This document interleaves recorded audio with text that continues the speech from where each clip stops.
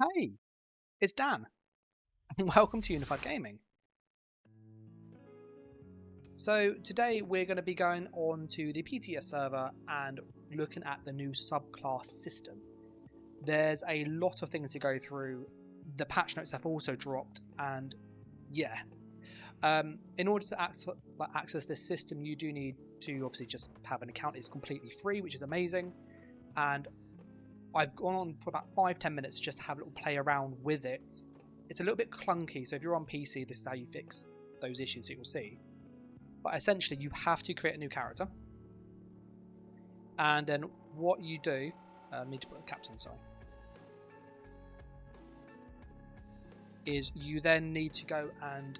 It sounds silly. If you pick this subclass and template, it doesn't give you your class leveled up. So you need to pick this class. So this template up here, so the U46, max CP, etc, etc. And then you have to go to the NPC. Once you've done this, you can access all of the skills and stuff. If you've got other accounts leveled up already, you just have to log in once. Looking at the poll, people want to see that we are going to go on Assault. So we'll make a base Sorcerer. And then I'll show you how to access this. So Unified Sorcerer. And we'll be a Dark Elf because it's like the most consistent race for PvP. It can do both, essentially. But yeah, there are loads of things to go through, loads of changes. So if you get any questions, then let me know in the chat. And we're going to try and break the game, basically. Loads of things have changed. The notes are probably the longest I've seen in quite a few years, in all honesty. So yeah, there's a lot to go through. As always, if you like, obviously, this channel and stuff, then likes, comments really help. You know, if you haven't done so, do subscribe. And yeah. So to access subclassing, the first thing you need to do is you have to go over to Bankore. So, and you're looking for Evermore. You have this shrine for most people, and then you're going to go to the trainer who gives you access to the skill line. It's really easy to access. You just speak to her, and then you can just put on whatever skills you like. If you do it this way, the way that I'm doing it, it will give you access to all of your skills at max level rather than the scribed, the subclass and template that doesn't do that, which is a little annoying.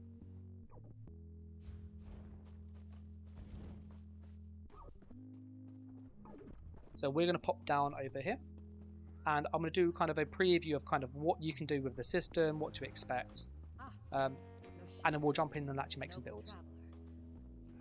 So when you come down here, you're looking for this NPC, Bartha at Hunding. She will give you a quest which you can just talk about which classes you're interested in. So we could obviously talk about Arcane and Necromancers. She will then let us pick a discipline. And then this opens up the skill line selection. So you've got all your normal stuff like Craft down here, Racials, Weld, etc, etc, etc. But underneath your class ones, what you'll notice is you have subclassing. So this is like the new bit. And what this lets you do is you can pick a subclass. Now I have gone through and I have logged into every single character I have to have these max rank. If you haven't done that already, you won't have these max rank. Obviously when the system drops live, you just log into all your characters and it will just update them all. So we could, for example, change our dark magic, which might not be useful for a PvP build, and go, you know what, I want to put the Templar and I want to have Dawn's Wrath. And then we can swap it over, and then here's all the skill lines. So we can then put on like Radiant Destruction, etc, etc, and if we're happy with this, we can confirm. So what you'll now see is that our class now has Dawn's Wrath at max level, has Storm Calling, and to help make it clear as to what class it comes from, they also put the class icon, which is a really nice quality of life feature. So there's going to be a lot to this. We're going to make a rough like PvP build that you'd normally do.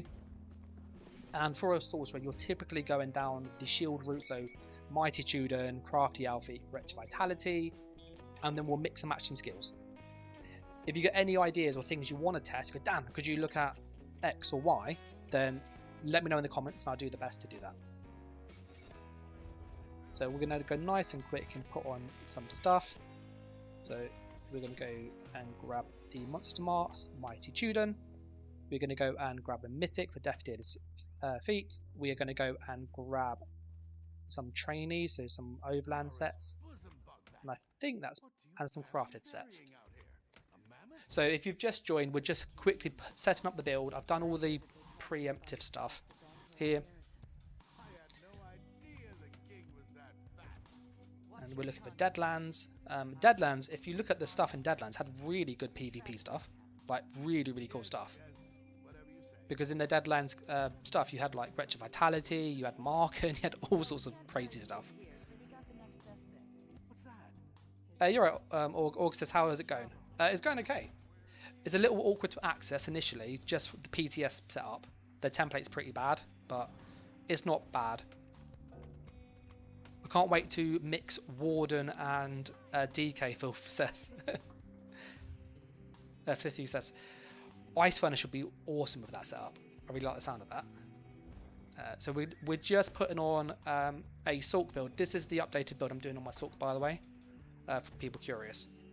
So I had, it was there and there. And then we need the heavy legs. Anime says, how do you get the max CP and everything on PTS?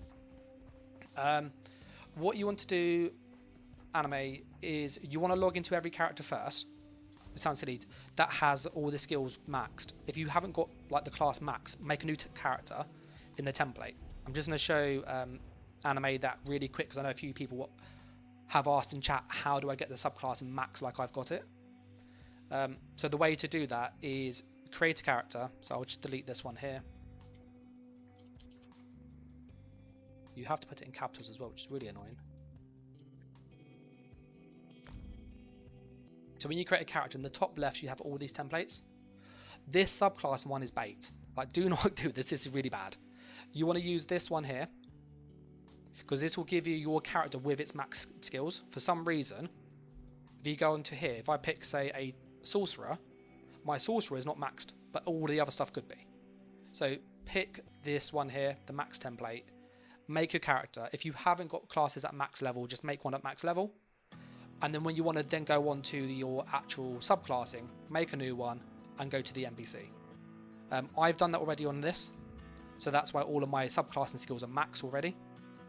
So I know it's a little bit complicated for those people, like if you're new to the PTS, it's not quite clear, and it's even more confusing especially than usual. So and then if you did it like the way that I did, you'll see that your subclass skill lines are also max. So that's why you do it this way. What we're doing if people joined is just quickly putting on a PvP build you'd expect. So that way you would have an idea of what our tooltips will look like, our damage will look like on a magic sorcerer, because that was what people asked for. And then we'll mix and match things. We are looking for that one and that one. I'm not going to do the like traits, because that's not going to make a big difference. We just want a rough idea. Where's Crafty Alfeek? There it is. And we'll grab all this stuff. Yeah, no worries. I hope that helps. It's, as I said, it's not that clear, so I kind of get it. We need one of those, one of those. We need a heavy armor, one of these. Verified says, where do we get the quest? You simply just speak to an NPC. So they're in Evermore, which is in Bankorai. So that's in the Daggerfall Covenant up here. And here you'll find the NPC. They look like this. And they're called the Adventure Camp. And then once you're here, you'll be able to just speak to them. Your choices today. And then that's it. To then mix and match these skill lines, you literally just go to any kind of respec shrine and you can pick anything. So I've gone through every single class to like get these all 50. So that way I can mix and match them properly. So we can really like mess around with it. So we've almost set up the build. And then we're going to like mess around with tooltips. The one thing I will say, and I know a lot of people, I've been guilty of this myself, is if you haven't checked the patch notes, there's been a lot of changes. Like, I don't think I've seen as many changes in a long, long time.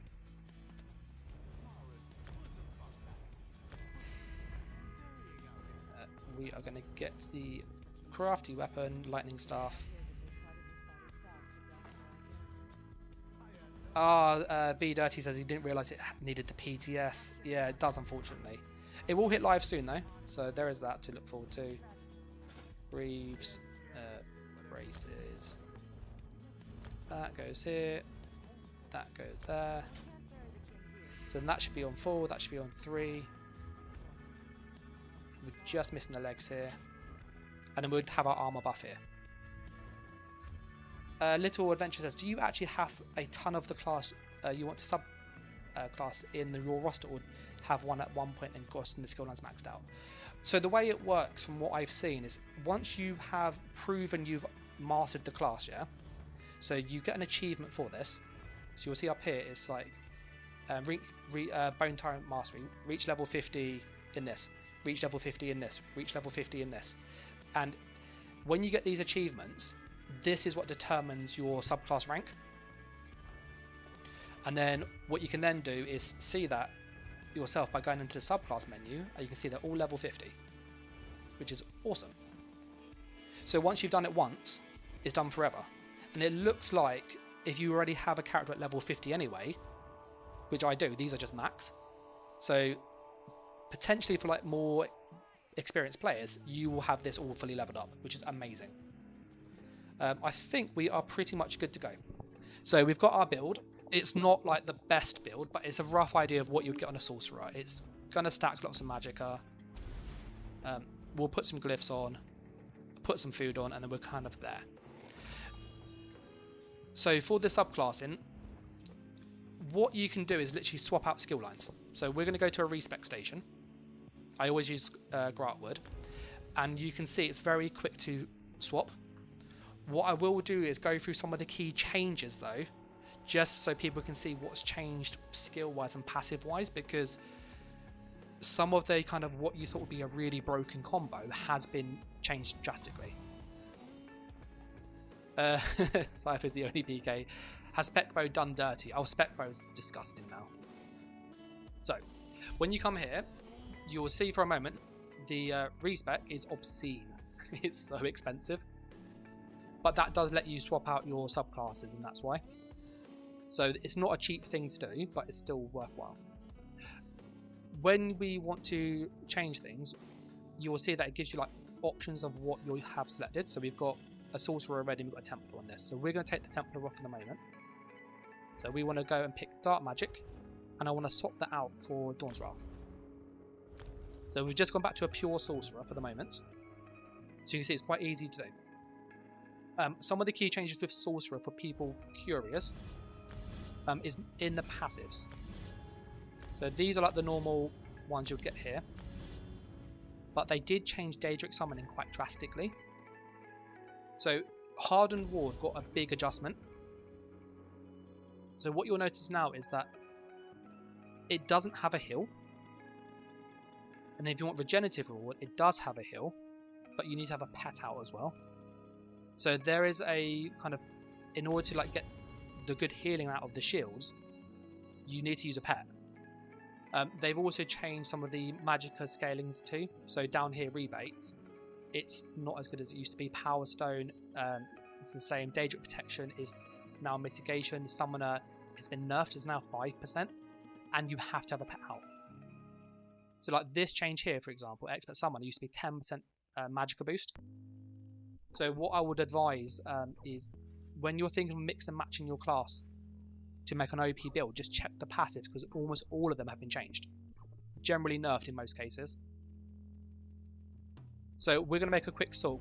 We would typically use Daedric Curse and have Haunting Curse on the back bar. You would have on the front bar Streak. So let's put on our Streak. You would then have on the back bar Crit Surge. You'd also have on the back bar Bound Armor, which gives us more magic if we tend to bound Aegis, so that's awesome. You'd also have Dark Conversion, so turn the magic into just sustain, which is great. On the front bar, you'd have Crystal Fragments. Crystal Frag got a big buff. Whilst you're now using this skill, like it's slotted in one bar, it will have the chance to proc even if you swap bars. So if I'm casting stuff in this bat bar, my crystal frag can still proc, which means I can get that big damage boost, which is really, really useful. So you'll see a lot more people spamming frag now, which is great. It's quite a good skill as it is. I'm just going to put on this as a stopgap, but that would go there. And then you'd probably use Overload or Dawnbreaker. So let's put on Dawnbreaker. And then what we can then see is, what would we switch out to make this build stronger? And my current feeling is not much. Well, like a Sorcerer, I don't think we'll change it much. You can put that there, we could have Overload on the bat bar.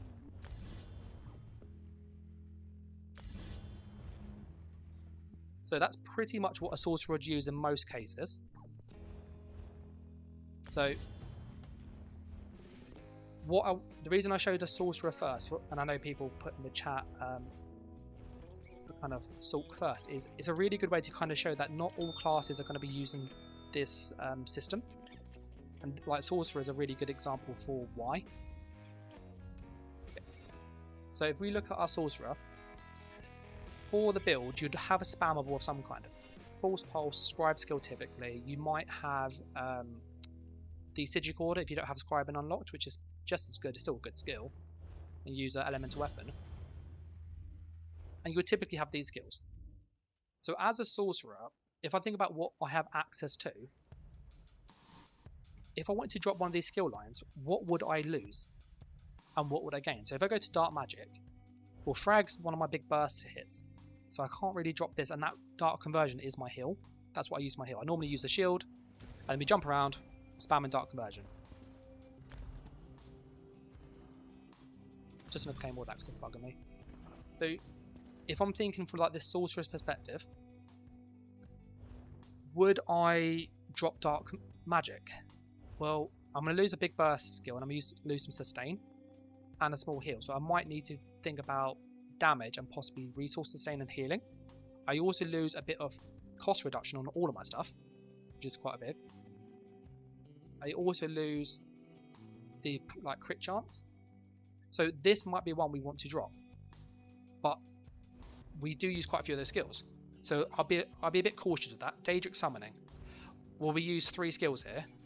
So this is, I'm not going to drop that. We use most of those skills. They are really good. We've got a big shield. We've got extra resources. We've got minor protection, minor resolve. We've got burst skill. So we'll probably keep summoning. And then Storm Calling. Well, we need a damage buff. Armor buff, unless we use Mighty Tudor, but armor buff. Mobility. So we're probably going to keep these too. So in this kind of sort of example, what you'd see is that very quickly, some typical build you're not going to change. So we could, for example, change the skill line and swap out, say, let's see if we want to put Spec Bow on. So Spec Bow is really cool. It's a good skill. Maybe we could put this on instead of Dark Magic, because that would be quite fun. To have Grim Focus. And if we did this, we now have access to Mercer's Resolve, which increases the damage. It's obscene. It stacks 2 times now, which is like mad. We get the crit chance back, which is awesome. So there's our bonus crit chance.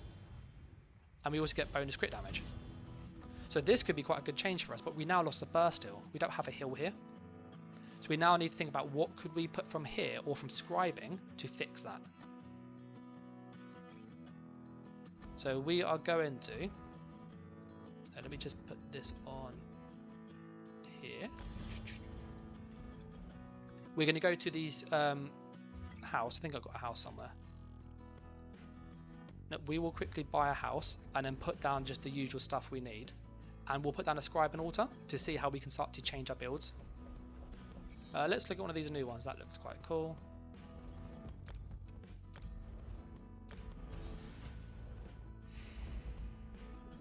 So hopefully this kind of gives people a rough idea of how some classes you may tweak slightly. Assault's a really good example for this, because I'm not going to change much.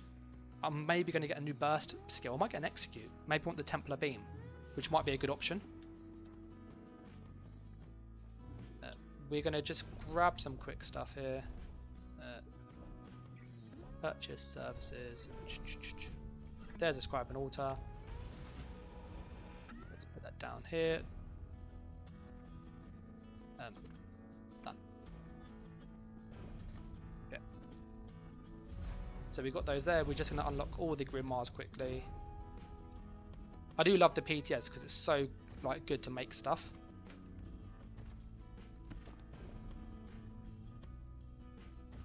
Grab that. Thank you. So I'm just going to use all these up here. And so we're showing that you can kind of mix the sort to make it probably slightly better. AMMA says, can you only subclass one or can you have 3 different classes? You can have 3 classes. So we're going to put on Wield Soul. We're going to go with Healing, Burst Heal. You would go with Druid's Resurgence or Sage's Remedy for more heal over time. I personally go with Resurgence, makes it cheaper to use. And then we would probably go with Vitality.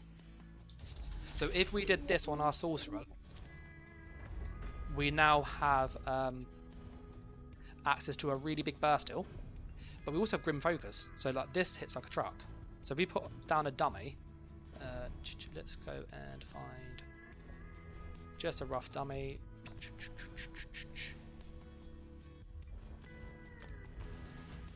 So we'll put this down hither. Oh, sorry about that.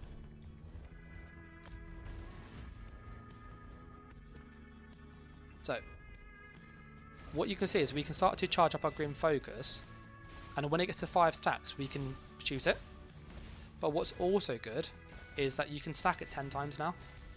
So if I put on the basic buff tracker, always show, put on permanent buffs, you can see the Grim Focus, so the Merciless Resolve, has 2 stacks. So for this build, we've obviously now got access to a 19k burst skill, which you go bang, bang, and shoot 2 of them. There's the second one.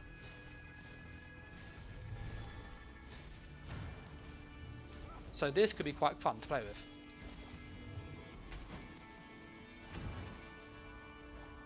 So we can do like shenanigans like that, for example, where what we've done is taken away the randomness of Crystal Frag to put on Merciless Resolve, which will give us a similar tooltip. This is 18k.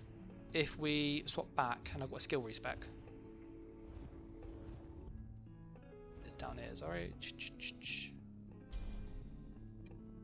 And we swap the assassination for the Sorcerer and Dark Magic. What you'll see here is that the crystal shards, when it procs, so crystal frags, actually has a similar damage value. So I know a lot of people are going, oh, it's going to be like really, really OP, but if you like compare it value to value, so with an 18,000 spec bow, this is 15,600. It's not much lower, but I can get like procs quite easy. That would have fired quicker than that spec bow, so there's always a bit of lag on PTS. That was 2 seconds, or two casts. That was 2 casts.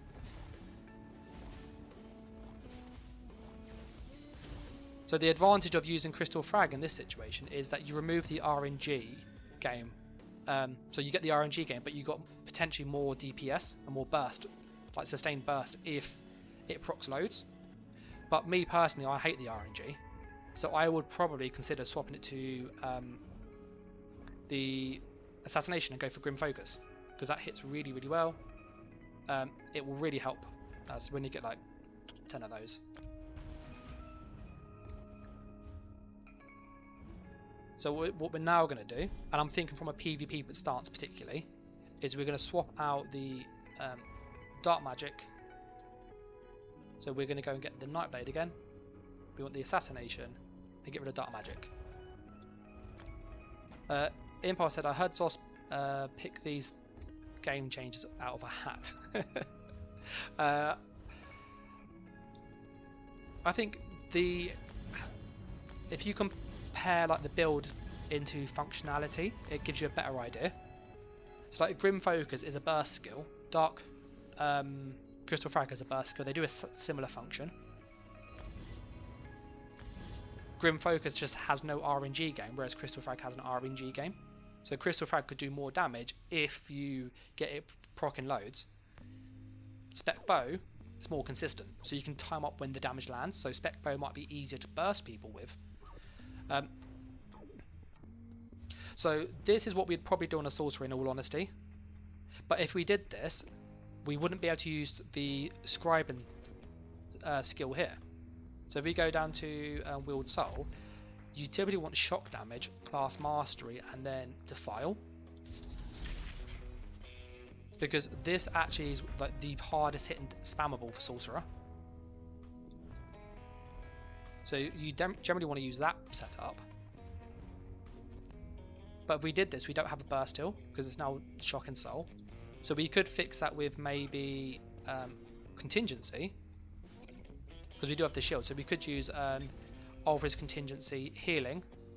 We could have Gladiator's Tenacity for more damage reduction, and then we could have more sustain. So that's probably what I would do for this build. And we'll chuck that on quickly from the Mage Guild. So what we now have is a more reliable burst skill that we can stack and that will increase our damage. So as we're doing this, we're charging up the Spec Bow, and then we can shoot it. Now what we're going to do now, because I know people want to go with more of the wackier ideas, and I completely get that.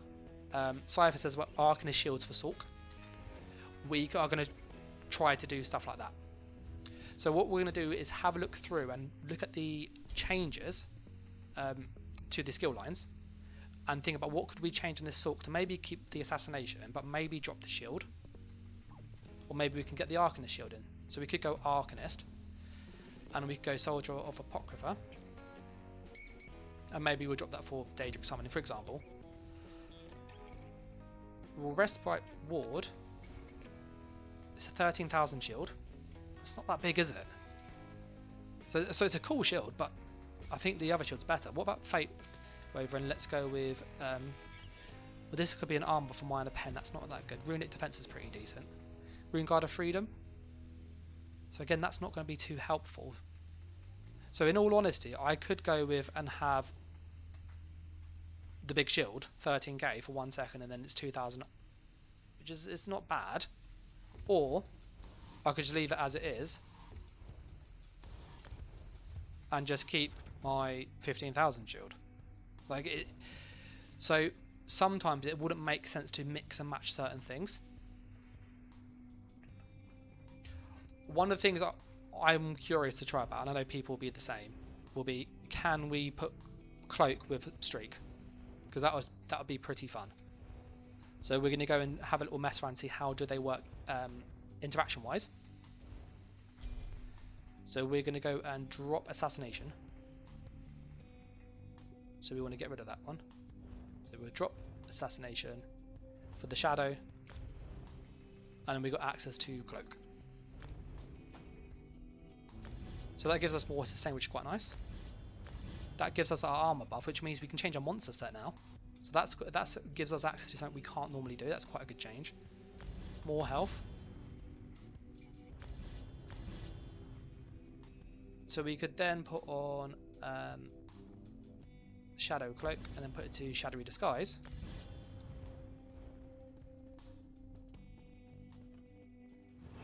So can we streak? I don't think we can streak through this. I think it will pull us out. Yeah, it pulls us out. So what about this? Yeah, so that pulls us out as invis, which I thought it would, in all honesty. So that gives you a kind of an idea of a class where you probably wouldn't change much, in all honesty, which is what I wanted to showcase. I've had quite a few people message me in Discord privately and on the channel going, this change will just break the game, like nothing will work, there'll be no class identity, and you can see that generally we use most of the Sorcerer stuff for this build and subscribing. So I'm going to make a new character and I'll put a poll up to go which character do you want to see next, and I'm going to make a Warden as a base. So I'll do a Warden, then I'll do something else. So I'm going to put DK, Templar, Arc, and let's go with Necro. With the base class, the one thing to remember is the base class allows you to have 2 from the same skill line. So I can have 2 Stormcalling, 2 like Sorcerer ones here because I'm a Sorcerer. I can't have 2 Nightblade because I'm a Sorcerer. So if I try to change that quickly, you will see very quick that if I went Stormcalling, I went let's go to subclassing, Nightblade, I want to have Shadow, I can't swap. Because I can only have 1 subclass from each class. So if I want to have 2 from one thing, I have to have that as my base class. So I'm going to go and make a Warden quickly. If you do have an idea of like DK with Arcanist with Necro, then put it in the chat and I will try and make it. I'm going to be on for quite some time tonight. So we'll see what things we can make. We're going to go with this one. We're going to go for a Dark Elf, Warden, and we're going to go for Stamden Mark 2. There we go. So I want to try and make a Stamden build where we're going to try and basically make it better than it is normally. Stamden's very good as it is, we know. Like, it's a really, really strong class. But can we make it better? And I was mocking some of that up on stream last Saturday, so Saturday just gone. And I want to recreate that to see, is it as busted as I think it is, and then can we get some really OP sets to go with it. Fairified says, no class change tokens or anything. Kai says, what's the best gank build with the changes? That's something I am going to be working on. ZOS, let me see if I can find the thumbnail quickly, because it will sum it up. One moment.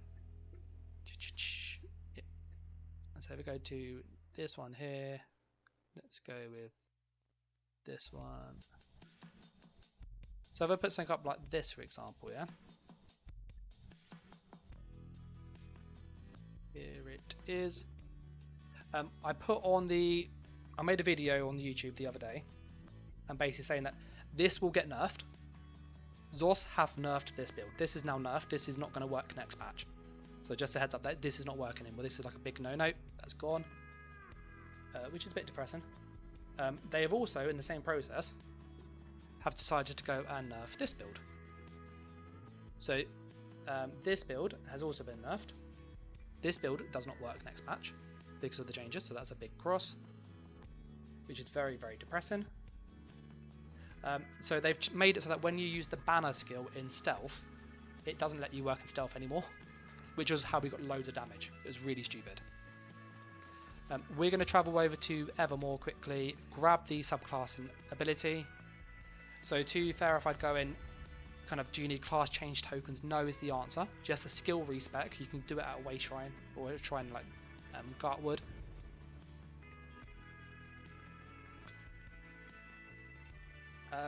Mattia says, can you use subclassing if you have only one class? Yes. So I'll give you an example of how it actually works. When you get into Evermore, so in Bankorai, you're looking for a vendor, so an NPC over here, and it's called Bartra at Hunding.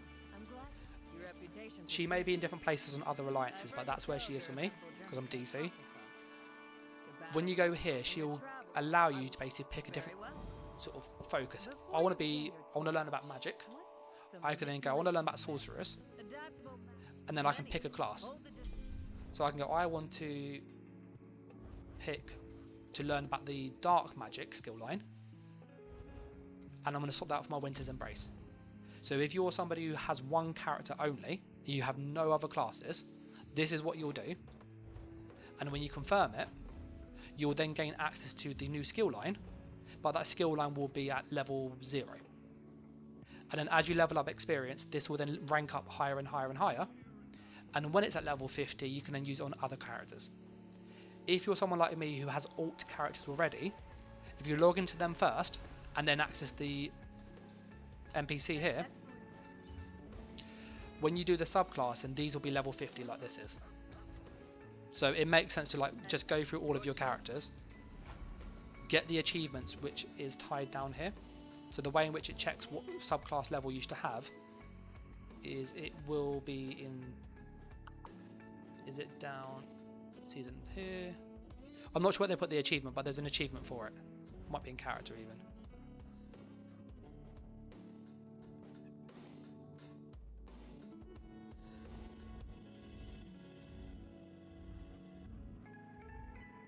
There it is. So like it says here, so reach shadow level 50, and then all of my new subclasses on any character I make is level 50 straight away. And then what's nice is all of their progress carries over. So what we're going to do is we're going to make a stand-in, and we're going to show how you can utilize subclassing to really enhance the build. Yeah, no problems. I hope that helps, Mattia.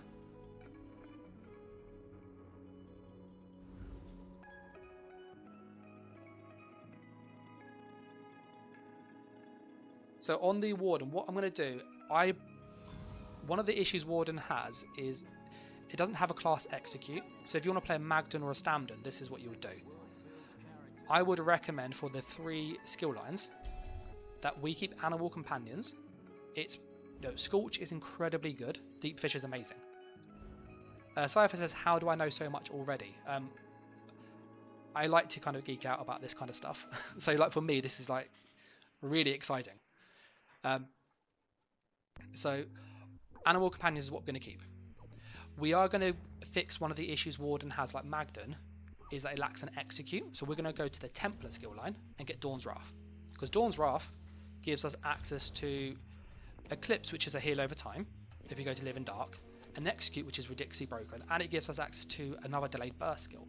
All fantastic skills. Like, why would we not use this? We also get some alt gem, but we get minor sorcery, some more damage, and we also get some cost reduction. So like this is like a great change for us. So we're going to do that.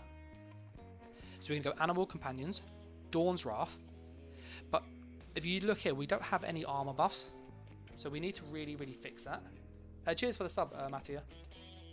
So to fix the armor buffs, we need an armor and damage boost. Which class has a damage boost? Well, Warden has damage boost in Animal Companions with the Betty.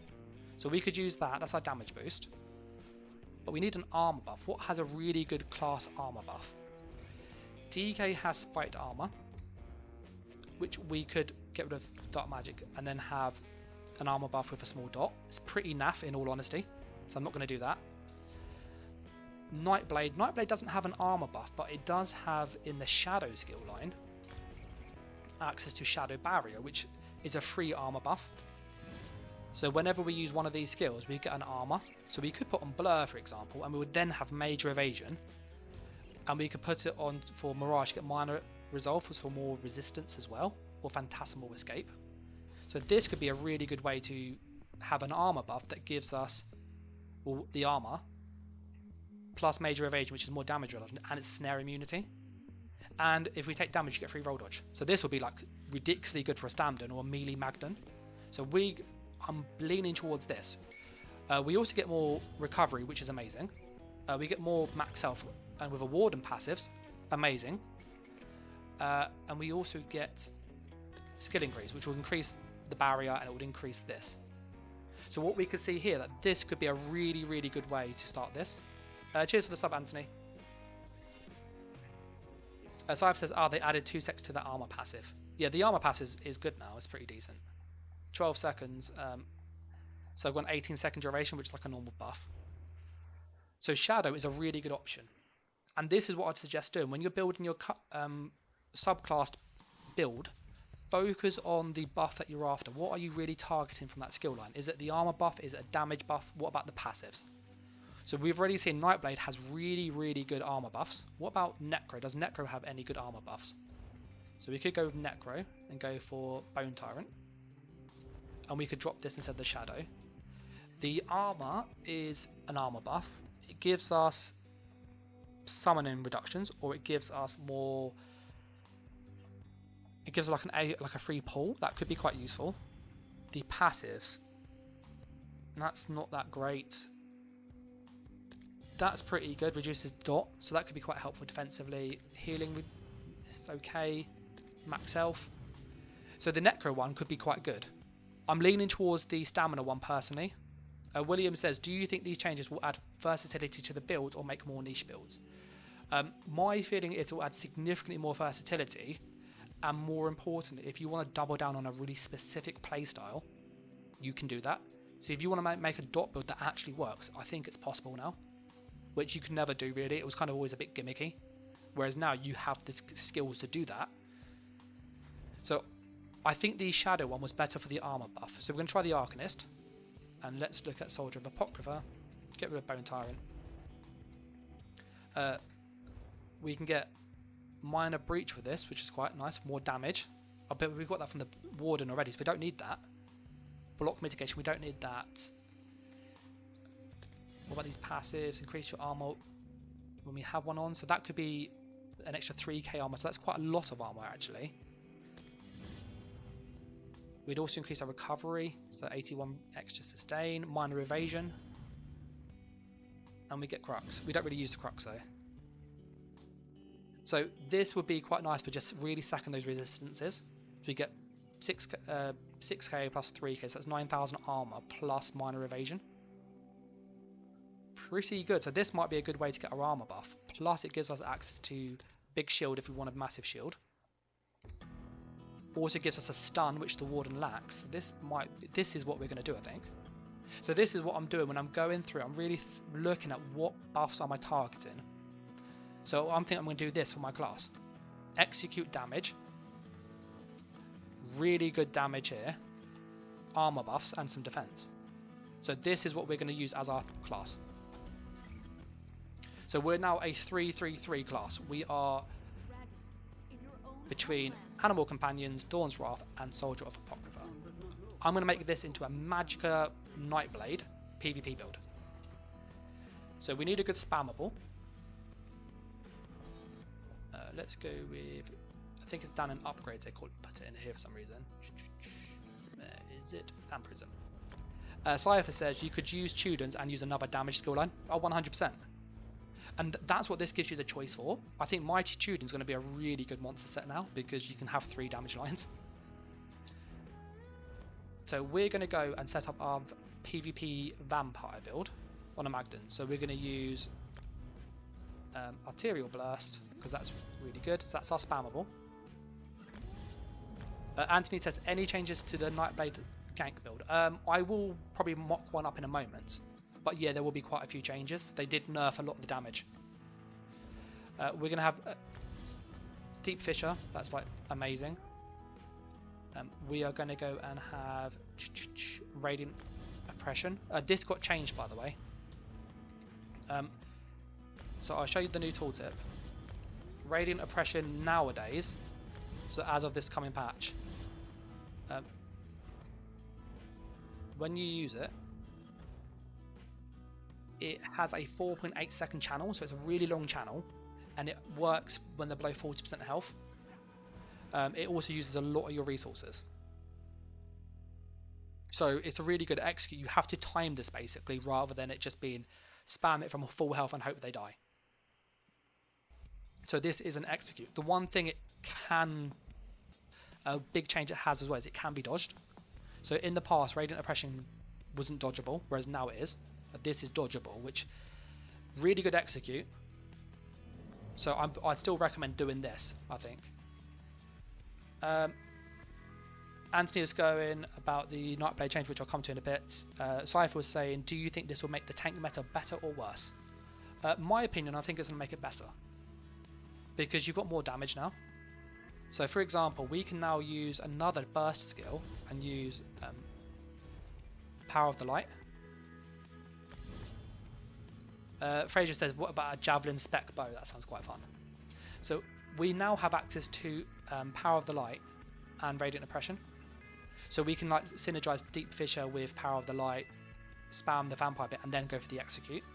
and the power of the light will go off when Deep Fissure goes off on the second hit, which would be really big burst. On the back bar, we needed our armor buff, so we're probably going to use Unbreakable Fate because we're not using any Crux.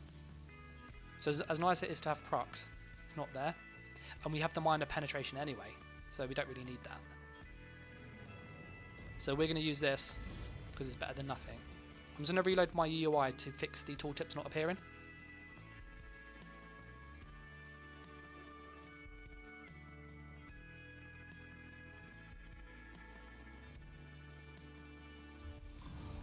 But that should fix these not appearing.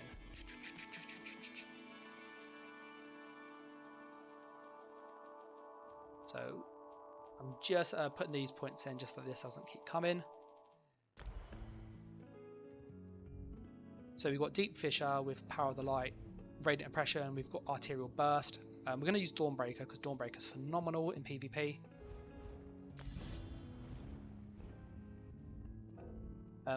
I'm probably going to use Bird of Prey because it's a mobility skill. It's also damage boost.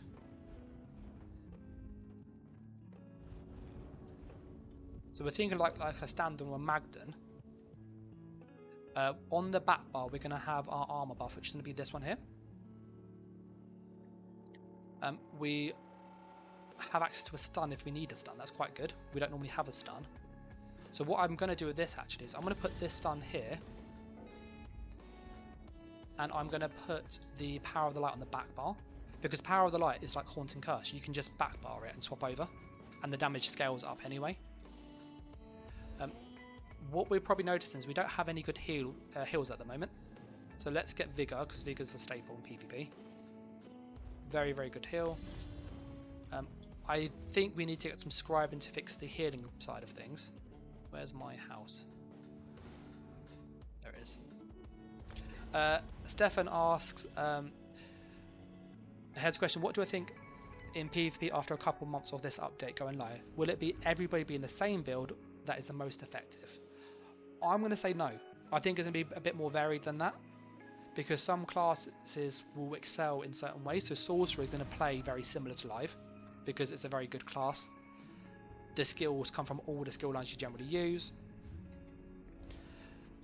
I think for some melee builds, you're probably going to see people rush to a specific style. That's going to happen. You can't get around that. People look for the meta.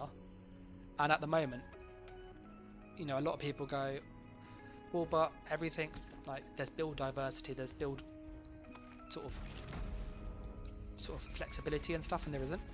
Everybody runs Rallying Cry, Wretched Vitality. They might use Battle Org, and if you generally have a couple of those sets. Whereas this time, you can actually really customize your build. You go, I want to have a dot build, or what we're doing here. We've got 3 different skill lines.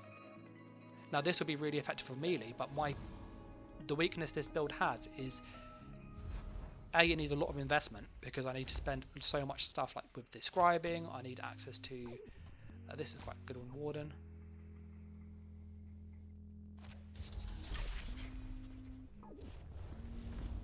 So we've just added our burst tool to our build, which is nice.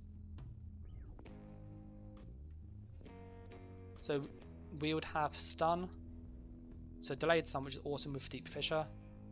We've got a spammable. We've got an execute. We have Power of the Light, so again another delayed thing. What you might also see as well, which is going, why haven't I put on any armor pieces and done that? With this change, I think you're going to have to build differently, because you're going to be better in all honesty, because you can do that, and then you can obviously do the and then that would go off. So what would be quite nice is you could put on this on the back bar, Deep Fissure, there's a bit delay, and then they go off at a similar time, and then putting a Dawnbreaker in there, it will be really like bursty. So we've got burst heal, which we've got a heal over time. We have a mobility skill and snare immunity, which is great. We've got an armor buff. We don't have a damage buff, so we need something for major brutality and sorcery, which would be the Betty. So for a magical warden, all of our skills are mainly magical, which is what you'd expect. We've obviously got an extra burst skill here. And let's see if we've got any good defensive ultimates. Oh, we've got the Gibberin Shield, so this will be our defensive ult.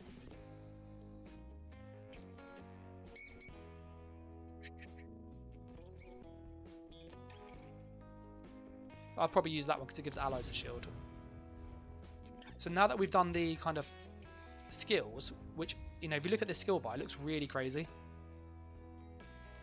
We're now going to focus on the actual sets that we'd use with this. So what I'm going to first do is have a look at my sustain and what my recoveries are. See, there's some recovery there. These don't really do anything. These are pretty mid. So we are probably going to be... let's look at our spell damage. What's our spell damage on?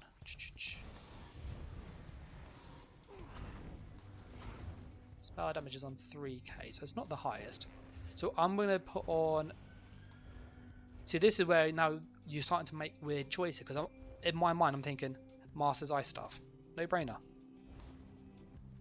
I'm a vampire. But we could do Master's Ice Stuff and then drop that and go range. Let's do that. So just disruptive reach. We're going to go and start to actually put on the sets now.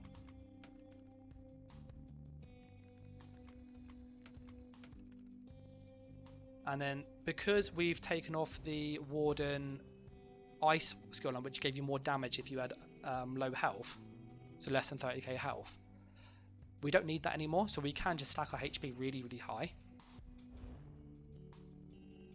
So we don't need to worry about going under like below 30k health or not. Let's get the Master's Perfected Weapon. So we're going to go with the Destruction Staff. This is ridiculously good as an item.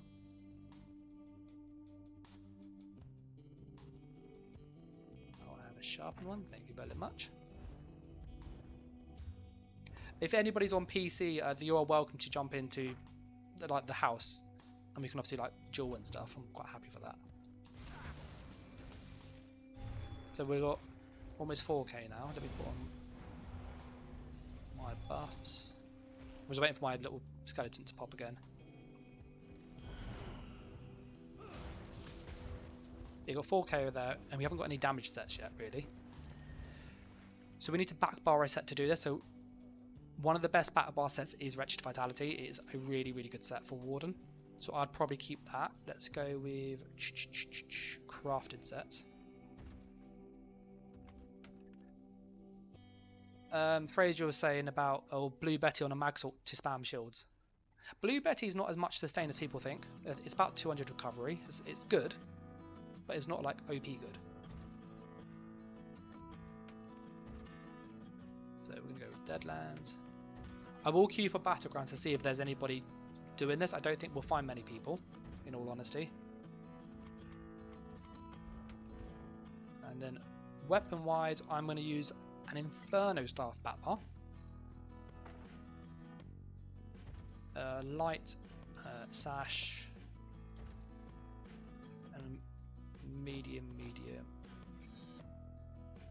then heavy. There. As I've said, he uses Clever Alk on his Warden. Yeah, Clever Alk's great. I quite like Clever Alk.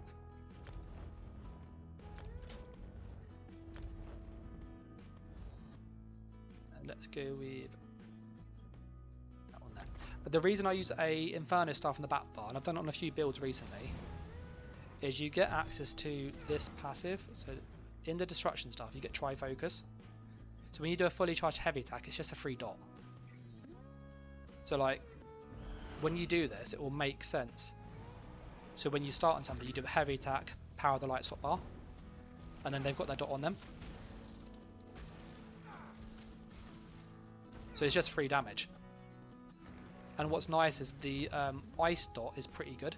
It's a 10,000 dot. It's going to go higher when we get up our builds further.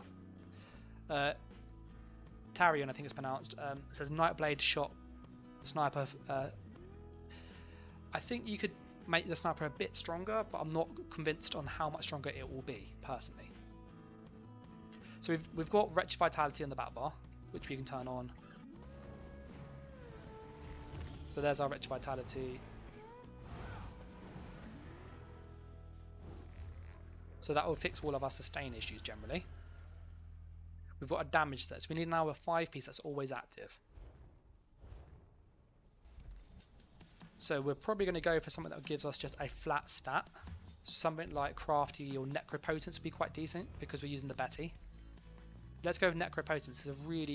It's light armor, but we can change the stuff around a little bit. Overland sets. So what I'm starting to do is trying to make this more of the old school magical warden. We're just missing a shield, which I could try and get in a second.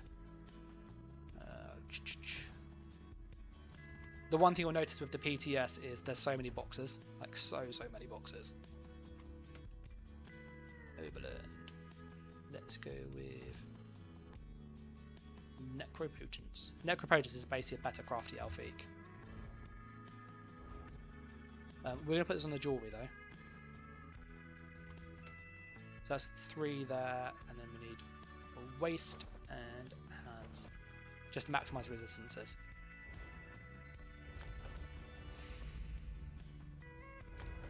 And then I'll move the jewellery and stuff around in a second.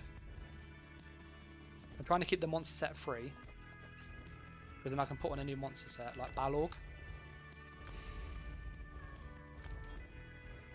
So our Wretched is on 4, so you've got... Then that could be Wretched there. Let's get a Wretched heavy piece here. So what you start to see is that the build comes much more organic, is kind of how I view it. When you start to build it, the way in which you build your build is more organic than it used to be. We're going to get a monster set and get Balorg, unless you guys can think of a better one. Like the construct wouldn't be bad because we're doing a heavy attack as part of the combo. Bloodspawn for ult gen and armor's nice. Let's look at our resistances. Do we need the armor?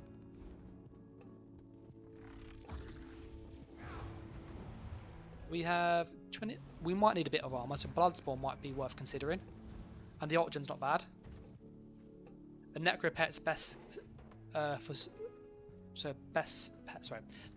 Sulk, best line for Sulk. It's good. I think the changes to Sulk has been a bit interesting because they've changed that you need to have the pets out to get the bonus magic and stuff. So Bloodspawn's a decent option. I'll probably go with that because it does a lot of benefits for us. And I'm going to go with heavy and medium.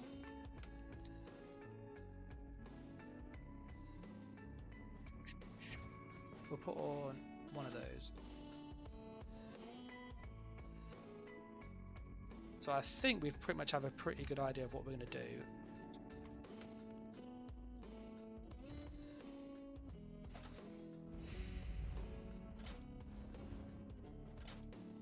So this is what I'd probably use on this Warden. So what you'll see is that we have access to a lot more stuff with than we wouldn't normally do. So we've got a lot more damage. We've got an execute, which is amazing. We still have the burst skill because of the scribing system. We'll put on some food now, and then a Mundus stone.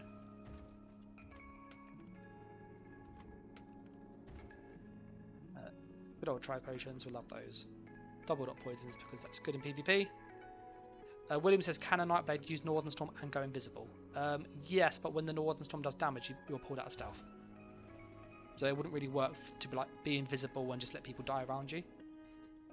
I'm just going to put in skulls for the moment, but we might go with more specialised food in a second.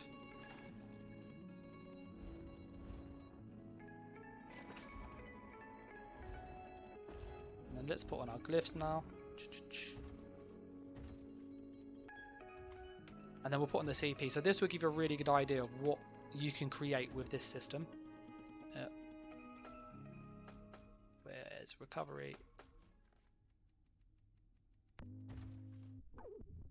Let's go with triglyphs. And weapon glyphs,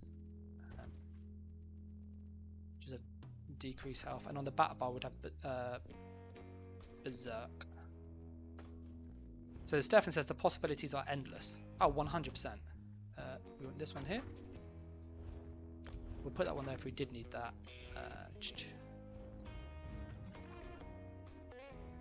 So we have almost 30k health, which is decent. We've got 30k magicka. Our regions are nice. Let's put on our glyphs now on here.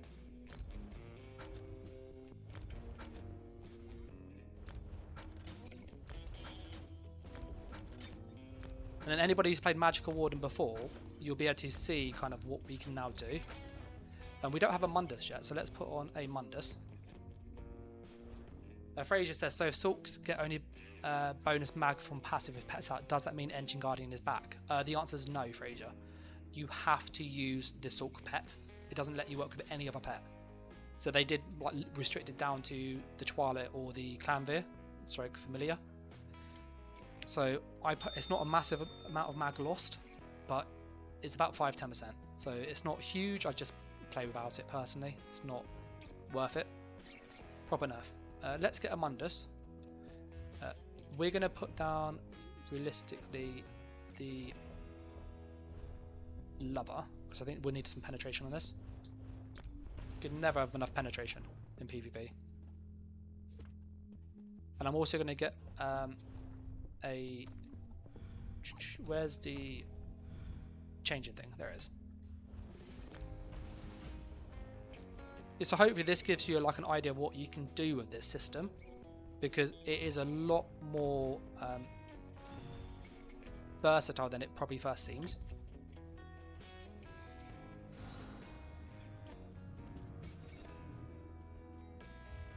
So let's transmute that. That should be sharpened.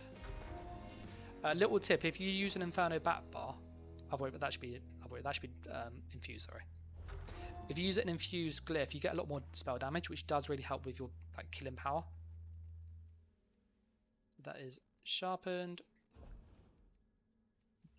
Let's just change these to be impen, just to keep it like fair. Fraser says, what with the ranged dot crow? Oh, I've been thinking about a dot build. I've got one already mocked up in my head. My dot build uses Haunting Purse. It has access to the Templar's Execute as well. So we've got a burst to get them low. We've got an Execute if we wish, or I was thinking about using the Sorcerer Execute as well.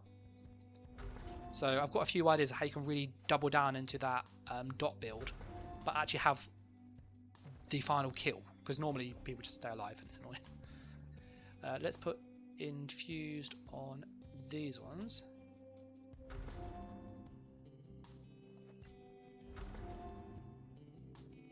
We'll put infused there because we don't need to. I think we could probably change that to spell damage, is my feeling. And then champion points.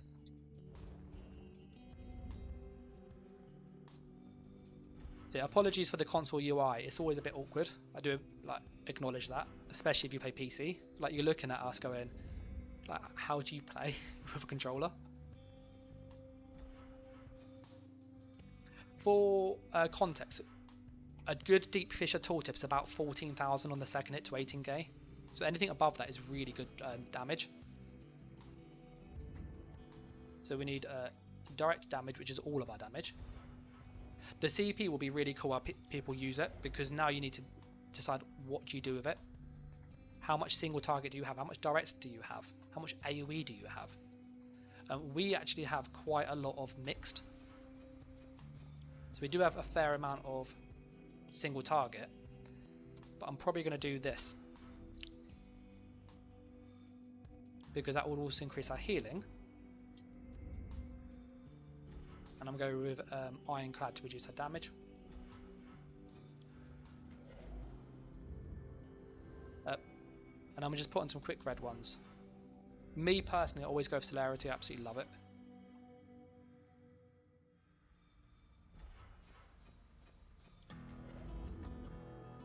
But hopefully this will give you an idea of what you think is like possible with this system, and I will try some other builds. So if you've got ideas in chat, like, oh, what would a sniper look like, or what would a dot build, or What would it look like a zoo? If you made it like just a massive zoo, what would that look like?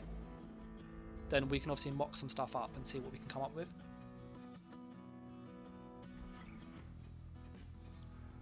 Might drop that, we might not need that sustain.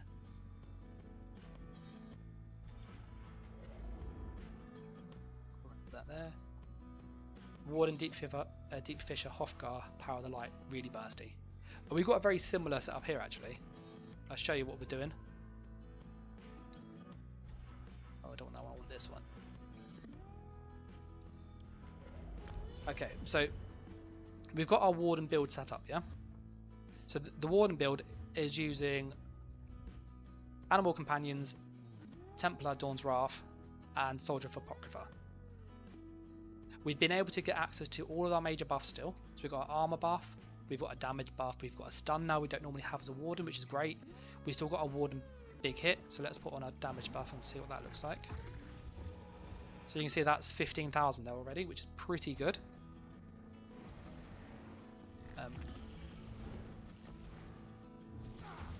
When we're buffed up, it's 18,000, which is obscene. Our beam's 35,000. Stefan says, do I do PvP or PvE? I primarily do PvP, content-wise, but I do play PvE to farm stuff. So like my PvE stuff is generally as much DPS as possible for as little effort as possible. It's kind of how I do it. So that's a nice heal. We've got a stun there if we need. So we've got a stun there as well. Cave said, awesome, some immediate class nerfs along with subclasses. Glad I'm dropping this. I don't think there'll be anybody doing Battlegrounds, but I could be wrong.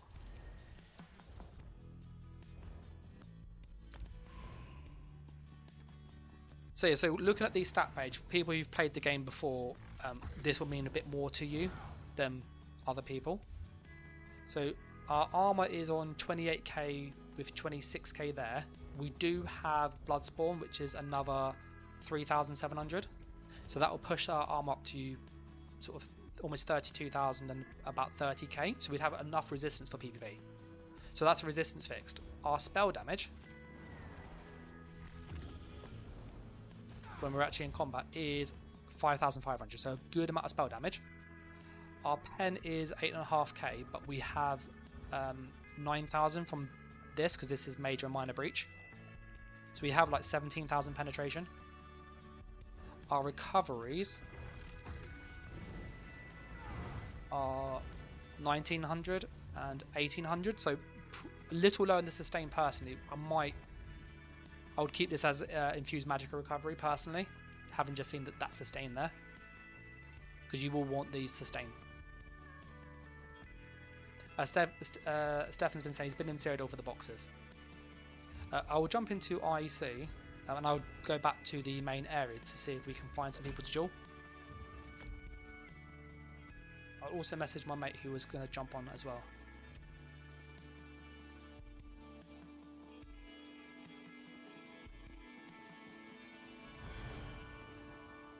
So we're going to pop up here. Oh look, so there's actually temples under attack, so we might find some people to fight. Let's pop to temple, because we can see like how does it feel in a more dynamic fight. There's somebody there clearly. This is my initial idea. We've got a lot more burst than we'd normally have, plus a stun, plus an execute.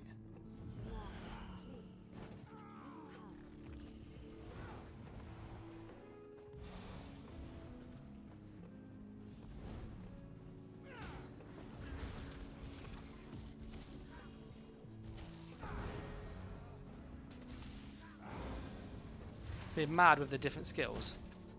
Beam's weird. Have you seen Beam? That is really weird to fight against.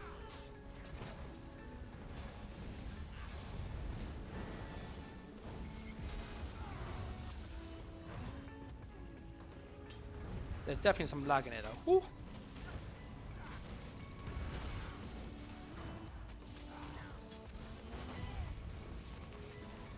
Yeah. You get mad lag in PvP on here. Jabs is good though, Burning Light is good. Let me come back here and just adjust the ping.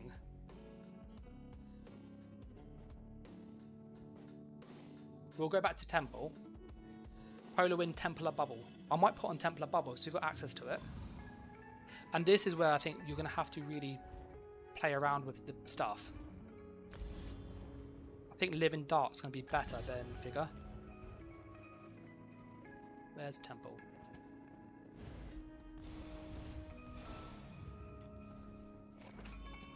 There it is. And so this like really gives you an idea of what you can do, because that guy had a more of a pure build using Rallying Cry, jabs, and Master Lock. So you had a like typical build that you'd normally see. Let me see if we can get him away from the ads. Yeah, he's come over there.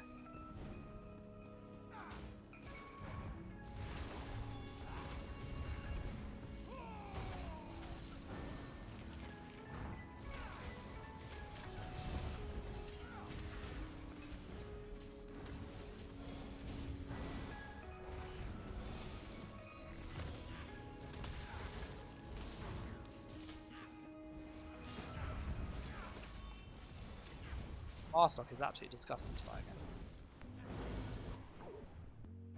Yeah, so he's on a typical jab build. So what you can see instantly is that we don't have enough sustain.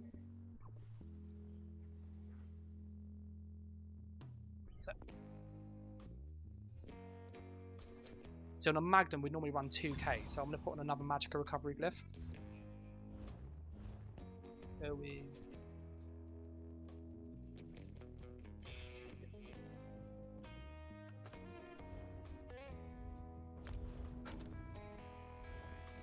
So this will kind of give people an idea of how broken it is. But my feeling is, having seen like people fighting, it's not going to be as like nuts as people think it is. He's on a pure build, he is.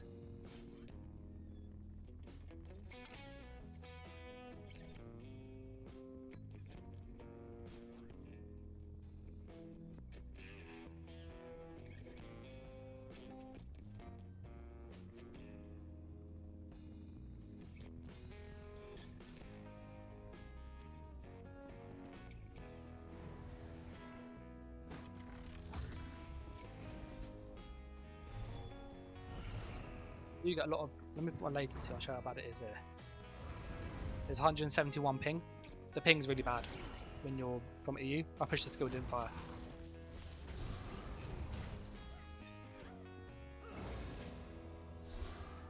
I don't like Beam. They've changed Beam's animation. It's not as good as it used to be.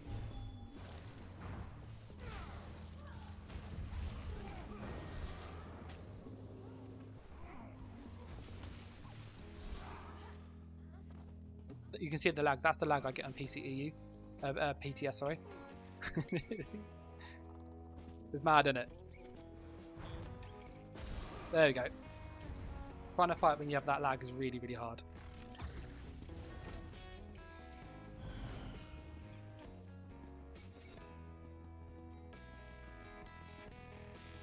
So the idea of what we'll do with this against a person is, when we see them, we'll heavy attack Power of the Light, put in the Fissure, do a couple of these, then go for the stun, and then Dawnbreaker, then execute.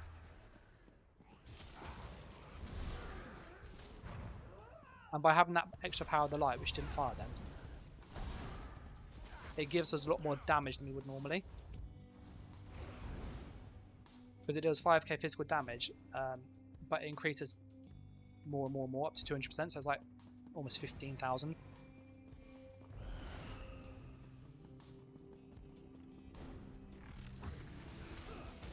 So we can obviously charge it up nicely.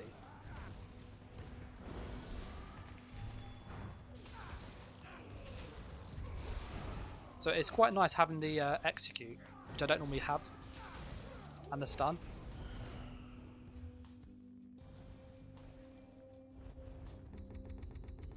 Let's get all of those. I will go to the area to see if there's people that want to duel. You just Cyrodiil.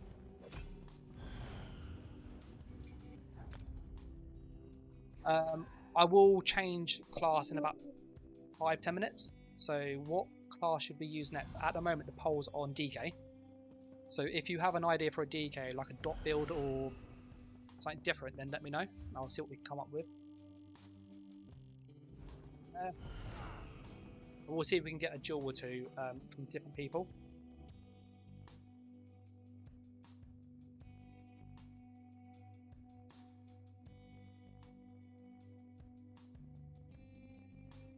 So we're going to push up to the way shrine, quickly teleport back and just do a quick jewel or two of some people where it's less laggy. The ping is really bad where I am though. Like,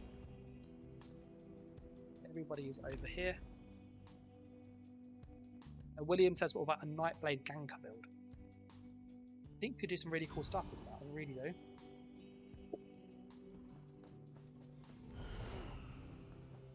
Lot of lag down here.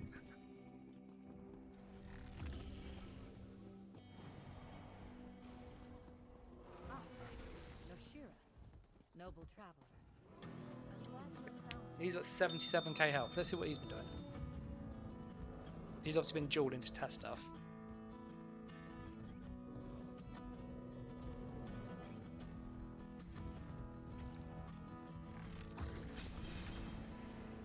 Look how much health he's got. It's obscene, that is.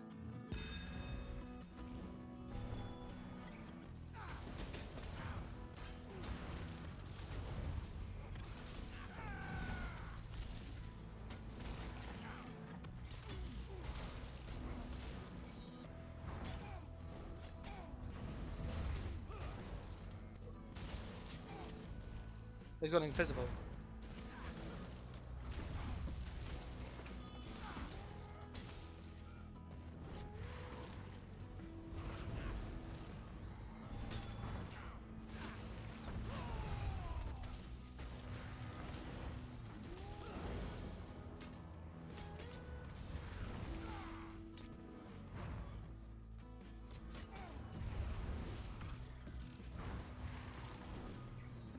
It's nice that you can actually like damage someone enough to do some damage to them.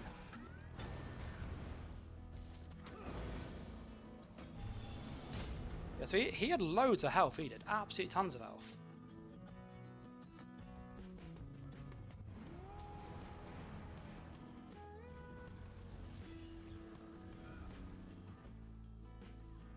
Oh, let's see if that person's fight.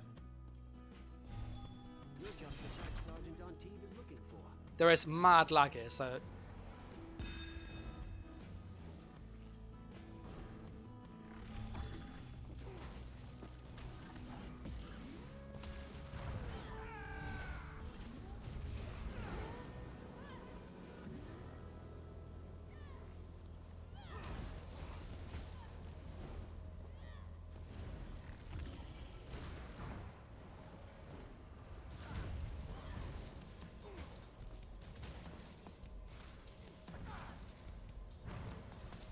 there's some big lag.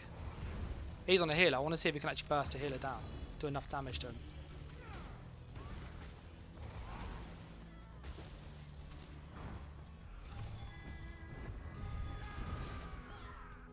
Oh, he went invincible! Normally you can't burst a healer down in a 1v1.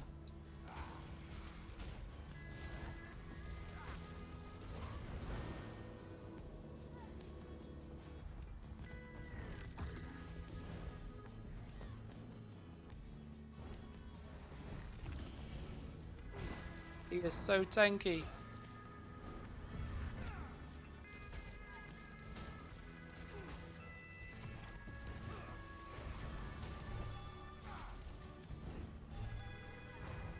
Oh, I'm trying to kill healer.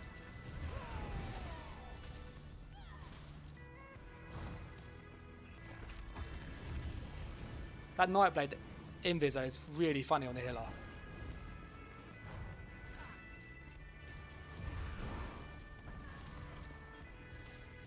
But yeah, the damage definitely feels nice when you land it together.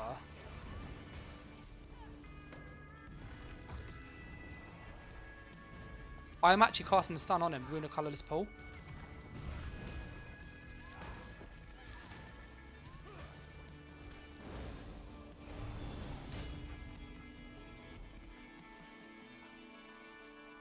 Salt burst with javelin would be funny. Oh, that's that guy with 70 odd K health is obscene.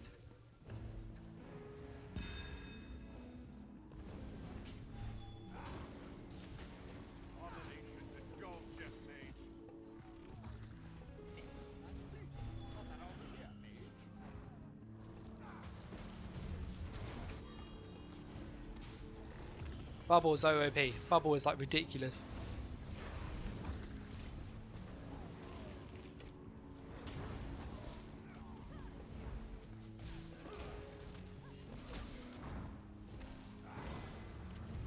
That's weird.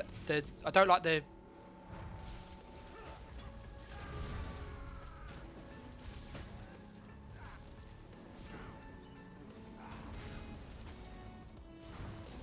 I'm going for the kill here.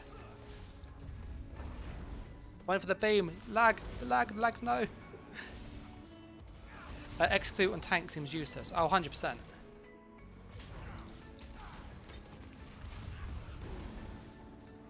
His shield is massive though.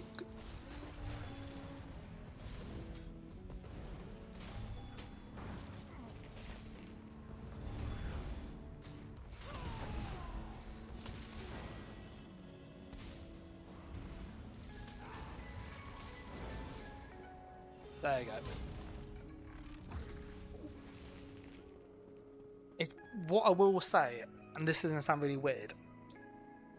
It feels really weird. Like fighting with all the different skills. If you've PvP'd or played the game a lot, you have muscle memory. You remember kind of where your skills are, what the skills do, and then kind of going, oh, bugger, I need to put the bubble on because that's my heal. Or oh, I need to put the power light on because of the burst. So that's really weird, that is. Let's see if we can get one more fight and we'll make a different character. There's some people fighting up here who have more DPS focused builds. Oh, that's weird, isn't it? That's Salk DK. Necro. Oh, that was nice. That was nice there.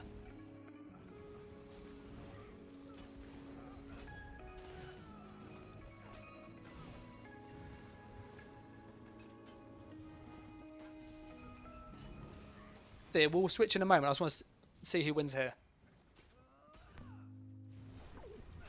Whilst we're waiting, I will go through some of the patch notes quickly.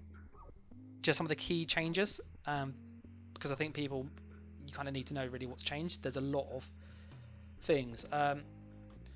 They've added some new sets. One overland set is called the Queen's Wellspring. It adds 1 magicka recovery for every 100 max magic you have. So on like a Salk with 45,000 health, it's around 450 magicka regen. So it's pretty good for Salk, and it's 3-piece max magicka. The medium armor is pretty bad. The heavy armor is bad. The crafted set's bad. The trial set's mid. The light trial set's mid. The other trial set's not so bad. The mythics are good. You got a mythic called Rykat's Void Mantle. It reduces your light attacks by 50%, but it increases your heavy attacks by 50%. Now, the Salk one there, let's see if he wants to fight. I don't know how I'll do it because it's quite laggy, but we'll give it a go.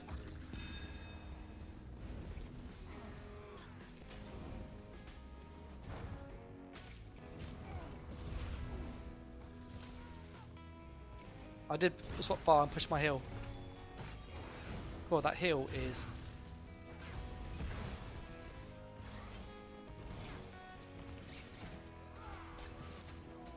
Yeah, the lag there is awful. Absolutely awful.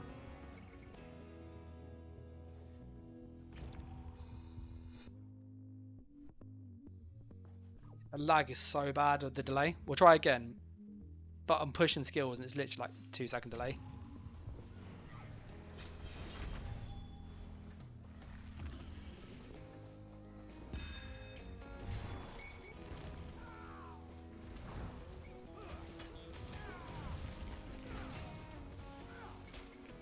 I'm pushing heals. Yeah, with the delay, I can't fight with the delay.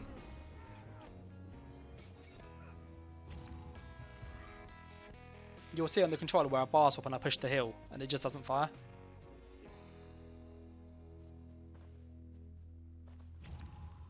I'll try once more.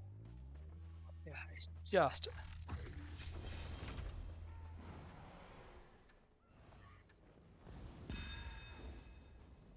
Yeah, that is horrible.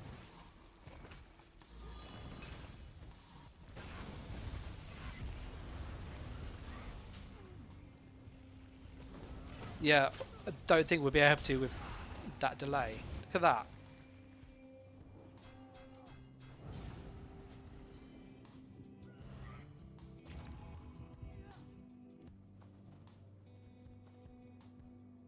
This is what happens when you play on EU from PTS.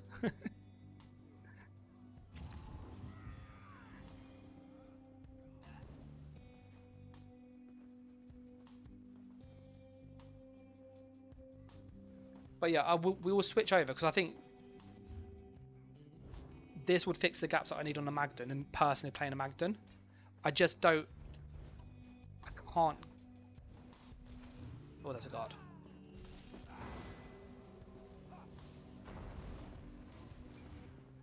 We are going to switch character though. And then see what else we can make. So many people here. Stop there, Charles. Okay, so the poll is DK at the top. So we'll go with DK. If you've got an idea of what to do on the DK, so dot, tank, etc., but even PvE if you're up for that, we'll make something. Let's get rid of him.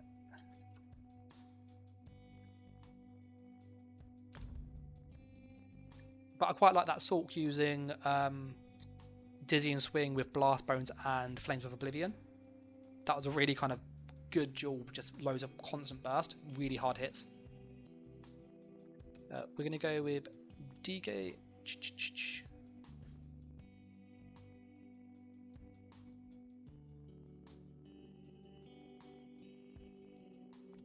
So we've made our DK. Let's have a think of what we could do with it. I like the thoughts of like cloak into leap. That sounds quite fun. I don't know how effective it will be for PvP, but it sounds fun.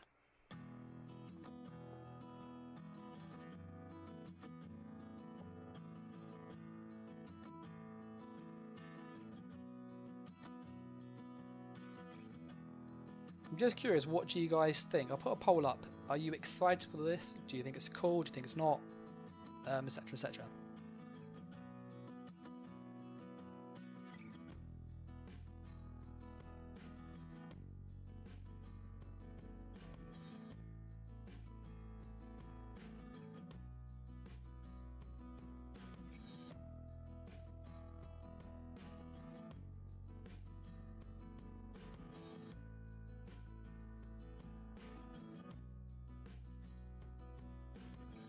Just putting the poll up.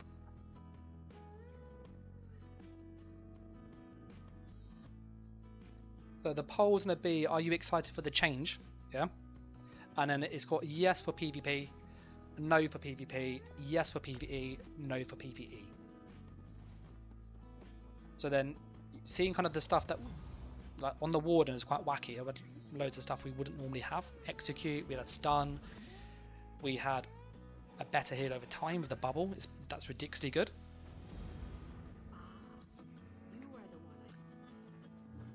And then for people curious, how do you access this system?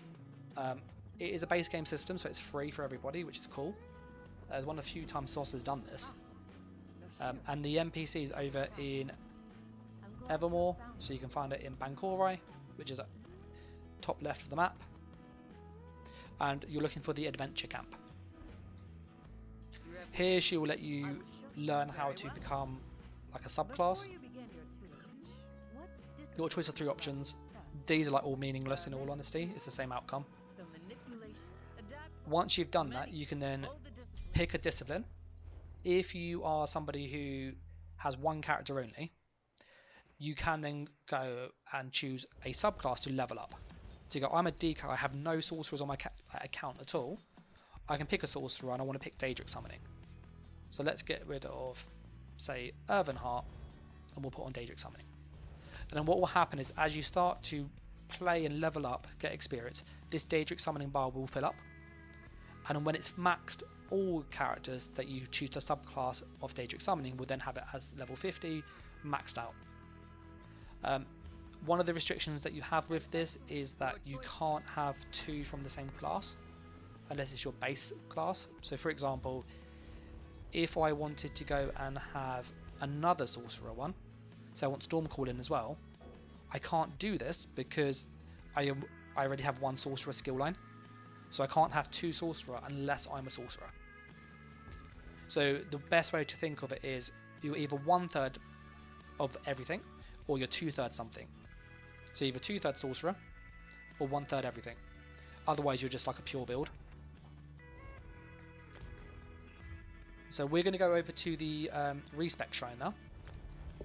And we're going to have a little think from a PvP build on what else we could do for like a dot build maybe. Because I know DK, people like that whole Battle of Attrition Dragonknight build, which I quite like as well, it's quite fun. But you always like, yes, you've got really good dots, but you just never have enough sustained damage without procs. Max says, what about an Arcanist Necro Goliath transformation shield spammer? That does sound pretty cool. Well, let's have a little look at that. Let's see what we can do with that. That's not a bad idea. Are there any passives that increases our stuff? So let's look at the Nightblade. I don't think Nightblade has any good like block passives. Assassination, nope. Nope. Nope. Nope. Let's try changing that to Shadow. So I'm checking the passives to see if there's anything that gives us armor or like block reduction. Nothing there. I don't think siphoning does either, if I recall. No. So we know the Nightblade wouldn't help with that idea of making an Arcanist Necro Goliath build. So we're seeing what else we could add with that. Warden, has Warden got some good stuff? Winter's Embrace is their tank line. That's a chill, that's more armor, which will increase your damage on Necro. Damage. Amount of damage you can block. So that could be, Piercing Cold could be good. That might be useful. So what you're doing when you come up with like an idea like Max has with an Arcanist Necro Goliath is looking at what skill lines and passives would help you. So it will take a lot more thinking about it. So he was saying Bone Tyrant, Pummeling Goliath. So whilst your bash attacks can hit multiple targets, in front of you deals physical damage, we could obviously look for anything with percent damage boosts. So like that would be quite useful. So just thinking like that, buffing the Pummeling Goliath, we would need something that increases the damage by a flat amount. So like Sorcerer, for example, might be good for that because it has in the Stormcalling. So we're going to go and put on a Sorcerer one quick. Stormcalling, get rid of Draconic Power because you've got Amplitude. So that increases our damage, which will increase your bash. You also get physical damage, which this is physical damage.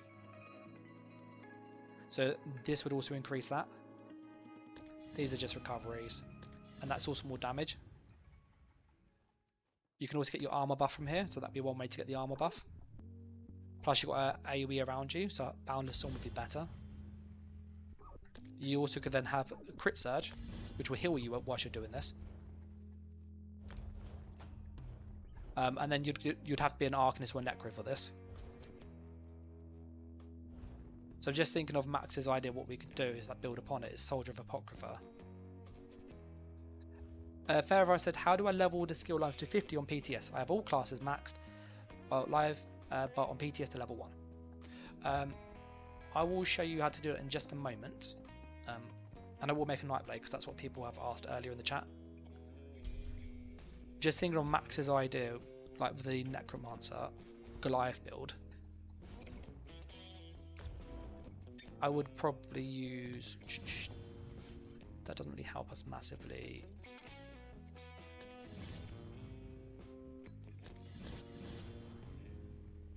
So reduce the damage from AoEs, minor evasion.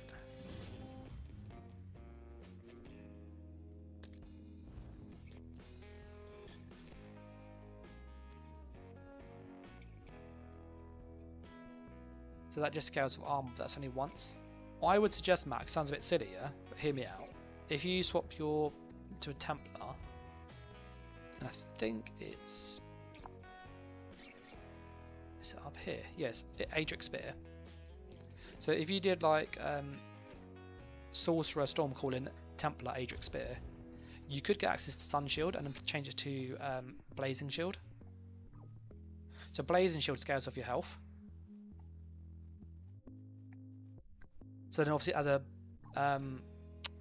Goliath, your health is really, really large, which means this will hit even harder. And you also get some really good passives. You get crit damage, you get minor berserk, minor protection, awesome. You get a burning light, which is more damage, and you got more damage here. So to max this thing, I would recommend using Stormcalling, Adric Spear, and then I would probably use with that. This is just from like a trying to stack damage on a Goliath bash build. Bone Tyrant.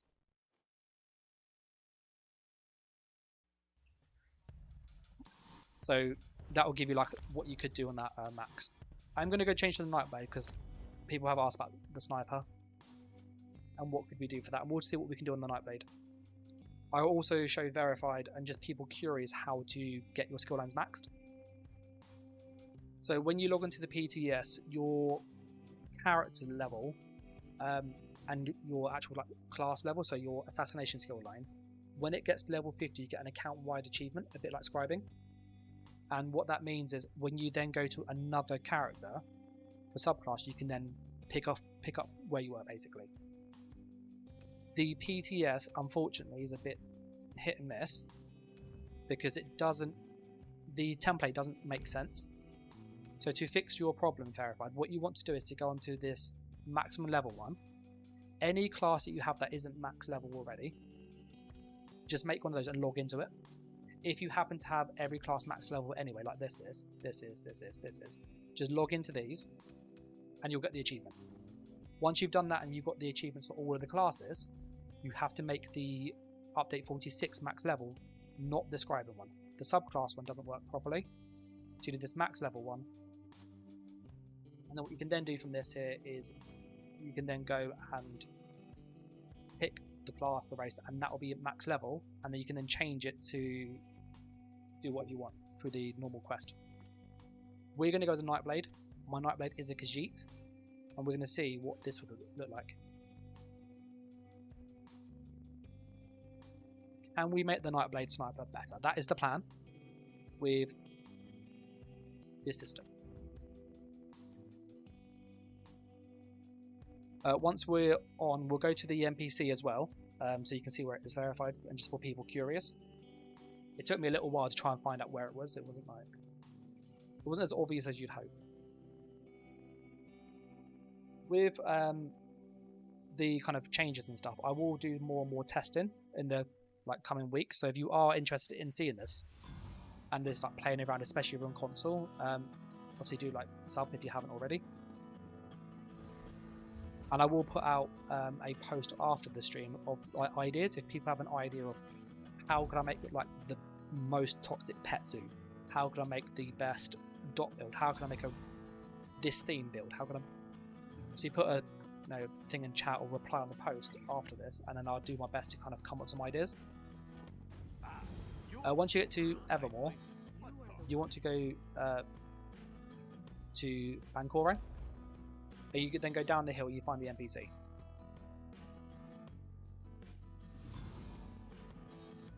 So the NPC is just down here.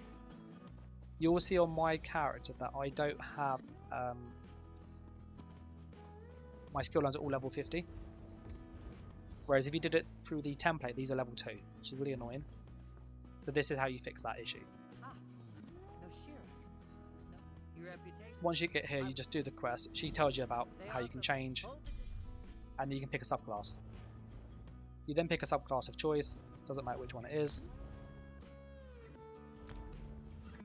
And then that will let you mess around and play with what you want to do. When you finish that, she does give you a skill respec. So if you do make a mistake, you can reset it, which is awesome. Your choice. And then for people curious, if you have one character only, like what happens here, if you chose a new skill line to learn, this is level 1, as you level it up to level 50, you can then change it again. But once you're leveling up, it is locked in place until it's max level. If you have alts like I do, you can just change the class, the skill line, and it's level 50. I'm going to go to a respec shrine because I find it a bit easier, and we're going to think about the sniper. What can we do to maximize the damage? I'll put on the skills but not the sets, just to see what we can do. The banner skill has been changed.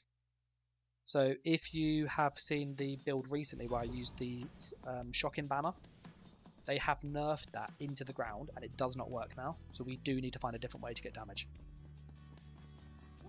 So looking at the skill wise, we would use on a sniper lethal arrow typically. You have to have shadowy disguise, that is like non-negotiable. So we do need this skill line.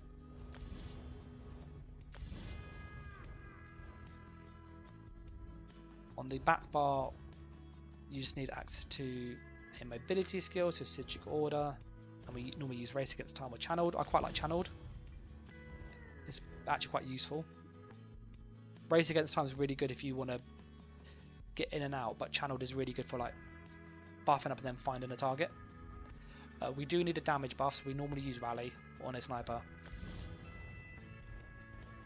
We have a heal over time and a burst heal, so the burst heal is normally like healthy offering or shrewd offering or vigor.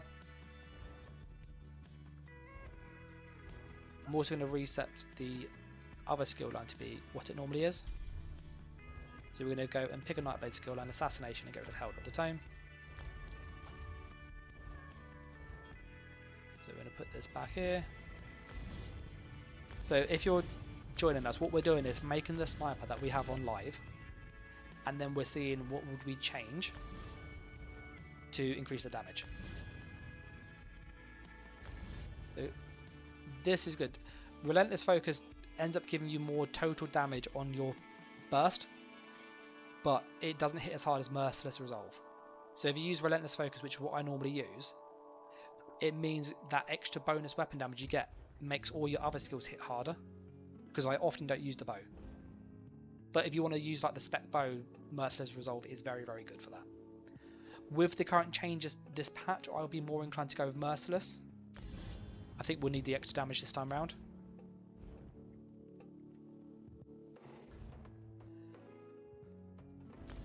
Sometimes I have used siphoning attacks down here.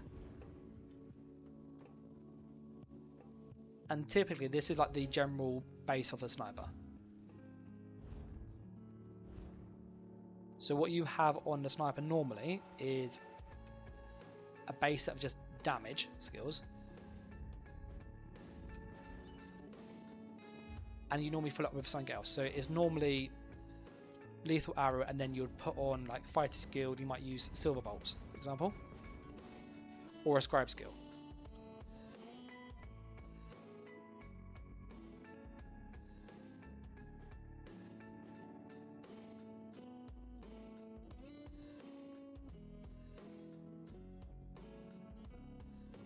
I have found that with the sniper, I have often would use concealed weapon back bar for more speed.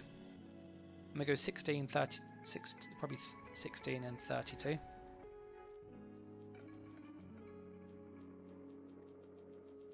Looking at the poll, there's a poll go on the channel about PvP perspective and stuff. Are you excited for this? Most people, PvP is actually quite higher, a lot higher than I thought it would be. Miles says this update will ruin PvP. I don't think it will. You know, I stand corrected. You know, it could be. I could be completely wrong on this, but I think, touch wood, that this could solve some of the issues. We moan about tank meta. You moan about people having too much health, being unkillable. This basically lets people stack damage in a way that you've never been able to. So I think we pretty much have the Nightblade that we'd normally go for. I'm going to go get the scribing stuff in, and then we're going to see what could we do to get the damage. Normally, set-wise, you'd use something like Tarnished Nightmare, that's the standard. Maybe Winterborn with it, or Dark Bray if you do the Soul Shocking Banner setup. The Shocking Banner did get nerfed though, so that won't work. Anti-like Gank Bow. I love Nightblade. I make many videos on it. It's one of my favourite. Like, it sounds harsh, but like, there's something so satisfying about when you're like behind here, and you just go to somebody, pew pew, and then you get hit and they just blow up.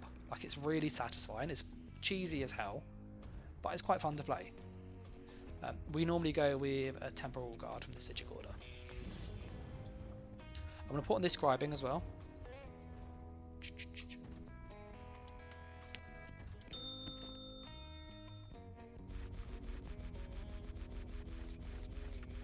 And then we'll think about what we can do. And this is week 1 PTS. So the changes are going to be, whatever you see in the build today is probably going to be changed quite drastically over this 2-3 week period.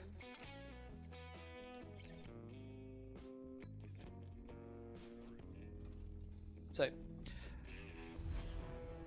in order to improve the damage, we use Contingency as our burst deal with Warrior's Opportunity, and then you can put on whatever you like. The regen's quite good. We have the force anyway, we've got the damage buff. We've got the crit buff. So we normally go something like this typically.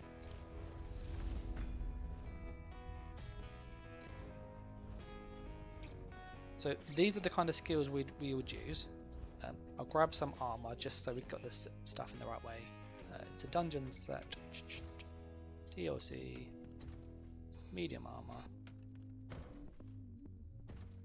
I'm going to go with Tarnished Nightmare. This needs a nerf. This is ridiculous. I hate this set. People are unsure, this is a Rush of Agony. It is incredibly toxic to fight against.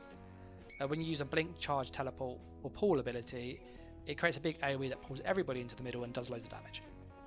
And because they're in the middle, it stuns them as well. Because why not?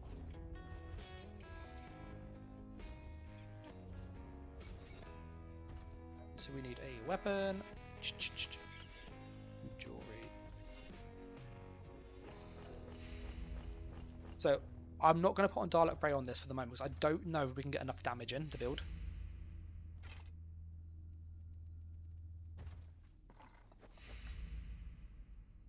We need ability altering weapons. We need the where is it? Vate down here. We need a two-hander. If you're trying to maximize your two-handers, you're best going with a greatsword because the greatsword increases your weapon and spell damage, which increases your healing. So you want a greatsword like powered, for example.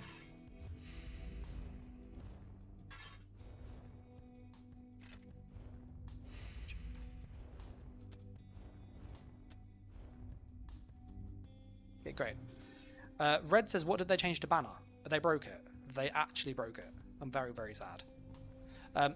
So what we're currently doing for banner, if you haven't seen it, it is obscene. We would use shock damage, 6% damage boost. Amazing. Why would you not use this? Use Cavalier's Charge, 450 weapon damage. Brilliant. We then chuck on Courage, because why not? 600 damage now. With the buffs for like major brutality and stuff, it's now like 2000, it's like 900 extra damage. Now what banner does is when you use it, it has a cost. That's not too bad. It's 450 resource. Now we put this here, for example. Let's get rid of that one, and we got rid of that one there. Yeah. We would use this. Now previously, this used to cost reduce our regen by a little bit. So this kind of, it's about the same. The problem is that when I go into sneak, I'm detected. So it pulls you out, it does. And I can't push invisibility. If I push invisibility and have the banner on, it pulls me out. I can't push invisibility. I'm spamming it, it does not work. So the problem is that when you push this here, yes, you get this damage, but now you can't do your invisibility. So if you like this skill, which I love this skill, this is amazing, use it whilst it lasts, because it's going to get nerfed. This next patch is not going to be used by many people. It's not worth it. The damage boost is similar to the vampire. So if you're a vampire and you use the Blood Simmering Frenzy, you get a similar amount of DPS. So yeah, we need to find a way to fix that basically, and to keep the damage. So I'm hoping I can do that. I can't make any promises, but I want to keep the same speed and the same level of damage. That's the idea. So I'm just going to put on the vampire down here.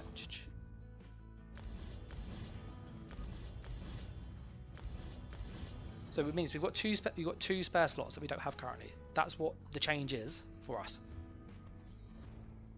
We're going to still use Tarnished. It's still the best set.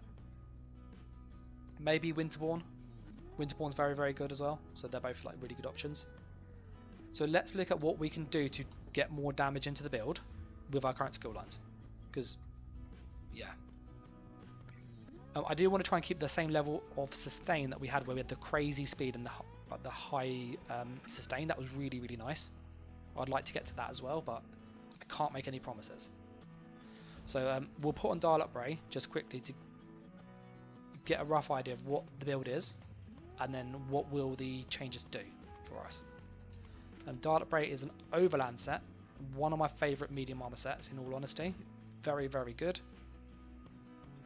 I want to say it's Greymore. No, it's not Greymore. I was meant to push Dial Up Ray. There's vestments of Dial Up Ray down there. There it is. Is it Blackwood? I can't remember where it came from. We'll find it soon. Marker? I remember Wild Hunt been in the game for absolutely ages.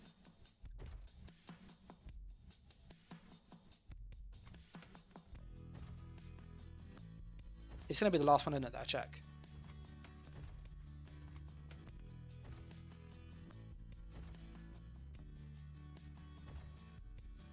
Trying to find Wild Hunt now. Can't find Wild Hunt. I didn't think it was Deadlands. Maybe I've missed it, mate. Yeah, I did miss it. It was Greymore. I thought it was Greymore. Sorry about that. Okay, so we're going to put on Wild Hunt here. We're going to get on our Dial Up Bray. Just down here.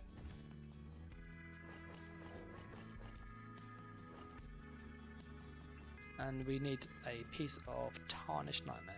So where's our Tarnished?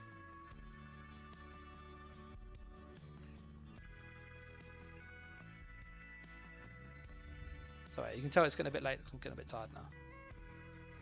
I can't find my Tarnished Nightmare. An armor of Tarnished Nightmare.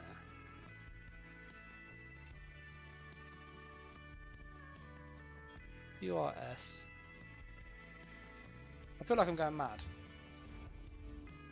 I just got to call out. So we've got our Tarnish on. We'll put on our Darlock.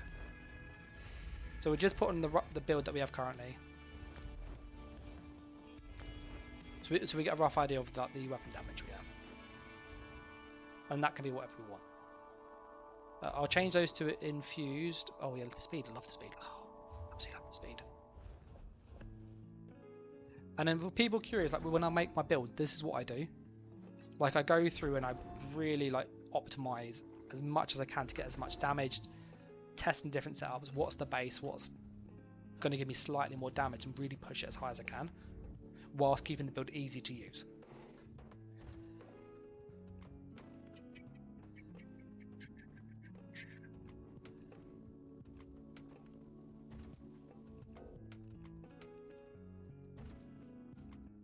In case we need any more, we get some physical damage down here. 1, 2, 3. Thank you very much. So what we need to think about when we think about the build, yeah, is the banner gave us 900 weapon and spell damage. So we need to find a way to get 900 weapon and spell damage. Hey, you're right, Borok. He says, how is the... I think that's pronounced it Barak. How is it going? The update's pretty cool. Like, you can make some really, really wacky stuff, which is quite cool. Like, for me, I love the idea of this. Where's oblivion damage? Okay, so... what we're trying to do is play fix the sniper, because the sniper took a big nerf, which is making everybody, including myself, sad. If you don't like snipers, you're probably quite happy, but I'm quite sad about this. We need a monster set. So what we're doing is we're remaking the sniper build on the PTS with all the items, so we can then change it quite quickly to find out really how much damage have we lost, and then can we use the new changes to get more damage out of it still. Because at the moment we have took roughly a 900 weapon damage hit, which is a lot of damage to lose, like a lot of damage. So that's everything here. Full damage there. That should be sharpened. That won't make any difference to the tooltips. Sax says, have you touched Arcanist at all yet? Not yet. I do plan on doing that in a moment.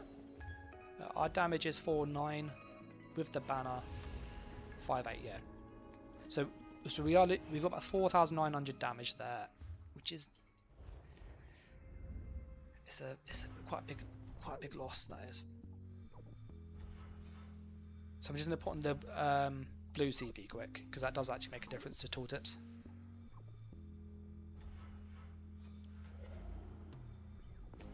You know, like when you've made a lot of builds that you kind of know where the stars are that you need to grab. If you have an idea of a specific build or like skill combo, feel free to put it in the chat and I'll see if I can get around to making it tonight. I'm probably going to be on for another hour roughly. Deadly aim, and then master at arms. Okay. I will also put on some food quickly. Where's the Tester's lunchbox? I think I used Jaws and Misrule on it, if I recall.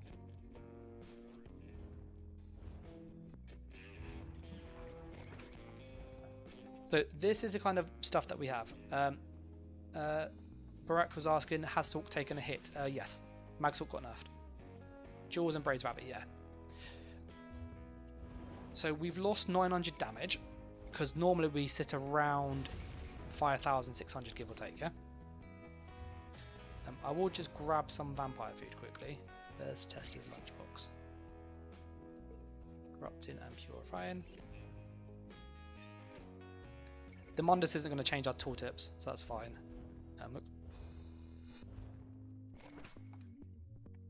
So we need to somehow find a way to get ourselves 900 weapon and spell damage in a skill line. And I'm not sure how we can do that, but we will try. So let's look at what skills we are using.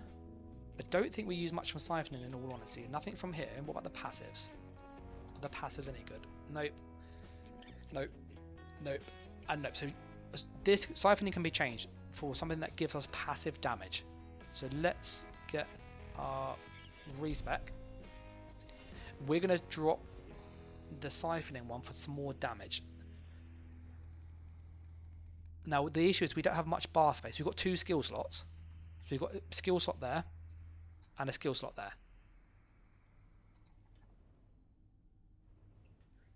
So we have 2 spaces for skills. Now my initial thoughts are, let me have a look at tooltips.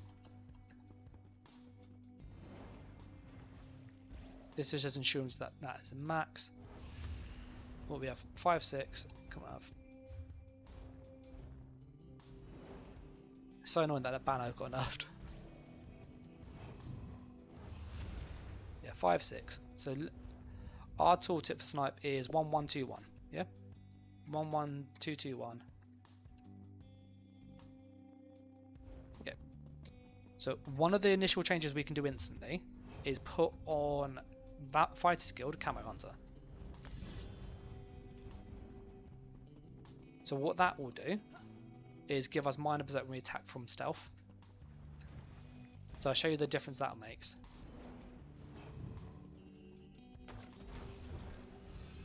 So you can see that it's there, and then if I put in the banner, let me do that again. There's the banner. So in support, need to put that on here, just so I don't like affect the tooltips. And I'll put cloak on the back bar. I just want to show you like the damage difference that does make. It makes quite a difference.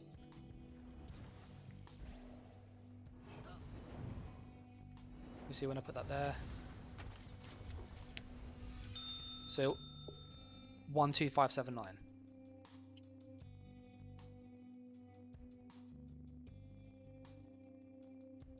So that's one thing we can do. So it means that gives us one bar space free, unless we can get berserk from somewhere else. So let's look at dropping shadow for something that's going to give us damage. Arcanist. What has Arcanist got that's going for it? We've got one skill that needs to be like a passive skill that we can use. Runeblade isn't going to help. I'm thinking this enhances your class abilities. We don't really use any class abilities, so that's not going to work. Because I was thinking maybe we could put this on to boost the damage.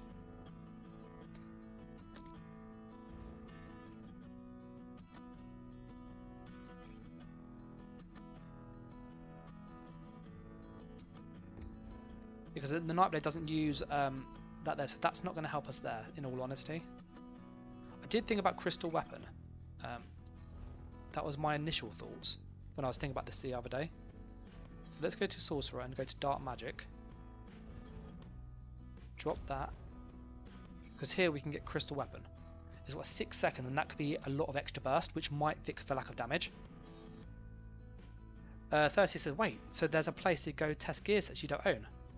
Yeah, you literally can test everything you want. You've got all the sets, all the skills. It's amazing. I love the PTS. That's not increased damage.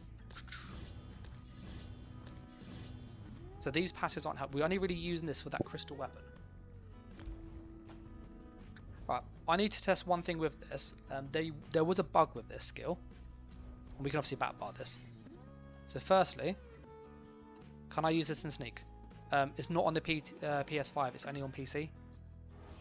So that paused me out of Sneak. Okay, what about if I was invisible and do it? Right, so that's not too bad. Right. I'm going to quickly jump to a PvE area. Crystal Weapon had a bug. I don't know if it's a bug. Crystal Weapon is classified as a melee skill, which probably means very little to most players. But melee skills are very unique when they are used from stealth, so from sneak. So I'm sneaking here, and I'll show my stat page. Sneak. So it says sneak. You are concealed from enemy sight as long as you remain undetected. While sneaking, your next direct damage attack will critically strike and gain bonus effects depending on the attack type, as long as the target isn't facing you. Melee attacks stun the target for 2 seconds. So melee attacks stun the target. Crystal Weapon used to be, about 3 patches ago, classified as a melee skill, even if you used it on a bow. So what that meant is that you could use this at range and stun people, which you can't normally do. So we're going to find something, because we might have to change the combo. So rather than using Snipe, we might use Crystal Weapon as the burst combo instead. And then I can then use Tome Bearers if I want to change something else maybe. So I'm going to find a werewolf in here that has a bit more health, so I don't kill it in one go. So we do a Crystal Weapon, and all we need to do is just light attack. So he wasn't behind. I wasn't behind him. So we'll try that again. So you have to be behind them. Yeah. So crystal weapon is classified as a melee skill still. And I could show you what that means. So I'm behind him. I'm going to use silver bolts. Doesn't stun them. Yeah? Crystal weapon. You'll find someone from behind. Stuns them. That is a really, really big thing for what we're going to try and do here. So that is a really good piece of information to find out. So I think we are going to go with crystal weapon. It is a load of extra damage.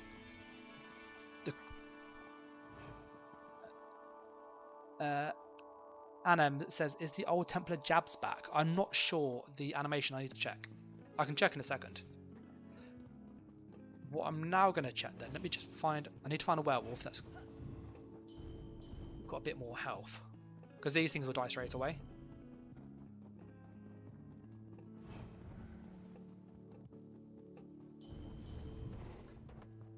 So what we're going to check is, with the combo, my thinking is with the projectile times that the snipe light attack with the crystal weapon on it, I don't think it's going to stun because the snipe will hit them first. But I might be wrong. So I want to just double check the time wise on skills. And like this is the level of testing I do with my builds. It's quite like.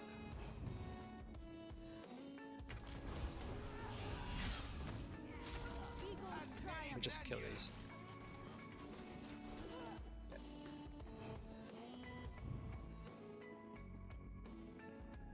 So I'm going to put this here.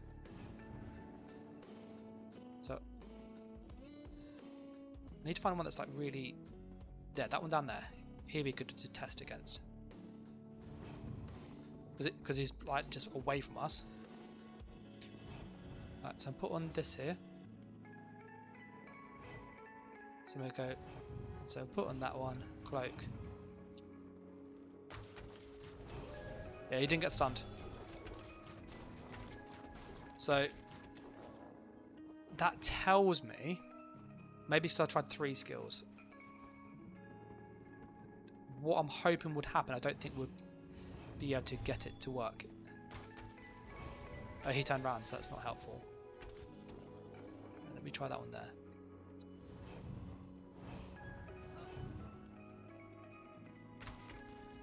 Yeah, no. So that definitely doesn't work if we use snipe with it. So we might have to change snipe and use crystal weapon, something else. So we could try. I'm thinking of skill combos for like burst. But let's find a werewolf from behind. There you go. So in theory, we should be able to do crystal weapon, be invisible, and do light attack silver bolts, and it's stunned. Okay, so that gives me some ideas of what we could do. And we've actually got a ranged stun now, which we never had before on the opening combo.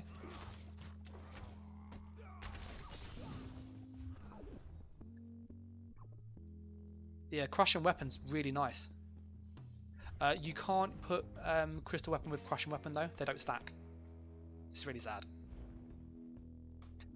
And obviously, crystal weapon into beam. I don't think you'll get enough burst. We could try it.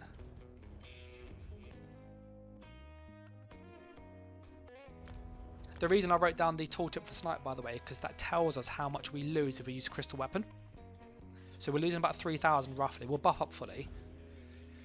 A says, do you think with the subclasses changes they're going to set Cyrodiil to a set list of skills? No, Ace. They have said that they are working on a mode called Cyrodiil Legends. So Cyrodiil Legends is essentially how it is now, like old school PvP. So your class has a set of skills you can choose. They haven't said whether subclassing works there, but I'd assume not. So the idea is that a Nightblade is a Nightblade, a DK is a DK, and it's more for large-scale combat. This, though, they've said is going to be in PvP. Like you can use this in PvP.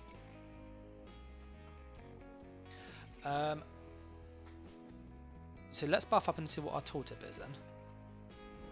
We'll come out of stealth because I was coming out of stealth as well. My tooltip on crystal weapon is 809. So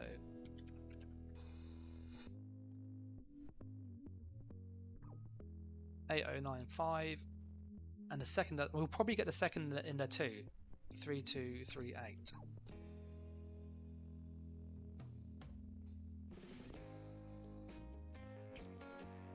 Hey, you're right, Jonah. Overload phrases. If we did that, we can't be a Nightblade. You have to be a Sorcerer. So this is where it gets really awkward.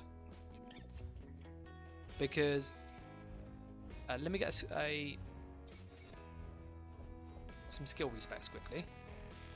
If anybody's joined recently, what we're trying to do is to find out how to fix the sniper, because they have nerfed it by a lot, using the new system and give us more damage, ideally. Like, that would be the dream. So we're going to put Crystal Weapon here, because this is decent. In order to have Overload, we would have to be a Sorcerer to do this, because you need Dark Magic and Overload. Part of me is like, maybe we do that. Maybe that's the play. We do lose the 10% crit damage and the crit chance, but we got the crit chance from the prophecy, haven't we? From the Dark Magic. It's not. I'm wondering. I am really considering whether we do this on a Sorcerer now rather than a Nightblade. Let's see what the Nightblade options are first. But I'm struggling to see, because Assassination is a 10% damage boost, which is big. Loads of crit chance. Increases your crit chance against people. Again, access to spec bow. Really good skills. Concealed weapon movement speed. In-cap. Like, we use a lot of this skill line. Shadow we only use for cloak. That's literally it. That's the only reason we use Shadow. Maybe we can change Assassination for something better. I feel like the Crystal Weapon is a smart play. That will give us a stun that we never have. Eric says, I love my Bowsalk. Feels like it still hits hard as ever. Bowsalk's great. A really, really fun class to play. Specs Bow too good. Need Cloak too, unless you... I don't want to use it in Invis Pots though, and Vampire 4 is just gimmicky as hell. But like for me, I just don't. I spend enough gold on potions as it is. I don't want to be paying more.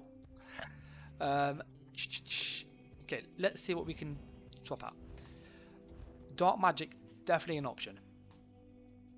Definitely an option. And what we can check really quickly, and Overload will be easy to check this with. Energy Overload. Oh, let's change it to the Power Overload. That's damage there, damage there, damage there.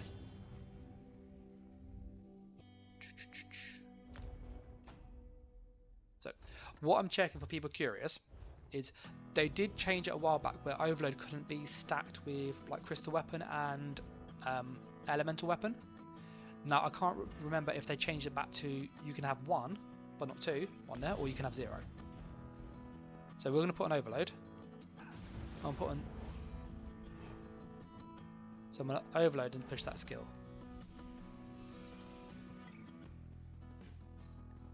Easy way to test that if it works actually. Add-ons aren't working properly. If I put Crushing Weapon, if they get debuffed with Penetration, we know it works.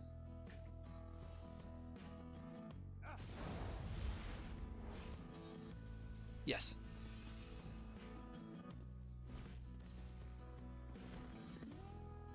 So what that means, oh, shocking! That's. I think the Sorcerer is the way to go for this, guys. Which sounds really silly. Like a sniper bow build, you're probably best on Sorc because you got Overload, which will fix. We're going to do that. Oh, I feel so like dirty doing that though, because I love my Nightblade classes. But we can have Crystal Weapon on that, and then we can do a full up skill, and that will make so much more sense with the burst. Right, this is for science. I'm going to test on the Sorcerer this time. Crystal Weapon with Overload. Does Crystal Weapon cause Overload to stun still? Because that's the key. If we don't get the stun, it's still viable. It's still one of the best ranged ults anyway in the game. It's dirt cheap. It would be really fun to just shoot a big lightning ball and blow people up at range. let's put down the person here.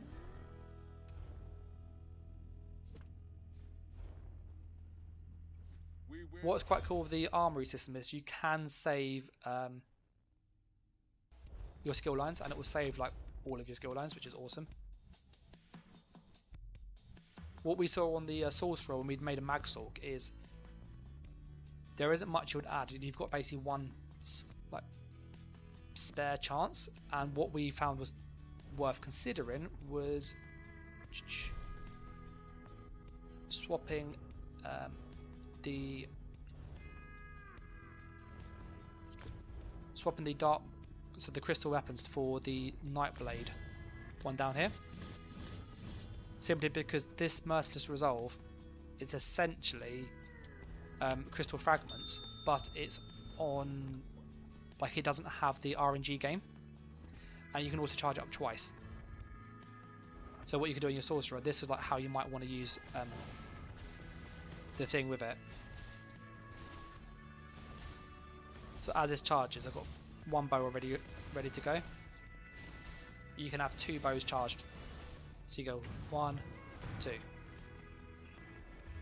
So on my Magsork, I'm probably going to do this. I'm going to lose the ability to do the dark deal and stuff, which, you know, we fix it with healing contingency. And I would just have to build in a bit more sustain on the build. So I'll probably just use a few extra regen glyphs down here to fix that. Adrian says, is it a 10% increase to damage? Which one? The assassination. And Fraser was asking what stuns. Crystal weapon stuns. It's considered a melee skill for some reason if you use it on a bow. So yay for that. So we are going to go to the Nightblade, put on the shadow. Get shadowy disguise. This also gives our armor buff, so we get some skill space back, which is nice. I'm making up a sniper idea over here, and then we then need to put the dark magic back on. So let's put on a skill line. Fraser said, "I never knew it stunned the whole time." Yeah, it's why bow's Sork's been pretty decent, because you can get a cheeky stun out stealth. We'll get rid of Daedric Summoning or the crystal weapon. Okay. So what we're going to check is, does crystal weapon with overload, let's put on a bow as well. Oh, we don't even need a bow though. Amplifies monster if you don't use overload, potentially. Stack damage passives. You could stack damage passives, but you need to have good skills.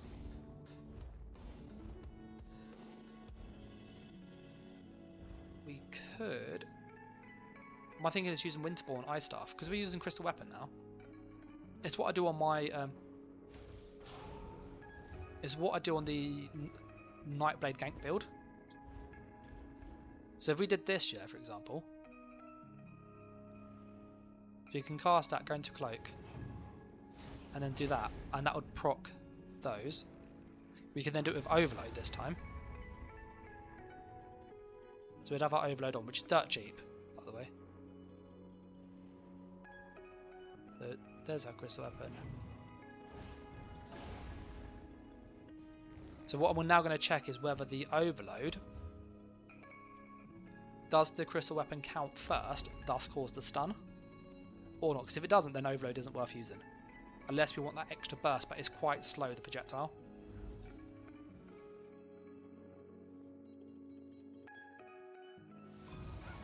But what you can see, like from a PvP stance, is there are so many different options now. Oh, that's going to kill me. Oh no, it didn't.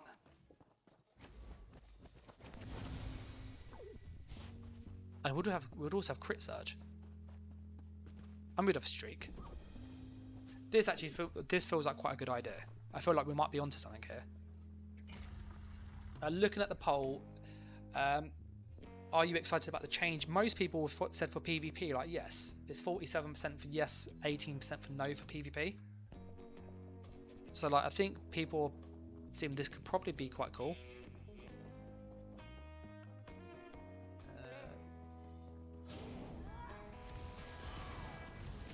We also have as well Shocking Soul, which is like the hardest hitting range spammable in the game. So that's also an option with Breach.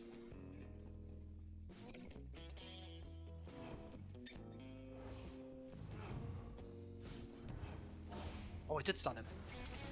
Oh, I'm gonna try on a werewolf just to double check because they have a bit more health.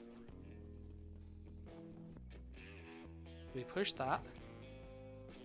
Push that. Go in cloak.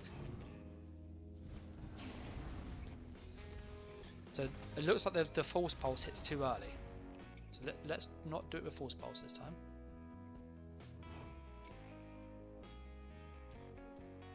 That's from the flank there. Okay, he died. That wasn't helpful.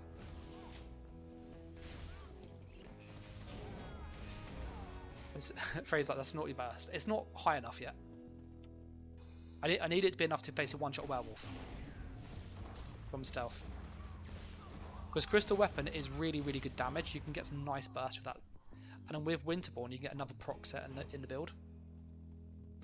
We'll then have to think about the sustain, how we fix that. Well, I need to be a vampire. This is like really bloody annoying.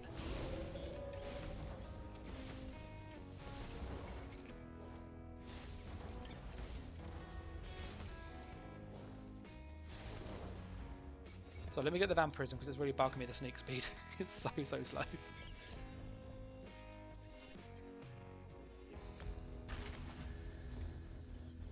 I didn't think that I would be using a Sorcerer as my sniper, in all honesty.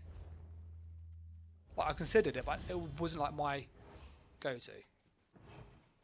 So what we're testing, Overload on, which you can put on his cloak, amazing. Crystal weapon pauses out, but we push cloak again. Oh, and that's still on us, which is good. So that's easy to use.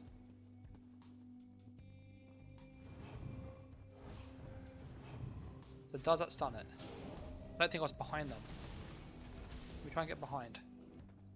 That's a nice easy way to test.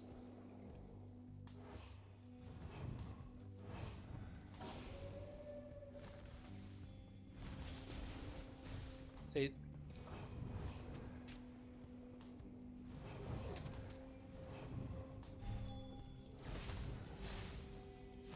I wonder if it's because it's a staff. He definitely said stun on the other guy. And I wonder if it's the overload that's causing it.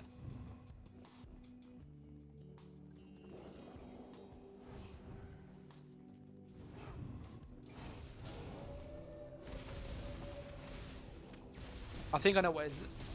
It sounds stupid, but it's because of our sneak range. We're being detected by the enemies, so then it's not counting as an attack from stealth. So we need more medium armor to fix that quickly. I'm just putting dial up Ray. I think I've got overland sets already. Overland sets, medium armor. Investments of dial up bridge.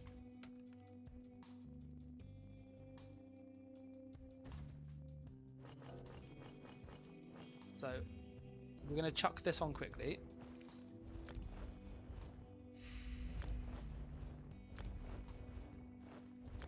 I like the icons they've added for the if you have the set already. Alright. So this should help us sneak like radius so we can get a bit closer to them. And there's a good werewolf over there to test against. There's actually two here. So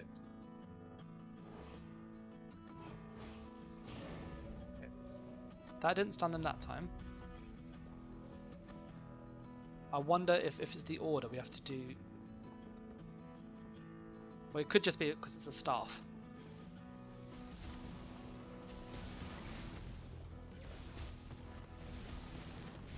shocking soul though is very, very good. Let's change this to a bow.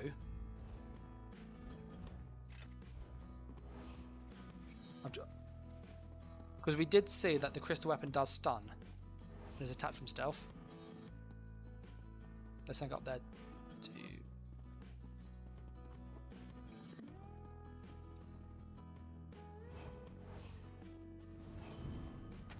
So look, see?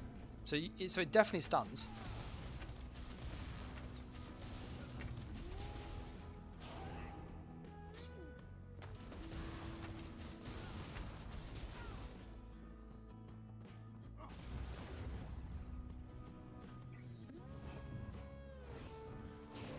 That pulled us out of stealth.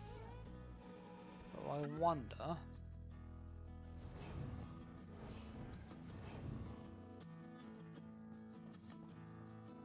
Let's look for somebody from behind.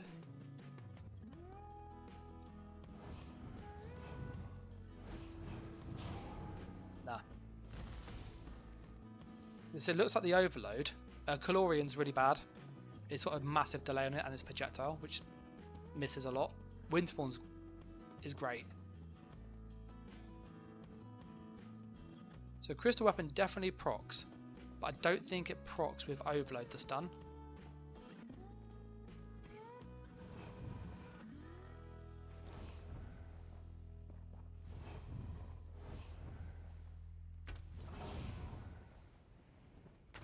Now, so I know it's really hard with NPCs because they're really weird.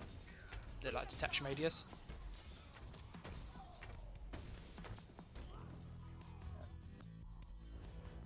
Let me put on some.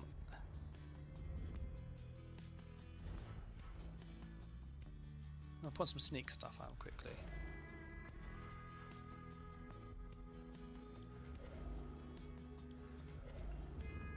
So all we're testing is to try and find out what would work well with the snipe range build.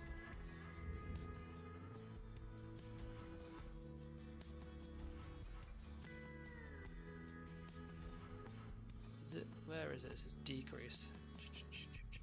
I'll be in the green one actually.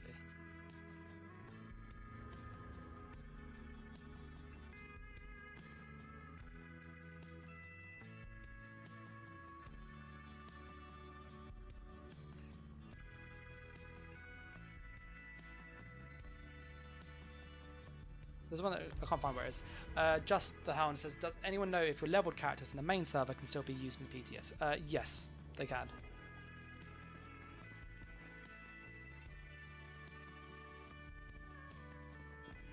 Don't know why I keep saying I'm invisible. That sneak bug still there is really annoying.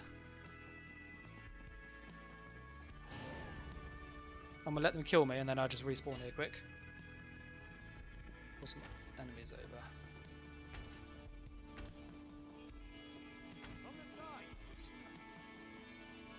So there's a bug at the moment which I'll keep being detected, which isn't helping the testing.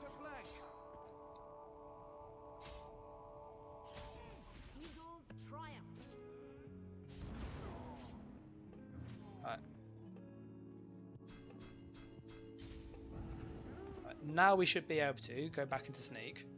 And hopefully that's fixed, because it kept saying detected wherever we were.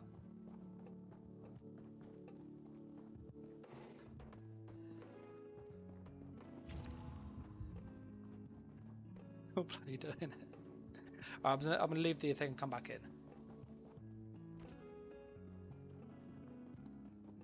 All I want to know is, does Crystal Weapon with Overload... did it? Just the Hand, are you on PCEU or PCNA? Normally. Because if it's PCEU, the characters are not on the PTS at the moment. So if you did it like yesterday, they had the EU characters on the PTS. If you do it today, they've got the NA characters on there. So if you're at NA, you'd have your characters. See, okay, this is working. Yeah, so yours will be on there. So we're going to push the Crystal Weapon, go into Invis. This should stun. Yeah, stunned. Okay, so that is working as we would expect. We'll have to kill these two. Oh, didn't mean to do that.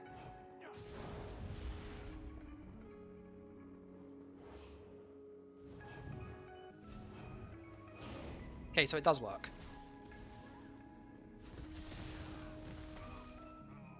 Okay. The next question is, does it work with a staff? I can't see why it wouldn't. But you never know with ZOS.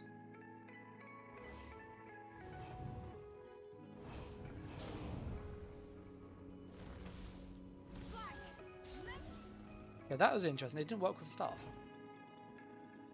Worked with a bow. Does you have to get back into stealth. So it works with a staff. Okay. Can we then get crushing shock in the force pulse in the combo? I'm trying to think of projectile timings. Let me just go past these. And that one up there might be a good person to.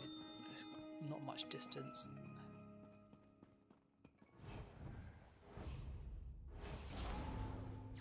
Because the burst is like tasty, like absolutely just crystal weapon with force pulses. Look at that. You do it here, Freddy. No, oh, actually it's okay. Okay, so what we're going to try now, they might die from this.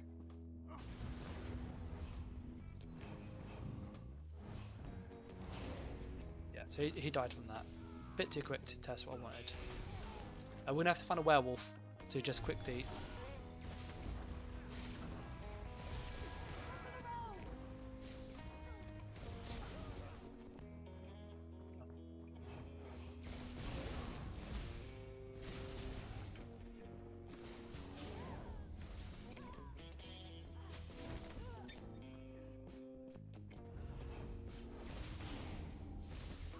Because what we need to find out is whether you have to go and have the overload land first. Because if the overload has to land first for the combo, we then need to have a projectile that's slower than overload on the follow-up hit. And there are some, but it just changes what we use as the follow-up hit.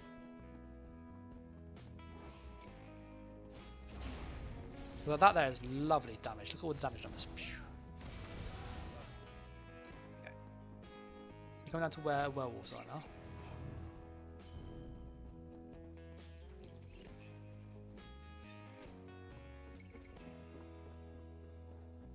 So we are here.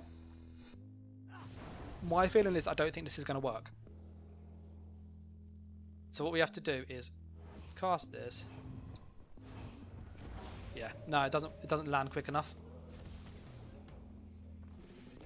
What we can try, let's turn that ult off quickly.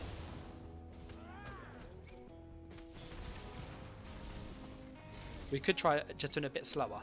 So rather than doing it like super fast like I was, so ult on.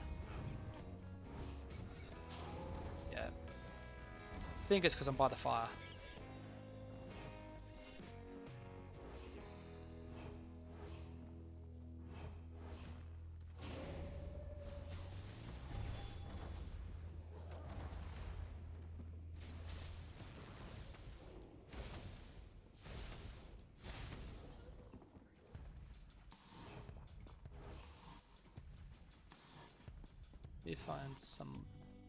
We need to find something that's really dark.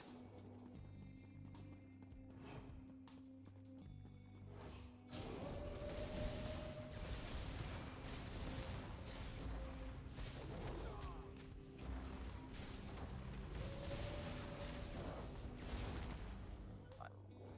So he's in a good spot to test.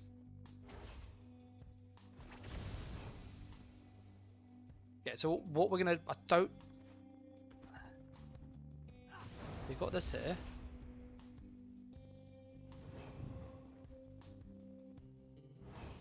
How quick do we get in sneak? How quick there?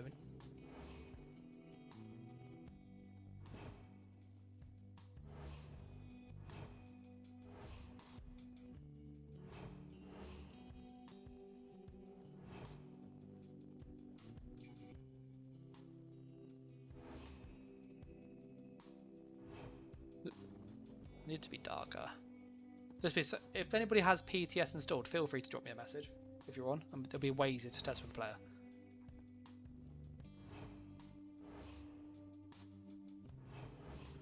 Okay, we're in the right spot. Okay.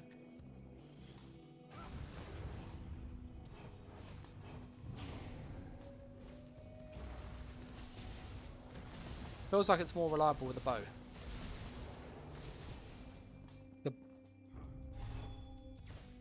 The bow light attacks faster. I think that's the difference.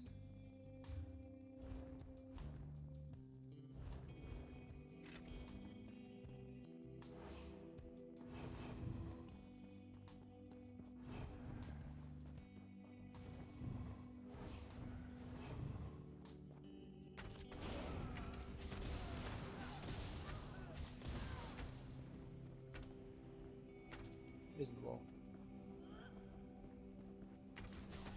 I think we could do something with it.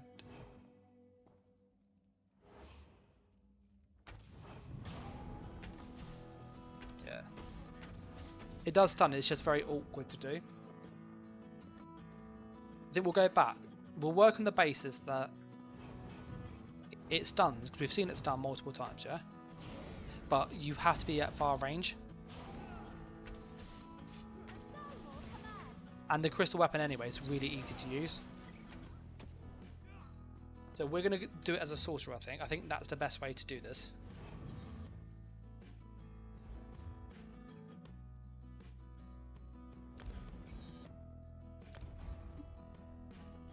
Yeah, I think this is the best way we'll get out of it.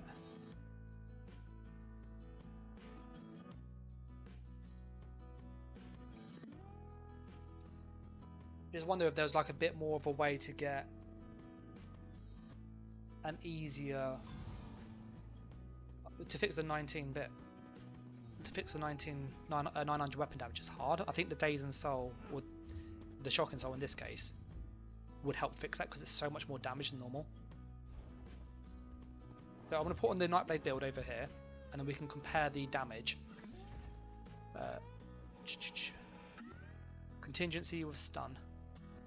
You have to be next to them though for that, Fraser. The stun's like around you on contingency. Yeah, I'm thinking Sorcerer Khajiit. I need to put. I wouldn't rush to make it yet. So with precise. Doesn't matter which one we have the back bar. We had Tarnished Nightmare. Dungeon set. DLC dungeon set. There's medium armor.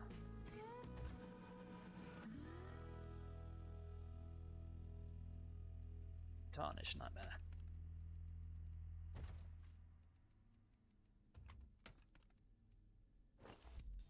Shoulder.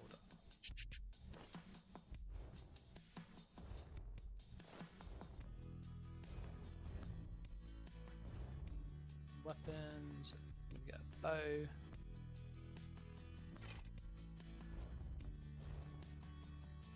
There's a bow. Dial upgrade. Let's get the tarnished jewelry on.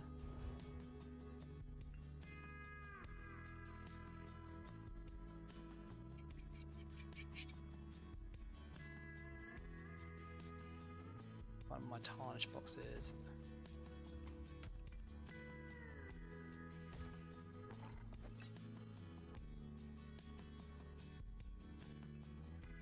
We're going to get the Wild Hunt ring. There was Greymore. If people had just joined us, what we're doing is we're looking at how to update the sniper, because it has it's taken quite a big nerf, in all honesty. The Dalek is on. That'd be one Krog there. Let's grab that. Let's go with monster set. So we got that already.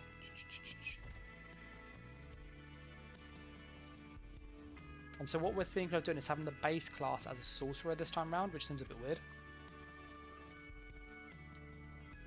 Medium Krog. Divines. Okay, so we've got the build. So now let's think about the skills that we would use for this. If we're using Crystal Weapon, which we probably should, we won't need to use Snipe anymore. And so we would use the Sorcerer's... let's go to the Sorcerer one.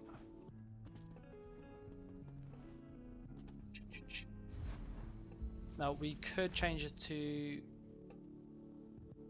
physical damage, class mastery, and then use breach. So then this could be major breach plus minor breach if we're lucky. So if we get the status proc, we'll get minor breach too. So then that's our that's like our spammable. That goes there.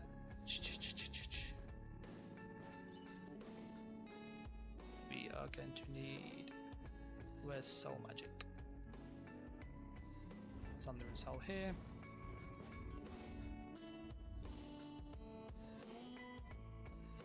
We need overload. But these are the skills we have access to. This gives our armor buffs. We don't need an armor buff. We need a damage buff, which we could use crit surge. That would actually give us more healing than normal. Does crit surge pull you out of stealth? I don't think it does. No, so we can use that. That's fine. So that's our damage buff. It means we don't need the 2H anymore. So we could drop that and use that sword and shield. So that is an option there. We're going to change the contingency to have more damage on there. So let's go with the contingency.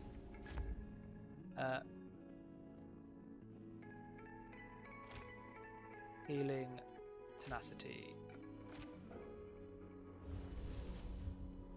So we've got our contingency there. We've got our crit surge there.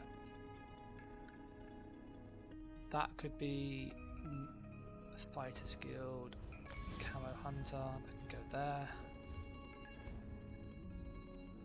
Fraser says spec bow. The problem is we'd have to drop overload for spec bow. I don't think it's worth it because these have better passives. You know, that's more damage when they have high health.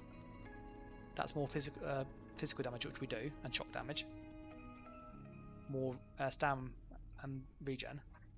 So there's only this one here, which we could drop as well. Let's put our vampire passives in before we had on our weapon damage, and I'll put the same CP in, about 5,000 roughly it was.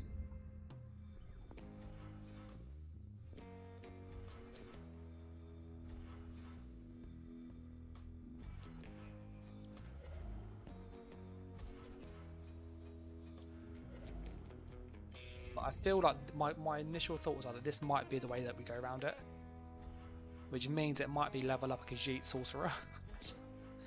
It's not ideal, but I can see this being pretty decent.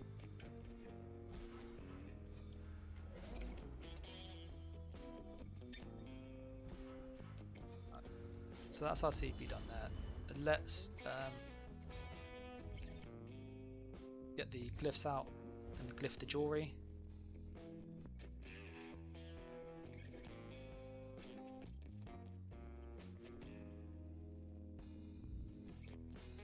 Consumables.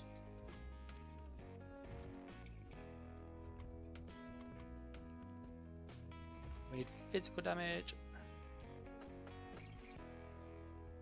We need some armor. So yeah, so if you have joined, what we're doing is trying to find a way to get the sniper to do more damage. Fraser said we could use light attack CP for overload, which yeah, that would work. 20% on overload is pretty good. Maybe instead of the extra 200 weapon damage. Leaving damage there. Okay.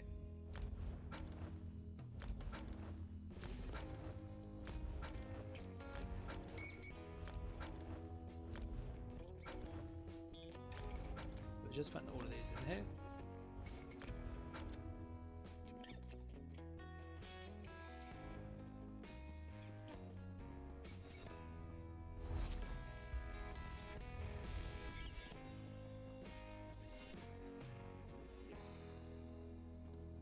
Greetings, Primata, I think it's pronounced. We are trying to get our damage on our Nightblade. Or on our sniper. Our sniper is going to be a sorcerer, it looks like.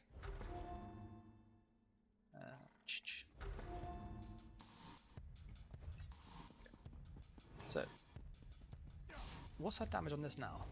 5,000. So we've already got a little bit more damage than we had before because we had just over. What about if we come out stealth?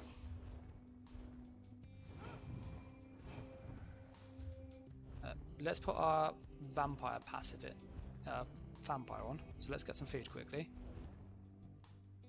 Consumables, tester's lunchbox. I think we might have found a way to fix the sniper. I'm actually feeling like somewhat optimistic with this.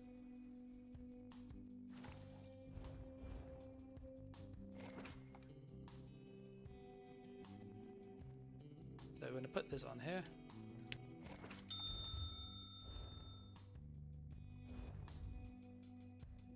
Put that one on. There we go. Okay, so we've got our... Let's put on our buff now.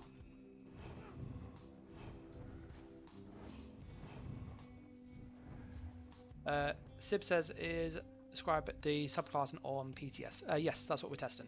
So we are a Sorcerer with Nightblade Cloak. So we're making a bow sulk gank build. And you have to do it this way round with what we're trying.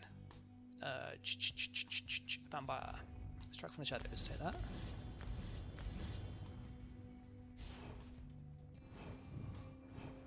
So we have 5,000. Well, so actually, this change here gives us a lot more damage.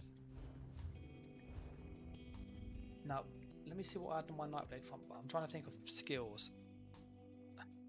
So I had Snipe and Spammer, but one and Bow. I don't have Bow, but I've got Overload, which is pretty good. I'm not gonna lie.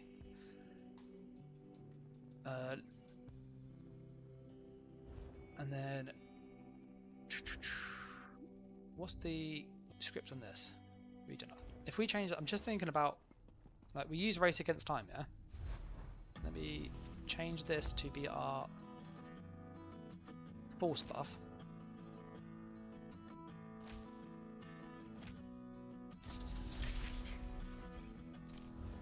So we did that Force. We then don't actually need to have Race Against Time anymore because we can just use Streak.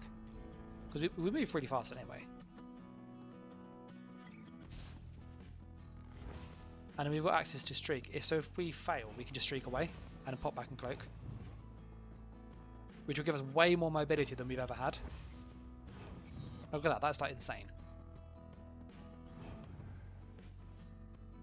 We don't have the concealed weapon, which is the 15% movement speed boost. We won't need that, so that can drop to something else. Let's see if we can get anything that gives us expedition, a minor or major expedition in the kit. Dark says, will you be able to have 2 separate class sets? No, is the answer. The class set is linked to your base class. So for example, we're using the class mastery script over here. And the class mastery script is shock damage. So we're using this here, which even though we have a Nightblade class skill line, our base class is Sorcerer, so it would always be the Sorcerer one, which means you'd only be able to use the Sorcerer class sets. Dimitri says, what about melee Nightblade with animal companions? We're getting 10% damage and 8% crits and recovery, so we can go Oakfather as a second set. It could work. I think there's probably better options. If you're gonna, it depends what you. If you're going to gank, I would look for crystal weapons. Just way better. Alex says, is subclassing going to PvP? Yes. I feel like we need a bit more speed. What scribed options do we have? You've always got Soul Burst, which is not great. There could be a shield. Does it have speed on it? Expedition.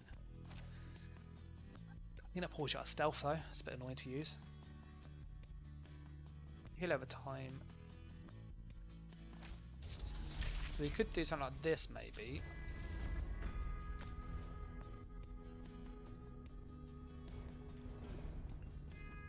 Obviously this would give us the extra speed.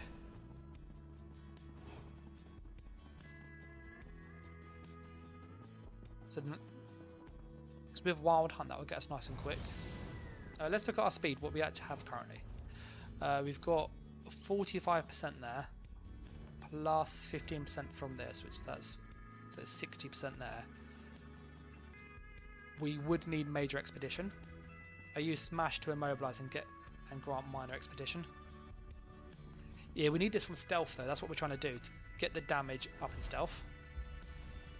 Other more for rally for snare removal. We don't really need snare removal. We've got streak, so I'm not worrying about that. That's kind of like gone now. What does contingency have? Does it have any speed? I don't think it does. No speed there. These other ones wouldn't really help us with what we're trying to do. So I think that's as much speed as we can get. We're going to have to then probably slot on Hurricane. The only issue with this though is Boundless Storm or Hurricane. That's 5 meter. That gets bigger and bigger and bigger. We're going to go Boundless Storm. If you've read the patch notes, you'll know that when you're doing this, yeah, if it touches somebody, pulls you out of stealth. That's also true for if you're in cloak. So we can do that as a movement skill, so we're nice and fast.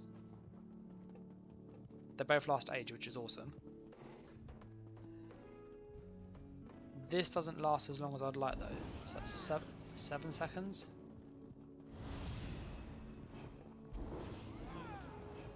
We're doing that, I guess. That's not too bad. It doesn't seem too bad actually. If they're invisible, it pauses out. So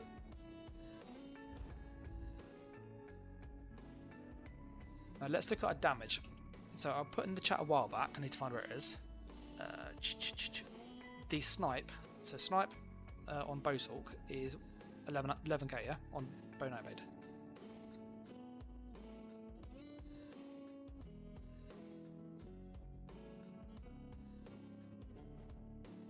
So, what is it currently then?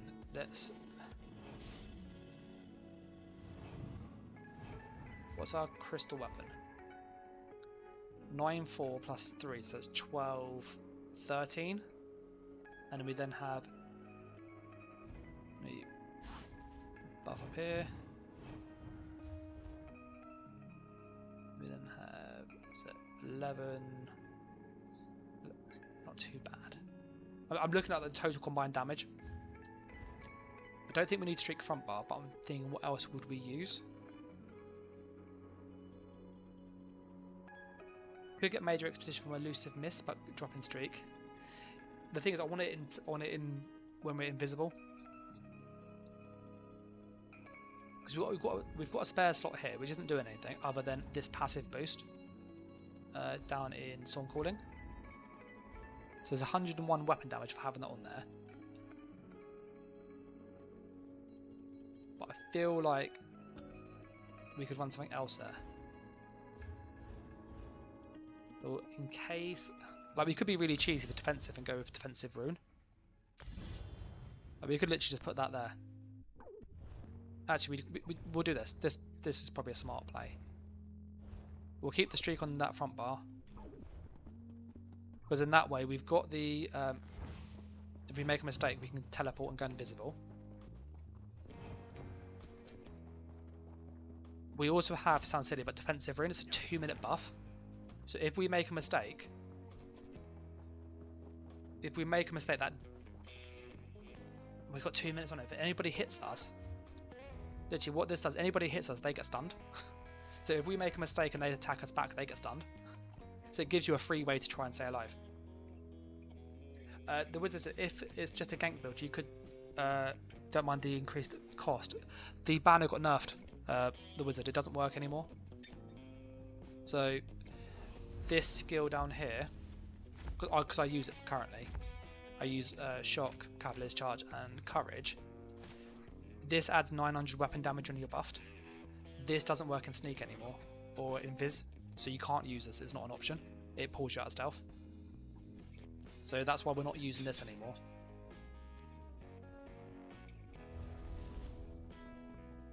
Oh, Fraser was saying we could front bar. Will Dawnbreaker give us much more because of the passive? Let's have a look. I don't know if it will give us much more because of the...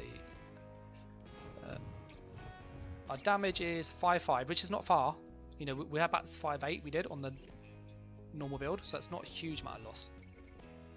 Let's try Dawnbreaker here instead. Is that going to be more or less?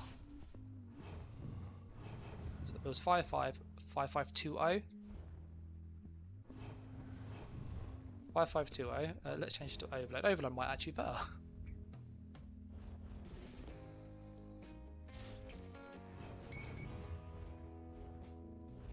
Yeah, Overload's better. So we're going to keep Overload. There's not much in it though. Very, very close. Alex says, when would the new update come to console? It's due in sort of week 3 in June, so you're looking about the 20th of June roughly. I think this is what we're going to do. I'm going to just compare these two. Because we've got as much damage as we can get. We've got the crit chance here, which...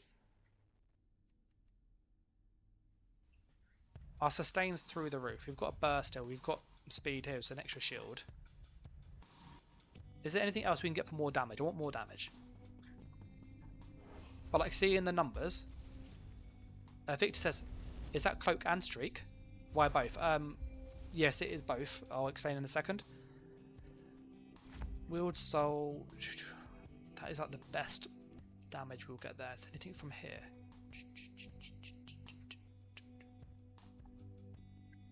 No damage there. I'm trying to see if we get any more damage on the like combo. That should be Warrior's Opportunity there actually. So let's change that to there quickly. And that's false, so we don't need to sustain. We've got Darlock. And then what you could do actually as a Sorcerer is you could actually run Dark Exchange.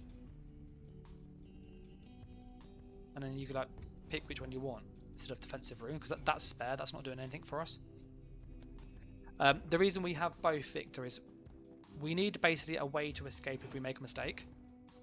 So normally we would use Sigil Order and we'd use Accelerate, so Channel Deceleration or Race Against Time, because it gives you the 10% crit chance.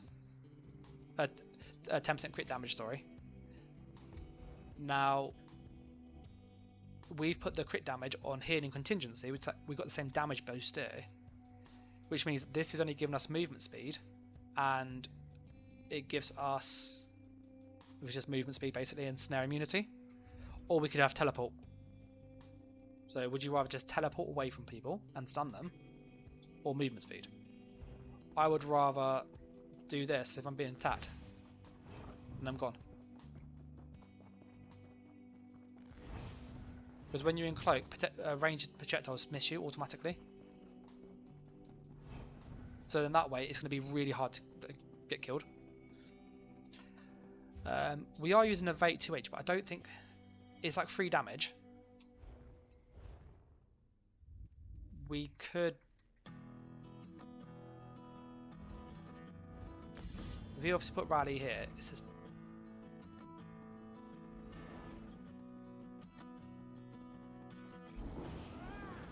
so that's our movement speed and sneak, because we move really fast still. Rage says, where's the subclass quest at? It's over in Bancore in Evermore. And you can find it just here. And it's literally you just speak to an NPC and that's it. It's really easy. Yeah, I think this is what I will try. I can't guarantee this will work. I'll jump into IC and just show you.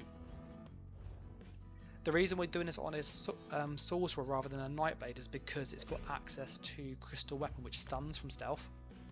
Like, that is such a big thing. And we also got Overload.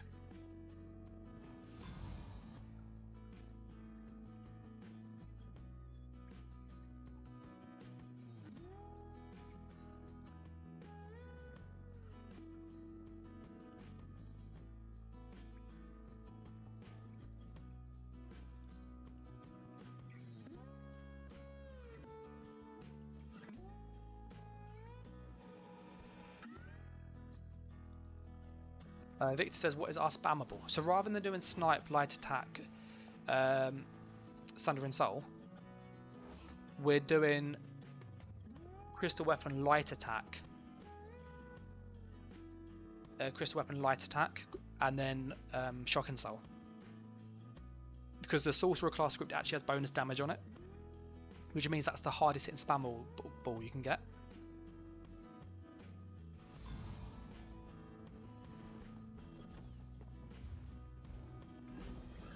So when I put these on, our damage is 5.5k, which is decent for a bow build. I need to put the pen on. I've not put the pen on here.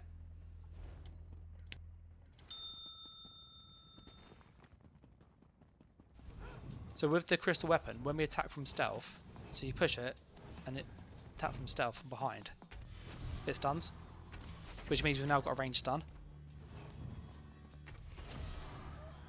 So this is the reason we use a Sorcerer, because you get a ranged stun in the build, which you don't normally get.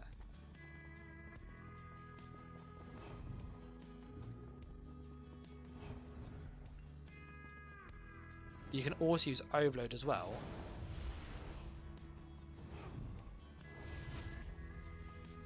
And so that's a good amount of burst there.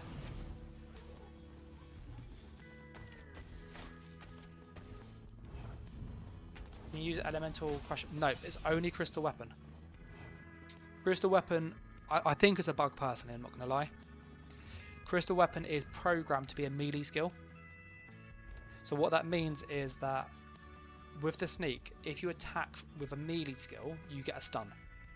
Which is why Concealed Weapon will stun people if you attack from stealth. Crystal Weapon, because it's a melee skill technically, it has the effect. So look, stunned.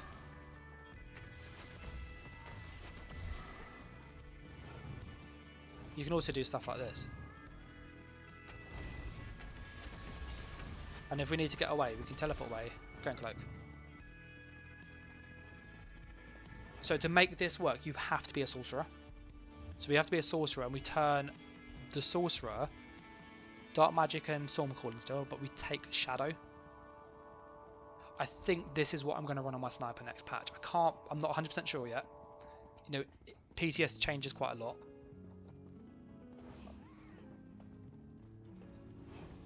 I like the change. I think it's cool as hell. Because the damage you can get is absolutely obscene.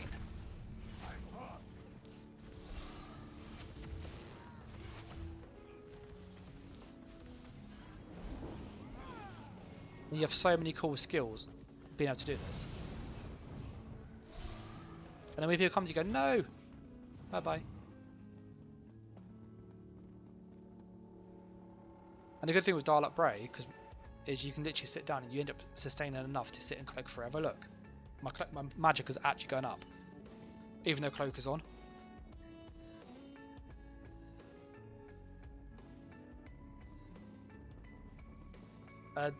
Time Zero says this should be reported to ZOS. I've reported it for 4 PTS cycles in a row.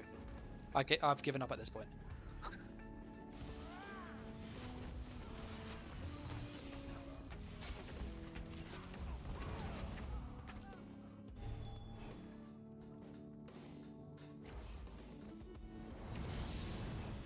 So yeah, I think this is what we're going to do. I quite like this.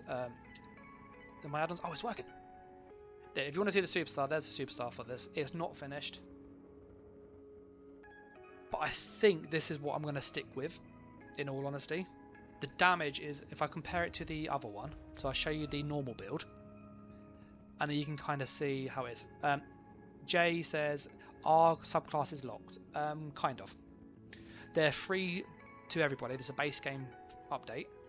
If you have a class already leveled up, you can then go and access those skill lines on another class. That's it.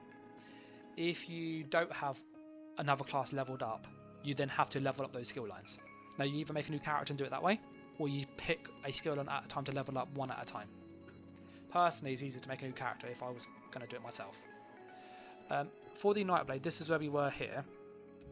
We had 5,500 weapon and spell damage on the Sulk. The Nightblade will check what we have here. But I think the Sulk is the way to go. And the build's identical. Just for people, we have exactly the same stuff on both builds. Same. I think the only difference is the race. So this here, which shouldn't make a big difference. I will double check that though. Oh. So we have 5,000 with the banner, 800. We are a Khajiit. So what I'll now do is I will put the Nightblade to a Khajiit. So the Sorcerer to a Khajiit, sorry. I don't have a race change, bugger. I will quickly do that. I think he's a Breton anyway, so I don't think that gets spell damage. So actually, if it's a Khajiit, it's going to have even more damage. And what race are we? Oh, we know we're a Dark Elf. Let me switch that to a Khajiit. Utility race change. It's an upgrade. Race changes should be free. Like, you should be able to pay gold for this. It really pisses me off. Like, it's one of those annoying things. With the whole changes with now you can mix and match your skill lines. You can make custom skills with scribing somewhat. Why can't you change your race? Like everything else you can do in game for gold. But that's just me having a bit of a moan. Rage was saying, I'm thinking of trying grave inevitability, out of some of these specs and see how high can I get the raw DPS with crit and crit damage stacking. Stacking the crit would be quite good. We want to go for Khajiit. There we go. What we're just checking is the weapon damage between the Nightblade and the Khajiit, which is the best route to go. The advantage of the Sorcerer is you get access to Crystal Weapon. You get access to Overload, which you can stack them together. You get access to Streak as well. Dean says, how does Darlock compare with Leeching? They're both good, which is probably not the answer you want to hear. Darlock basically is always on and it's more sustain. The big advantage of Darlock is as you sneak around, your stamina doesn't go down, which means you're always at full stam when you're ready to fight, which is a massive, massive boost.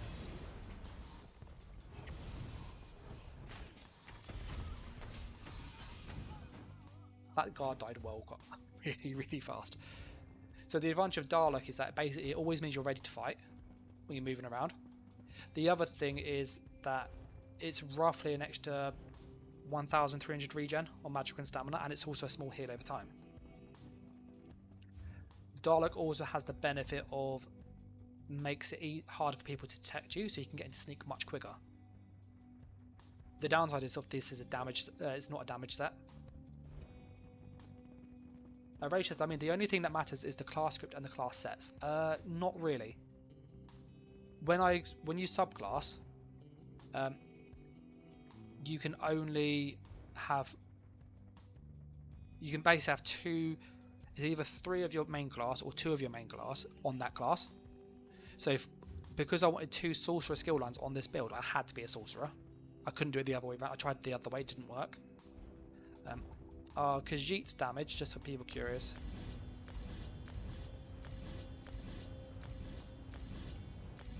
Fraser said, don't forget 10 stacks of spec bow and use shade if not able to streak. Shade isn't that good on a sniper. I've had people mention it loads in the chat, like shade. The problem with shade is it's 22 meters, shadow image, you need to be near it. Now the issue with this, if I put this down here, I put this here, you'll see it's not that far. There you go, I'm out of range. So what ends up happening in a lot of situations is if that clown is my target, I see my target, I get into range where I can start to use a skill. Okay, I then need to find somewhere to put it down so they can't see the shade, or he'll attack. What happens is that person normally runs away though, so by the time I do all of that setup, I'm now going to have to be like over here to do the combo, and at which point I'm not close enough to the shade. I have to then run back to it. It's a bit awkward to use. Whereas if you did this version, you can literally streak and then go invisible, which is like awesome, awesome, awesome. So I think that's more useful. The 10 stacks of damage is nice. I'm not going to say it's not. It's bonus damage. It's very, very good. Our weapon damage, was our weapon damage buffed? 5,200. So we actually have slightly more damage on a Sorcerer than we do on a Nightblade. Base damage. Let's buff up fully with. I'll buff up fully with the set that we have. Okay.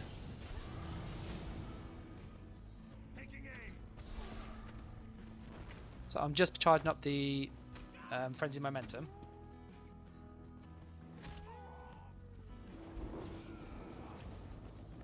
So, okay, my Frenzy Momentum is fully charged. We have 5744. That's our full buff. That is 5744. Okay. I'm going to try that once more just to double check before I switch character. 5744. Okay, I'm happy with that.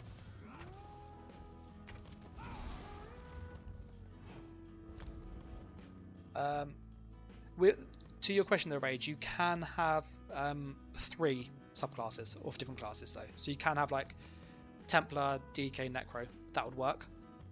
It's just if you want to have 2 of one thing, it has to be that base class. So I made a Magical Warden as an example, which I'll quickly show before we test that Nightblade. Swakes, I think it says, I came back to ESO after a 2-3 year break. My Nightblade still does okay in BGs, but you have some meta build that doesn't include Gold Road, or do you recommend Gold Road for PvP? If you want a PvP, Gold Road, as in the scribing system, is quite good, I'm not going to lie. That said, it's not going to make or break builds. Like, you can get most of those buffs anyway. It's just if you want to have more customization and fix gaps, it's worth considering.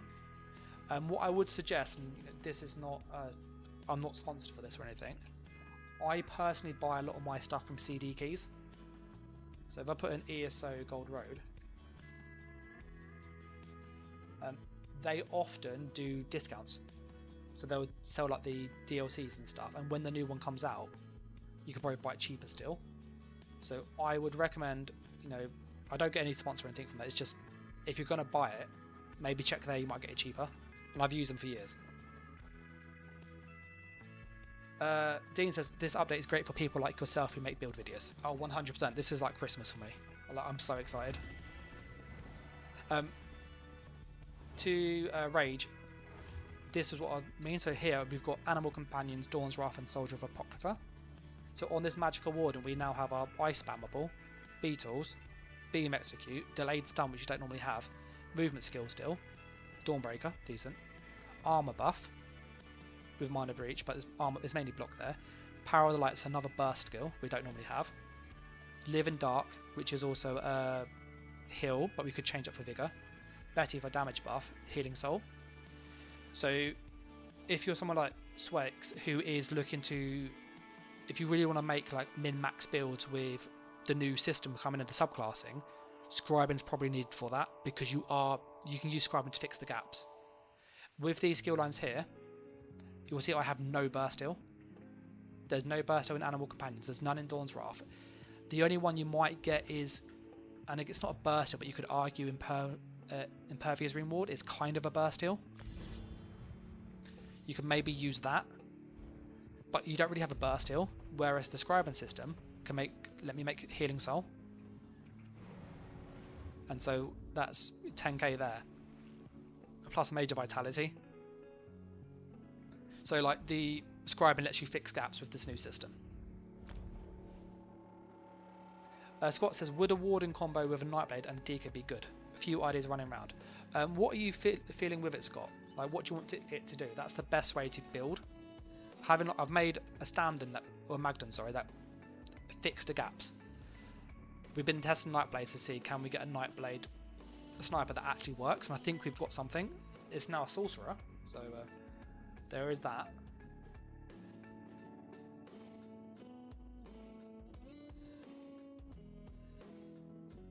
So if you have a specific idea of, oh, I want to use like a crazy dot build, you can really focus on that. But if it's like I just want a bit of these skills, I don't know if it's going to cover what you want. We're just going to buff up here quickly.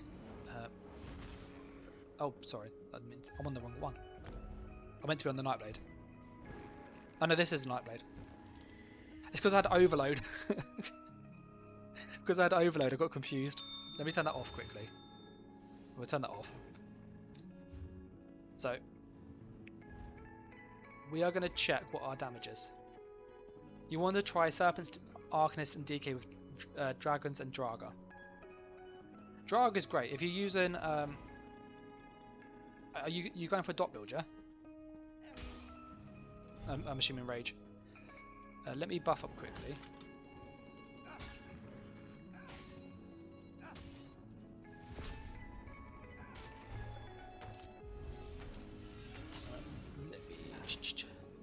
Oh, Templar got some good buffs. Oh, I didn't mean to heavy tap. I need to stop doing that.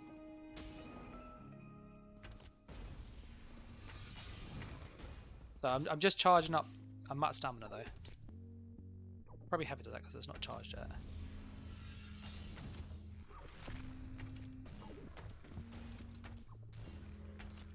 Okay, so this is fully buffed yet with all of the...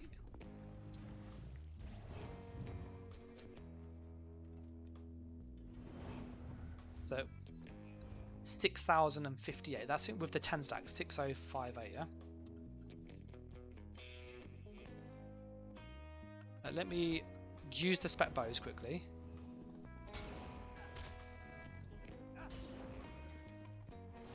That's one. What is this now?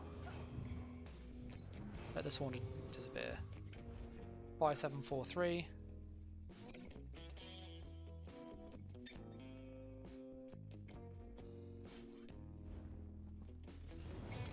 People, I'm just testing to see what's the better way of going with this. So 1, 2, 3, done. Okay, so we're out of those.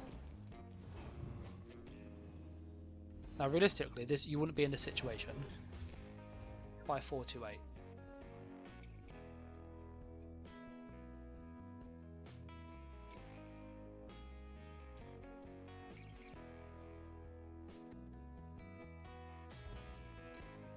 Okay, so that's giving me some ideas. I think looking at the numbers between the Sorcerer fully buffed had 5,744 weapon damage. The Nightblade with spec bow 10 charges, and also the the spec bow 10 charges, but also the frenzy momentum. It's only 6,000, so there's a 300 damage difference on tooltips on weapon and spell damage. But the Sorcerer, I think, is the better sniper because you've got access to Dark Crystal Weapon as well as Overload, which you can't do both normally unless you're a Sorcerer. So my recommendation, if you are going to make a new sniper next patch, consider being a Sorcerer and then turn it into a Nightblade. In that you'll get access to a lot more instant burst, but Overload, and also that Crystal Weapon, plus some really cool buffs.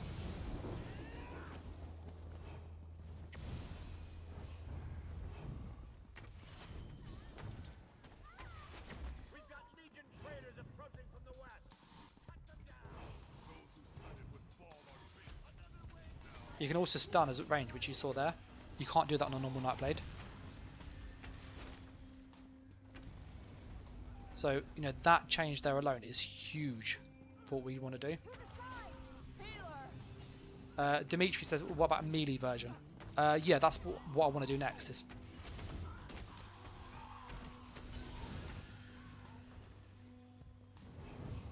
stun from ranges.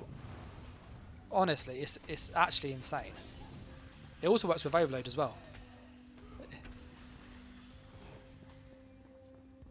This is why I like Darlock, because I'll be sneaking around to get our resources.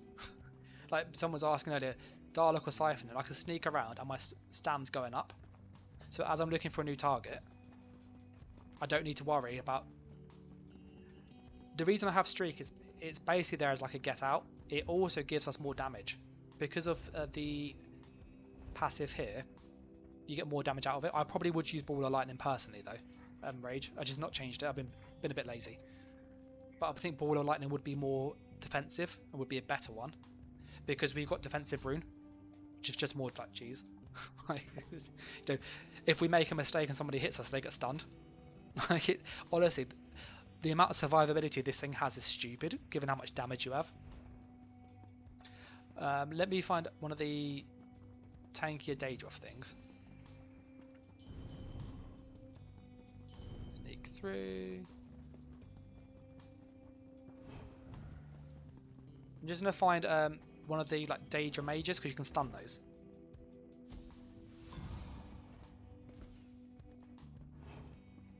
And I've also tried to keep as much speed as I had before. Oh, yeah, I'm using Dalek Tarnished. Yeah, we could use the bow roll dodge for speed. I don't want to be draining my stamina. Oh, he's turned around. Why did he bloody do that? Selfish. Are these ours? Oh, we're red, okay. So, what's nice with this setup is you can have Overload on you. You cast your crystal weapon, invis, and then you just light attack. And with the crystal weapon on invis, it will stun them from behind. He's a bit annoying to do it because he keeps spinning around. I find one that's like a bit more static.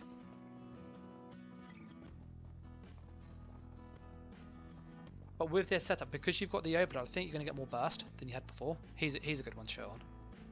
So I go here. And then he will be stunned if he's a player. Because you're back and sneak at that point. And we were checking out the overload can do it. Let me see if I can get from this distance. He's dead. What about him? Look.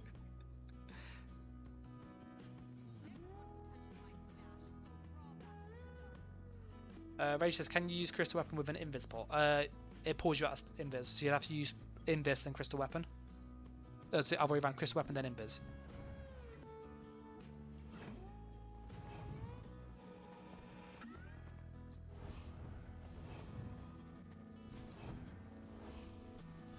Yeah, so they can't be stunned because they're big enemies. But that would stun them. So you literally have your overload ready. Crystal weapon, tap cloak, find a target, attack them from behind, and they get stunned. The overload also goes off, and so does the crystal weapon. And then because the shock and soul was slower, the Sundering Soul, sorry, is slower than the overload, you get the stun in this combo. So you end up landing 4 things at once.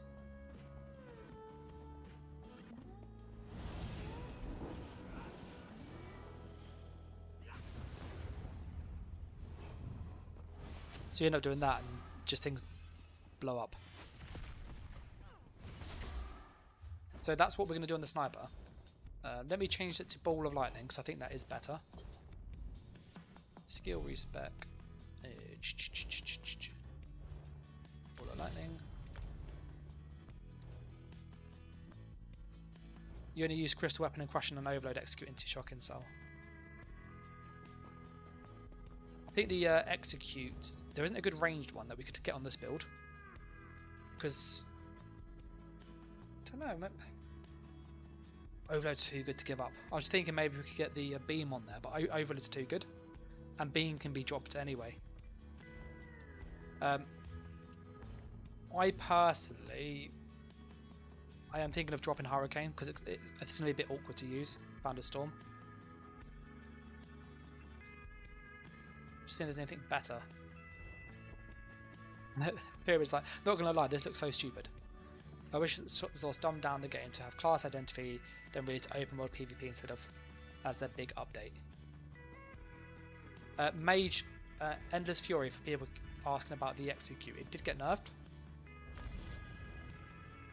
So it's got a 2-second duration, so when you hit somebody with it, they have to get below 20% health within 2 seconds of the hit rather than 5, which makes a big difference. The only reason we're using Hurricane is because it gave us speed for 4 seconds. But I am thinking actually going back to the channel deceleration, and then I can change this for regens, because having just played with it initially, it's never going to hurt having a bit more sustain, is it? Because look, we move really fast at this point.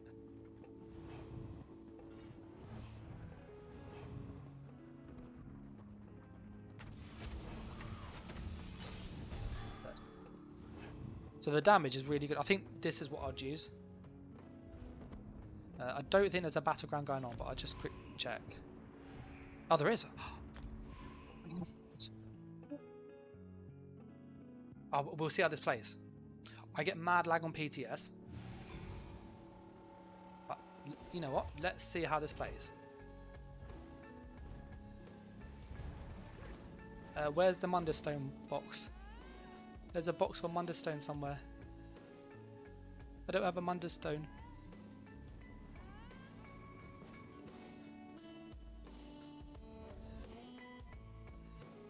It's in consumables. Crate of Munderstones. I need my lava. Let me use it.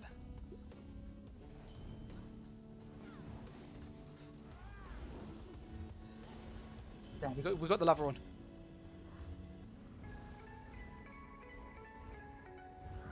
I don't have 19. I've sweared more than that. Consumables. Oh, they're just ones I had.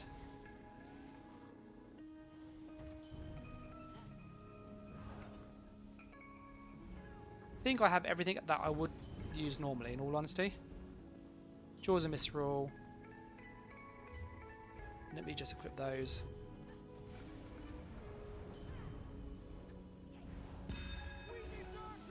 Yeah, I think we're pretty much where we would have this build anyway.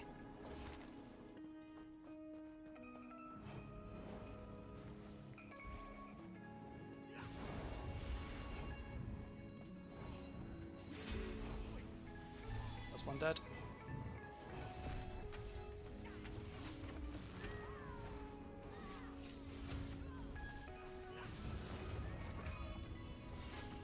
Oh, he dodged that overload.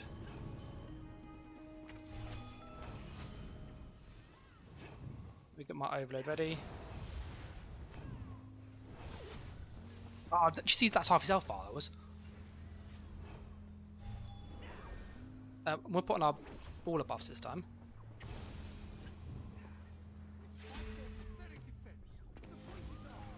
Oh, look at it. Oh, did you see that? That is stupid as hell. Let's put on our don't die buttons.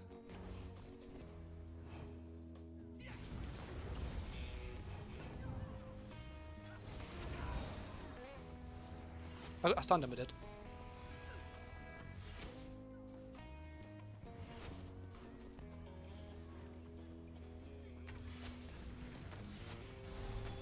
Oh.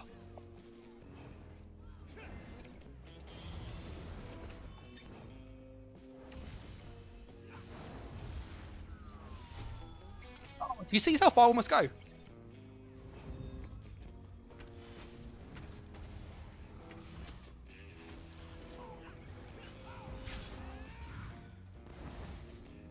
That's why we have cloak and streak. Look at that.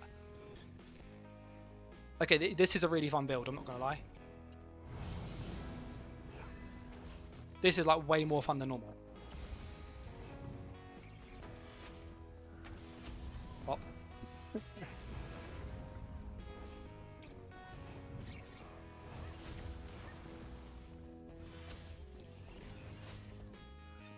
What do you think of the burst on this though? I've had 4 kills so far. And these are like tanky people because they've got proper builds.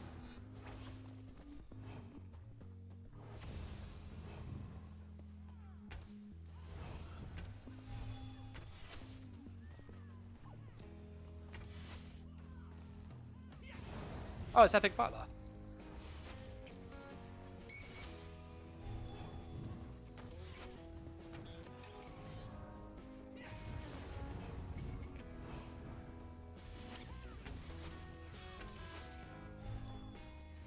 A kill, thank you very much.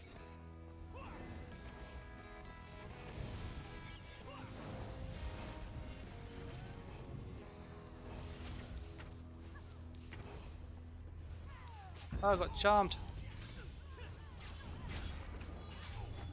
I got charmed. There's a charm that got me.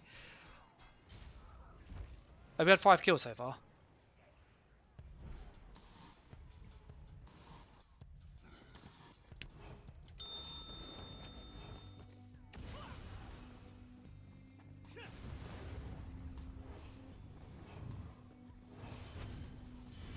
Oh, this.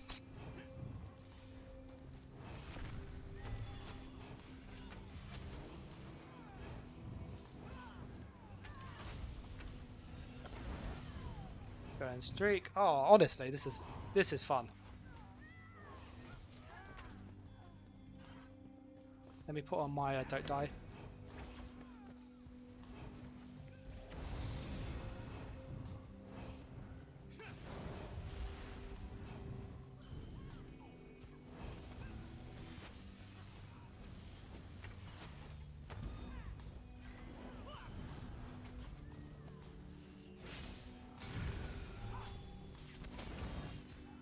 I pushed my streak. I didn't fire. I pushed it a few times.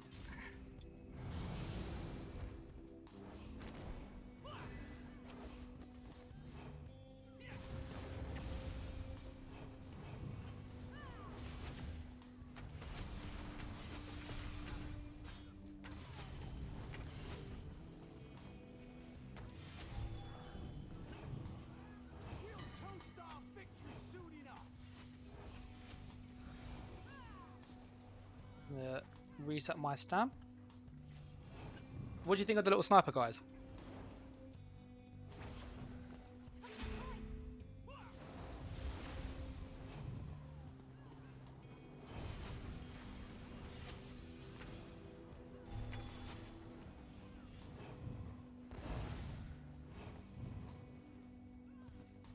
Yeah, streak and cloak. Honestly, it's like a match made in heaven, that combo.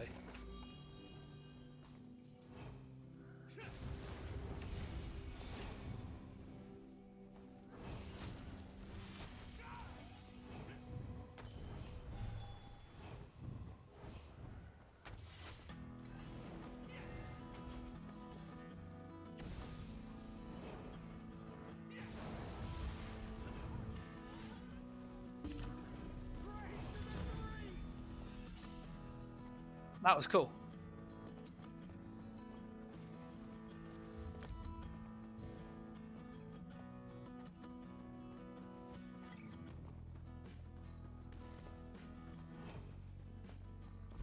Yeah, that was good.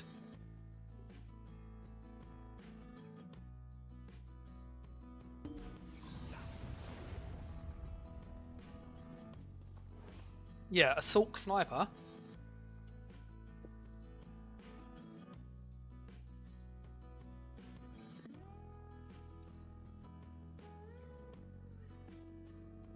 The way the Vate one works is you have to put it on, and then when you're in combat, stam skills and charge from then onwards.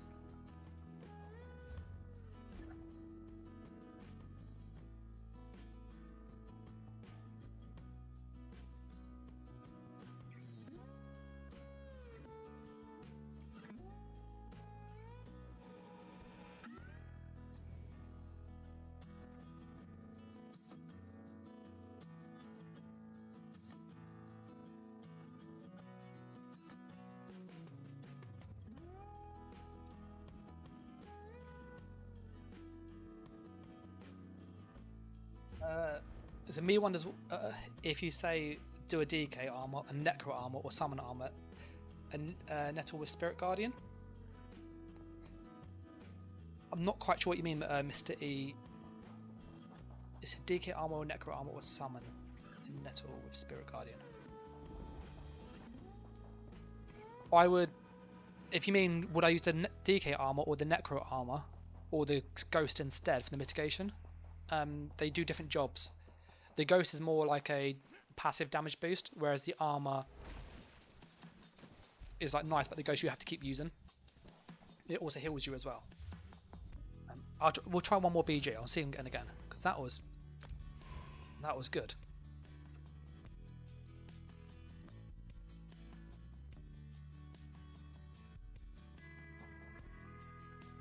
Yeah, I was quite. Oh, my add-on thing will be turned off. The combat metrics. Settings, add-ons. I need to find where it is again. They've moved everything around. I don't like it. I use both at the same time. They do the Spirit Ghost stacks, but if it's a major resolve, which is the armor buff, so that's this buff down here. So major resolve. So when you get it, it gives you 6,000 armor. If you have the DK armor and the Necro armor, that's both the same buff, so they wouldn't stack together because they're both major resolve. So you need to have it where this is like major resolve and then you have minor resolve. Or if you have access to scribing, you can use Gladiator's Tenacity, which is a script on Alfred's Contingency that gives you 8% damage reduction, which is worth about 6k armor generally. So you could also use that to get more mitigation if you're after it. A Pyramid said Nightblade Brawler with DK Leap would be pretty stupid. Honestly, the stuff you can do, like this is... I'm very happy with this build. Very, very happy with this. Just got to make a few tweaks to the scripts, just to like finish it off. Because we're going to put on the sustain here. Keep this here.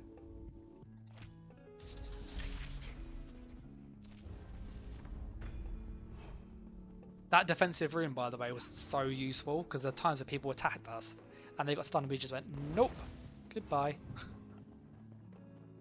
Like that 3 skill combo, bear in mind, defensive room is a 2-minute buff. Like it's 2 bloody minutes. To be able to keep that on and just move around, and if someone hits you, they get stunned. Like it's obscene. It is so useful. That's why I kept getting the stuns through the wall, because I had dots on me, and then people kept getting stunned because they all kept proccing the defensive rune. But yeah, I think this is where we're going to leave this build at. I don't think I can add much more to this, because we've got pen there, we've got major breach here. This is physical, so it can proc minor breach. So that's like 10k almost between those two skills. Pen. We have on a bar. I didn't even sharpen my bow. I didn't even have the right traits on my bow. That's hilarious. We put the right traits on. So we would have had even more damage than that. That Warden had 30, I think about 33k health, and we literally did like half his health bar with one like opening combo, and he was tanky, like really tanky. And this should be powered. It should also be a great sword as well, to be honest. Fraser said DK leap into spec bow would be more useful than leap into whip.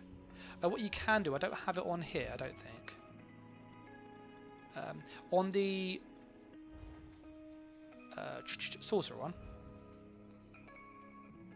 in the Daedric Summoning, the Bound Armaments has 2 stacks now, so you can charge it up twice and then shoot 2 volleys at once, which is really good. So you can go volley in a row.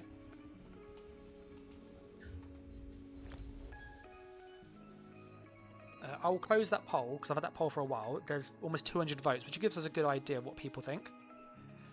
But the general consensus is people are happy and excited about this change. I'm one of those people, I'm not going to lie. Yeah, so 2 volley, you can shoot it twice. So if I show you on... I want to make a different class now, a different build. I want to make a dot build, Let me delete that.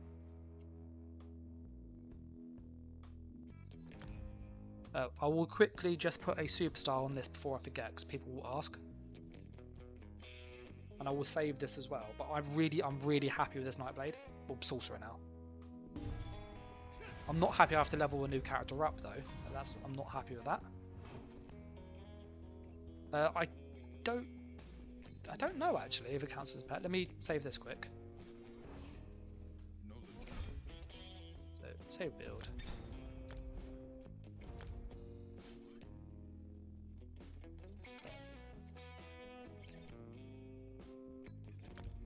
So this is the bow gank version 2. It's not finished, but I think we've got a really good base to go from. Where's the arrow? Where's the little bow? There's a bow and arrow down here somewhere. There it is. We're going to equip this one quickly. And what's nice with the armory system is it will change your skill lines for you, which is like incredibly useful. I'm going to quickly check that Fraser.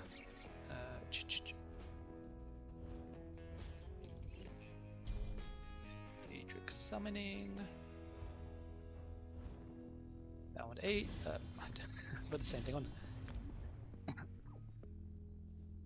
So for 10 seconds, up to 8 times. Fully charge every takes quite 2 stacks. See what if you just didn't use stealth and just ran around with sneak lightning ball. You can, but when you push streak whilst in cloak, so I've got it here, yeah? It pulls you out. And the other morph does as well.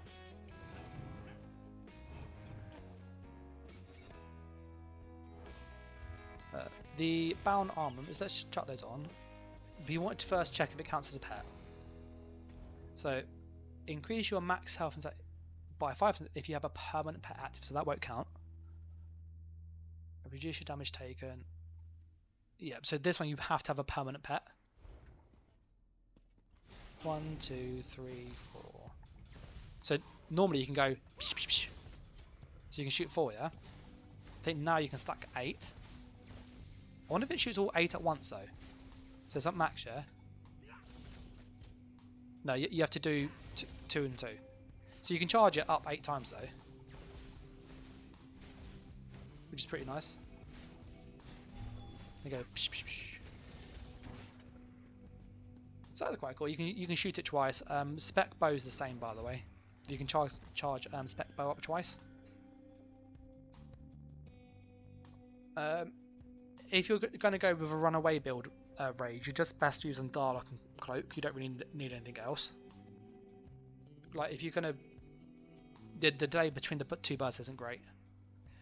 If you were going to go like do not die at all, I would personally use Nightblade Shadow for the cloak. I'd use Sorcerer Storm Calling and use Streak, and I'd go down to the Warden and I'd use Winter's Embrace and then use Crystallized Shield. And I'd probably change it to Crystallized Slab. So this basically absorbs range attacks and stuns them back. And that's what I do to like have a way to just keep going. I was just thinking if I was able to find a way without Cloak to be able to grab Spec Bow. Spec Bow doesn't, it hits hard, but you need, the problem with it is when you use Spec Bow, if you use 2 charges, there's that 1 second delay in the middle, so you can't go bang bang, which is a problem. Whereas what you're trying to do with lots of classes is like land Haunting Curse with Deep Fissure and Power of the Light, and that's huge burst if you land those 3 together. It's like disgusting. Jesus Beam, people have asked about this a few times. Jesus Beam got nerfed. Like it took a big nerf. It's still good, it just took a massive nerf. So let me change my shadow out and get Templar and put on Jesus Beam. So we have the good old Jesus Beam now, down here. So Radiant Oppression. It's now a 5-second channel. The problem with it is it can be dodged. And the way in which it ticks, so I was actually like playing with it, it doesn't tick like constantly. So before, what would happen is it would tick really frequently, it would. Whereas now it's like once every second. 1, 2. So when people are rolling, and are doing this, yeah, you get very few ticks, if any. The execute is also like it starts from a lower health, so it used to be 50%, but now it's 39%, and this is with the damage morph. Someone did ask about jabs as well. Did they change the jab animation back? We can have a quick look. Let's swap this out for Templar, Adric Spear. Arnold says, "Is this the actual update?" Yes.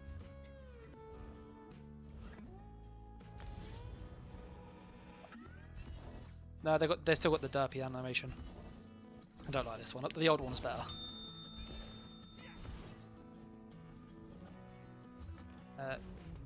Jabs is basically your AoE cleave. So this just hits hard anybody in front of you. It's an AoE skill. So the idea is that basically this is what you want to use to like really weaken people, and the beam should be the execute. Whereas before, and I've been guilty of it, I've made a beam build where you just spam beam and people die because it was that good. So like using piercing javelin into beam, it's still going to work, it just won't be as good because it can be roll dodged.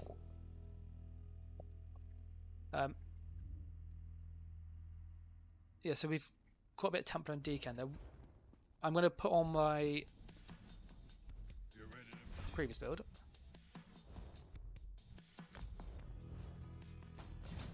There you go. The armory system. This will be a like if you haven't got this, this will be a game changer for you.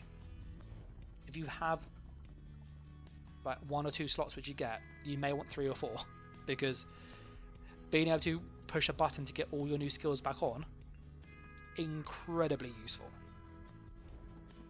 Oh, it is midnight where I am. Oh, I'm like, do I stay or do I go? I'll have a look at one more. I want to make a dot build. Because we used to play the dot crow. Really like the dot crow. I don't think the dot crow is the way to go. So, I'm going to use unified dot build. I want this to be a ranged dot build. Now, the base range dots that you have, in all honesty, is Warden and Templar. Arcanist has one, but it's not great, and Necro range dots are just crap. They're bad. They're really bad. Nightblade doesn't have any range dots. DKs are all melee dots. They're good. I'm going to go Warden for this, I think. Artemis says, with all the Templar nerfs, why do they hate them? I think Templar's really good. I know this sounds controversial, and people are going to be like, Dan, what on earth are you saying? But when you look at the Templar class kit, it has really good skills. The problem is they just don't work together. That's the issue. But as a kit goes, it's got really, really good skills. If you think of like what are some of the best skills in the game, Bubble is a nightmare. So that's a bit like, eh. You then got Honor the Dead, which is a burst skill that pays for itself. You got Beam, which is great. You got Power of the Light, which is a good burst skill. You got the Ult Sweep, which hits really hard in melee. You've got a good armor buff that gives you healing. Like, very few armor buffs heal you. So, I think Templar has a lot more going for it than people realise. It's just it's a clunky class to play. That's the problem, because it doesn't have the burst like your traditional standard does. Your reputation precedes you. We're gonna grab this. I am gonna go Dawn's Wrath.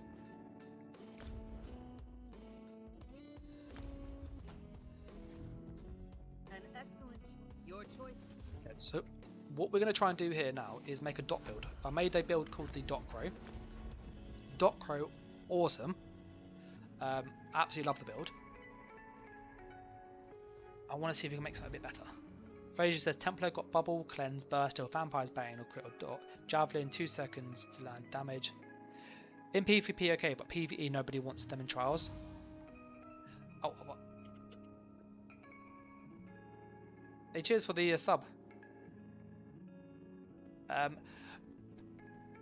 PvE, I can't comment too much because, you know, I do it because I have to. That's trippy as hell, that. Look at that.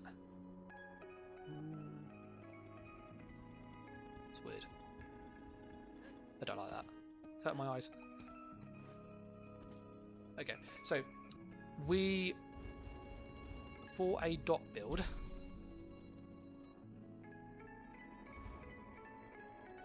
I am thinking Necromancer.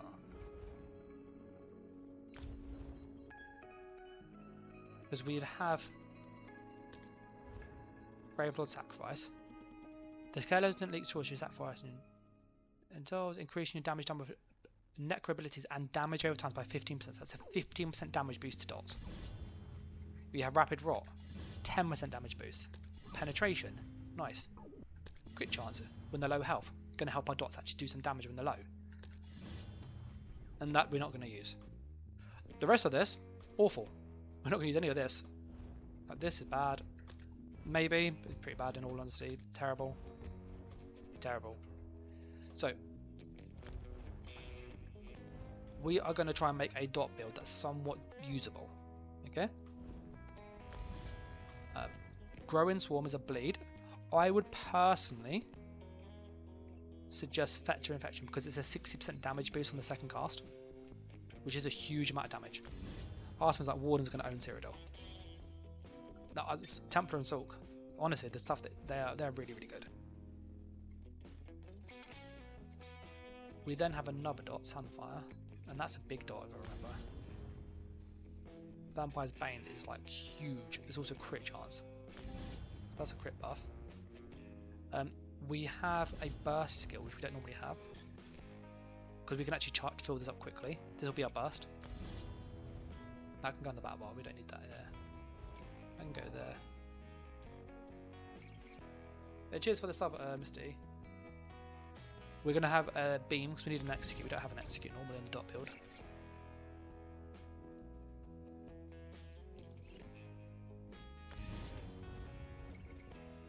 Do we have a stun? Don't feel we have a stun. That's always one of the things we're lacking on that on that Necro, was that we never had a good stun. Now we could use like the off balance stun from Cut and Dive and use Screaming Cliff Razor. There's off balance there. It's a small bleed, so that's not really good bleed.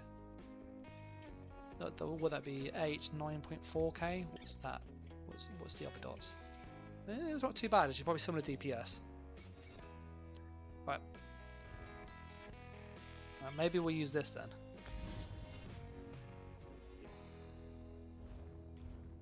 Because that at least will give us access to an off-balance stun, which you don't normally have. The Oblivion dot, you have to be next to them. Sorry, the Oblivion dot is okay, but you need to stack both to make it good. The melee one, you need to be next to them, and if you have one, it's not worth it. Because the Oblivion dot doesn't get boosted by passives and stuff.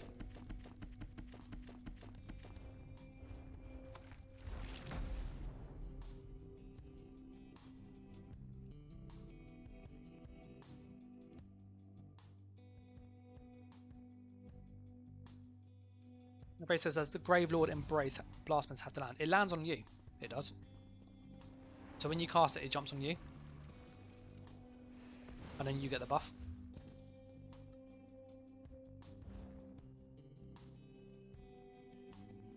And AI says Necro Sulk DK Nightblade would be the best. Which AI bot is that by chance? Oh, it's you.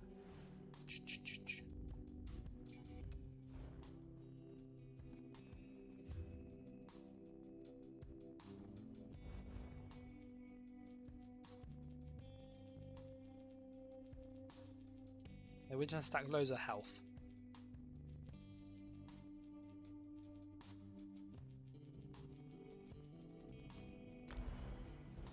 Dragonkin's good on anything, Dimitri. The Asylum with the... I did loads of testing with that, by the way. The... Yeah, I'll be up after this, okay? The Asylum one, when you use that with Crushing Shock, compared to just using Charged, so Asylum and Sharpened gives similar DPS to Charged and just a normal one, just because you're proccing the status effects often enough as it is anyway. And losing that 2-piece bonus for something else is not that great.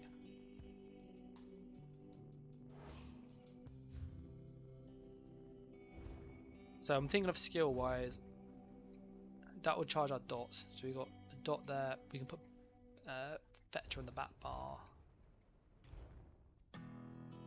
This would be a damage buff.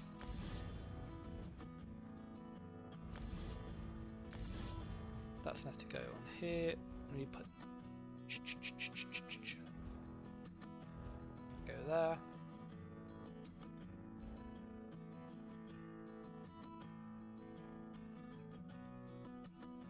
We have an armor buff. I don't think we have an armor buff, in all honesty, or a burst steel. This is where I was saying, like, you have to be really careful with your skill choices, and why scribing basically fixes it all.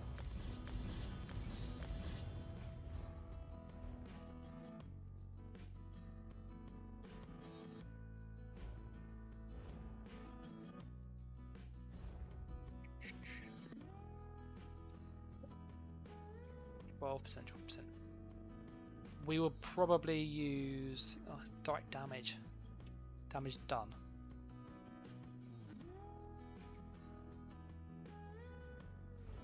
Does the lightning staff increase? It sounds silly. Does it have any damage on that? Yeah, it does.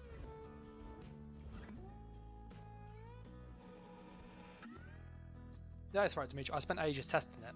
What you want to do, if you want to use Dragonkin, use Reliquin with it. It's absolutely disgusting. Like, it is. One of my PvE builds, which I haven't actually published, uses Reliquin and Dragonkin's Grip, and you literally just hold heavy attack. You do nothing else. You get 90k DPS. You literally just do this. Don't need to push any buttons. 90,000 DPS. Because Dragonkin buffs the Reliquin proc every single time. So when you get 10 stacks of Reliquin, and you get the 660 extra from Dragonkin, being times by 10 times, it's like obscene amount of damage.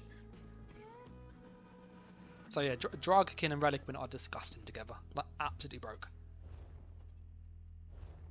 They're the things I don't really like make videos on publicly. I do them in like the members tab, where they're more like stupid broken things.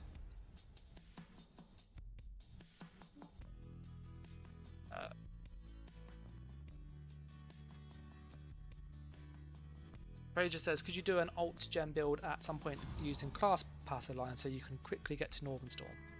In all honesty, if you did that, just use the vampire spammable, the vampire alt gen. It gives you like 12 ult every second. It's obscene. That is way more useful. I've made a build which I'll probably update with this new change called the Reflector, which basically spams spell wall to keep it up 100% of the fight or thereabouts. And you just proc Harbinger for free. So you can literally just take no damage and people get hurt, they hit you. It's really, really stupid. And it does utilise the vampire skill, because you just spam the vampire drain, which gives you ult gen. So I'll show it's down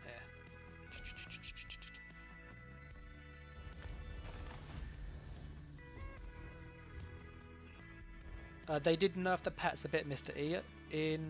I think you have 6 pets out in total, if I recall from the notes. And in PvP it's 5. That does include corpses as well. So you can't have loads and loads of stuff out. I am getting tired because I forgot what I was going to look for.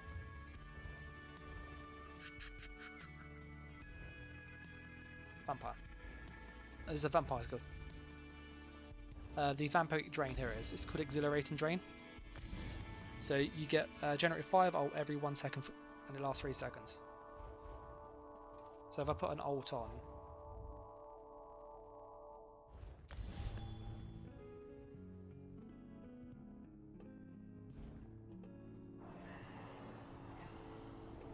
So I'll literally, if I light attack, and just push this, yeah? If you watch my ult number go up.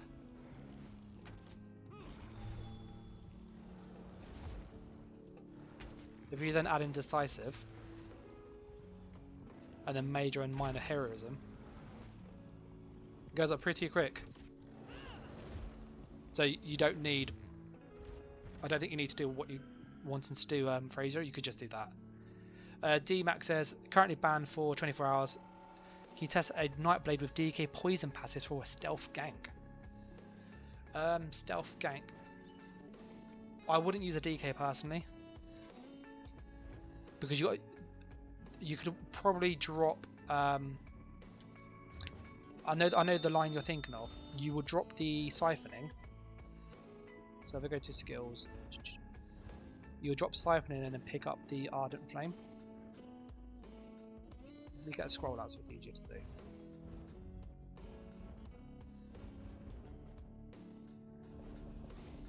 Utility.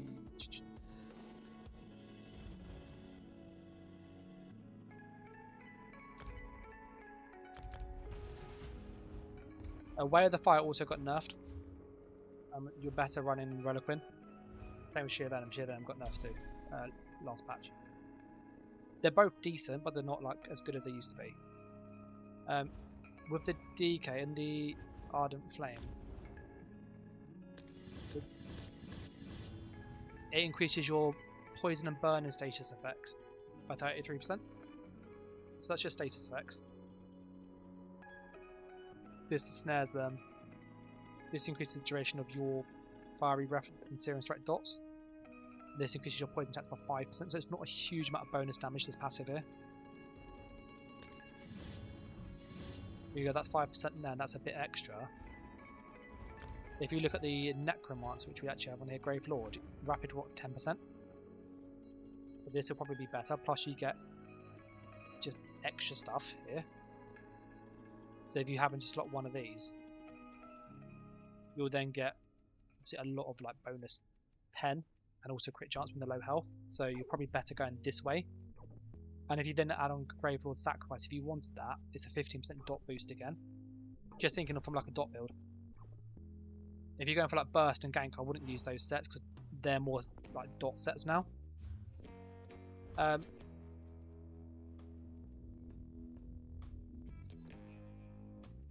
We'd probably use Meteor. That's like the only good ranged ult that we have access to.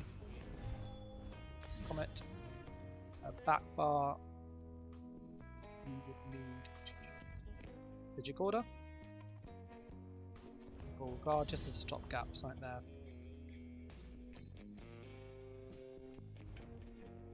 Now we need to look at our damage buff. So we've got damage buff, mobility skill. We have no armor buff and no burst heal. So let's see if we can fix that. Wield Soul. This is the burst heal. This has to be that. It also has a snare, which is quite nice with the Warden, so that's quite helpful. Now, it's only 10-second armor, so that's not long enough in all honesty. I'd probably just go with, get those anyway. The Vitality. We'll choose this as the heal. I wouldn't worry so much about the tooltips just yet, because what we're doing is just getting the skills right to make sure we have like a viable kit. The flies on the other bar.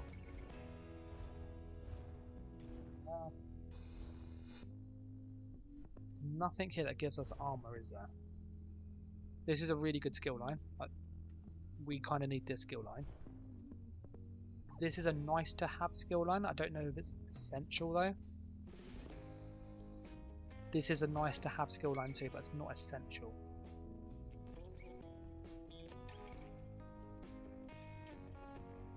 Nice recovery, nice crit damage.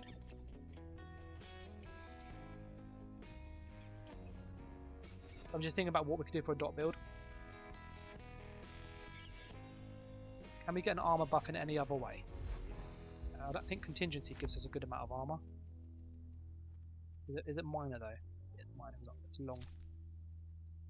Soul burst. Does that give us? What would you suggest for the best craftable damage set for Stamden? In this patch or next patch. If you're thinking this patch, Oak Fathers is very good. You can front bar that. Stoon's favour, it's decent. It's not like good, but Stoon's pretty decent for like high burst if you use off balance dizzying swing. Oak Father's quite a good staple though. But I'd probably use something like Oak Fathers personally myself. And then on the back bar, you can put on like Wretched Vitality to have sustain or Rallying Cry even. So then you got a bit of defense, and then you can have space for a mythic, a monster and a one-piece trainee. Gaze of Sith is good, but so Sith is not a bad idea. This is what I think Tudor's going to really shine, because people can now get the armor buff from Tudor. It would save a bar slot. I wouldn't mind having an extra bar slot, because I think Tudor's actually a good shout here.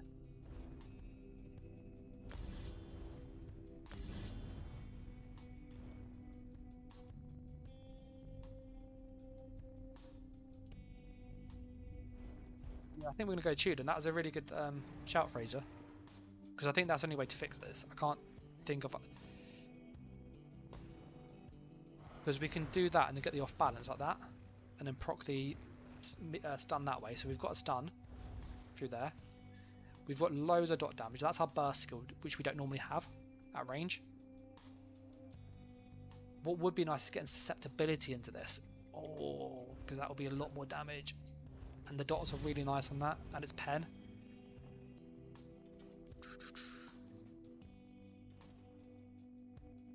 Yeah, I think that's enough to go here.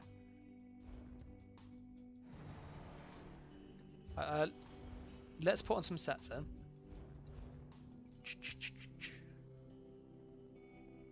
Now, I'm thinking, and I'm probably going to go sort of to your setup thirsty, thinking about Oak Fathers. I'd have Oak Fathers front bar, Wretched Vitality, or Rallying Cry back bar. Then I'd use probably Balog monster set, one piece trainee, and then I'll probably use Death Dealer's Fate, because it's quite a good staple for just max resource. Markin's it's okay. Saint and Seducer's pretty good. Sea Serpent's good.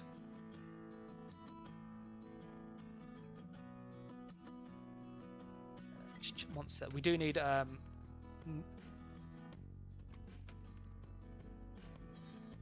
just thinking about sets, dungeon sets. I think if I was going to build into this, I'd probably do this. It sounds a bit it's like basic glass cannon, but Dragonknight is just too good not to use. Where is Mighty Jordan?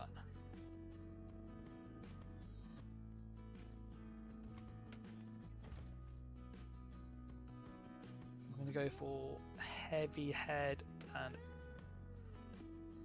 light, medium shoulder.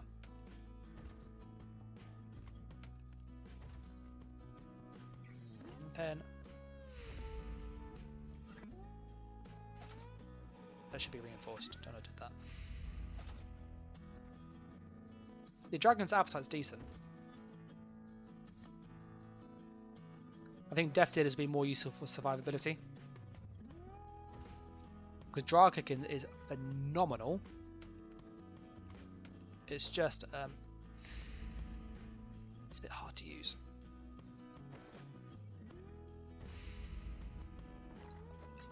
Because what Dragonknight does, when you put it on you, your damage is disgusting. Like, it's so freaking high. I need to get Dragonknight weapon. Where's my Dragonknight? Inferno staff. Pariah's decent. Me personally, I go for more like defense, more damage in the defense.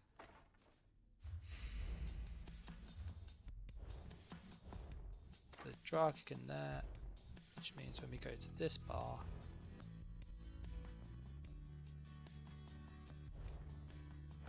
so if people are curious, what does Dragonknight do to your tooltips? This is what it does.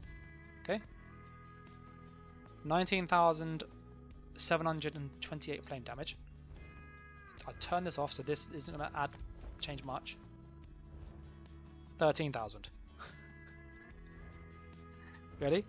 Drago back on. 19,000. It does it to every single dot that you have.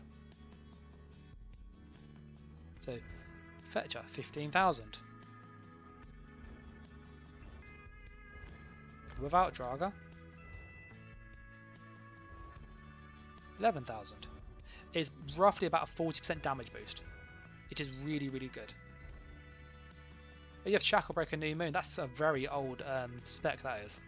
I used to love Shacklebreaker back in the day. So good. And then things changed. We're going to put Tude in here. That fixes the armor issue. No, we probably are just going to have to use Wretched. I don't think we can sustain this. Maybe. What are they regen on these? Yeah, all regen. Still don't. We could put degen. I like the Betty, but if we went degen, maybe if we put this here, then we would have to then go with Wretched, because we wouldn't have the sustain. Because we have so many skills that we're spamming, we are going to run out of sustain very, very, very quick.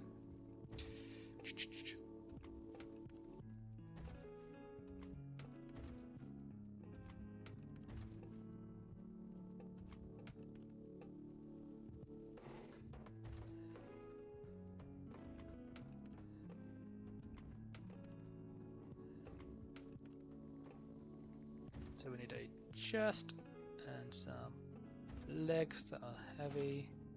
They'll be reinforced in a moment.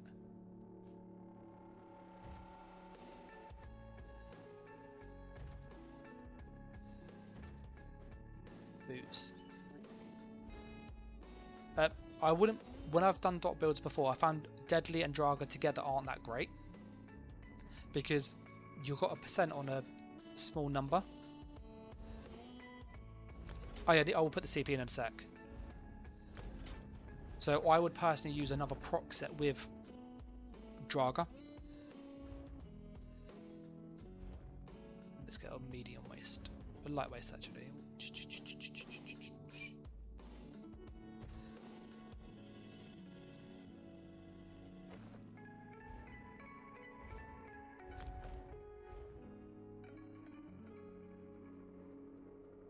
Now we'll backbar this.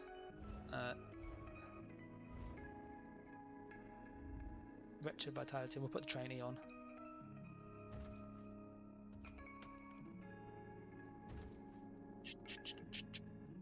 Inferno.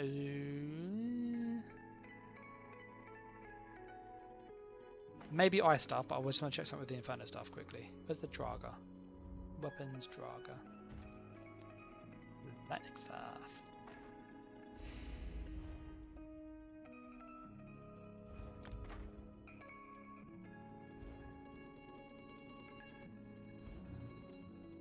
So what I'm just going to check is, I remember the... That's 20k dollars, pretty good though. That's like... No point on a damage buff.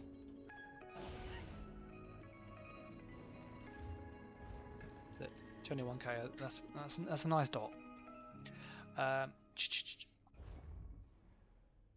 Now the Ancient Knowledge increases your damage done. I don't think it changes on your tooltips though. So I'm going to put my damage buff again.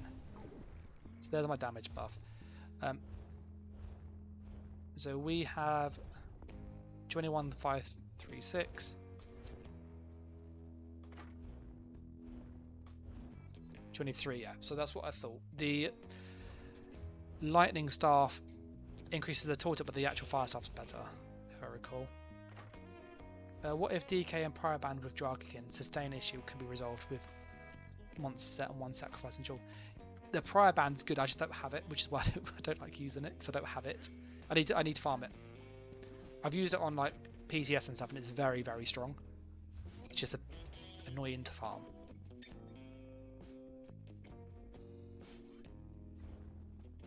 Where's this transmutation?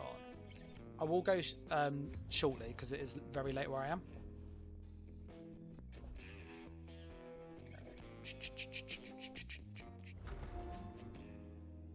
They're changing a lot, but more like nerf and skills passives again. There's a lot changed there, but actually there's so many more options now for PvP, which is like incredible. So I really like this.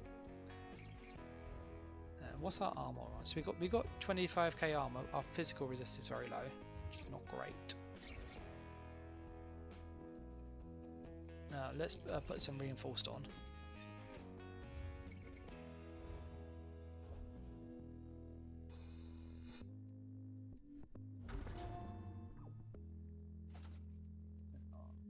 Helmet should be reinforced. Our legs should be reinforced. Everything else should be in pen. Now we could put on some protective. It's not ideal. It's not like a great use.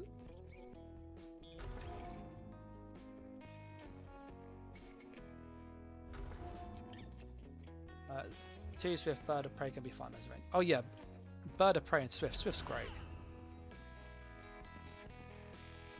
Now I could put on Wild Hunt as well.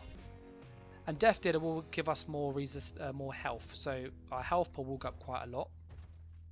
Like I'll put on a buff in a sec.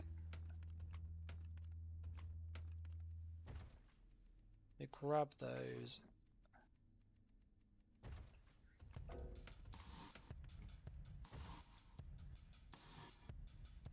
Get those. I don't think I'm going to use the magical harm in all honesty, because I think we're going to have issues with sustain.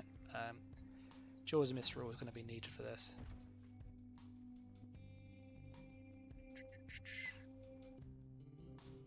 Want new weapon damage at the back.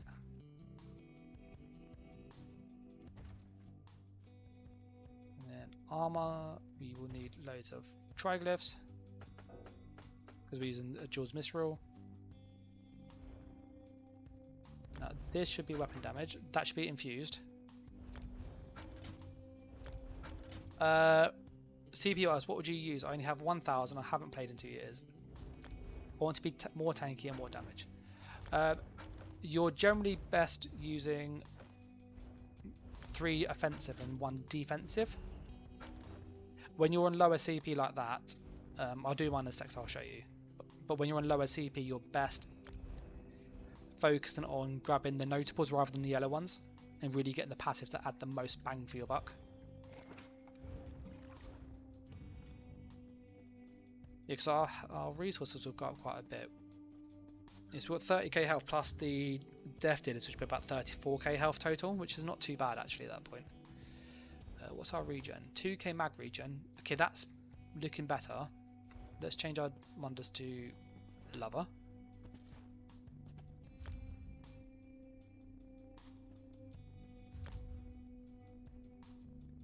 It decides to work. So the Wonder Stones are always like laggy on PTS. Our armor it's not the highest.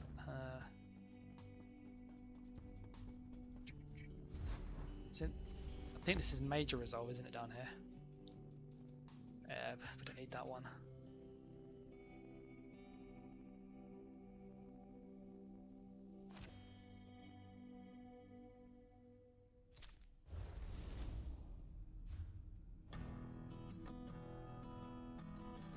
No good like heal that we have from these 3 classes. This is where this change makes it really tricky. You have a 6k damage and 30k physical resist on sword and board back bar, but I still get mowed down. It's more because people have high pen. The Force of Nature is something I will use. It's a good passive CP in there.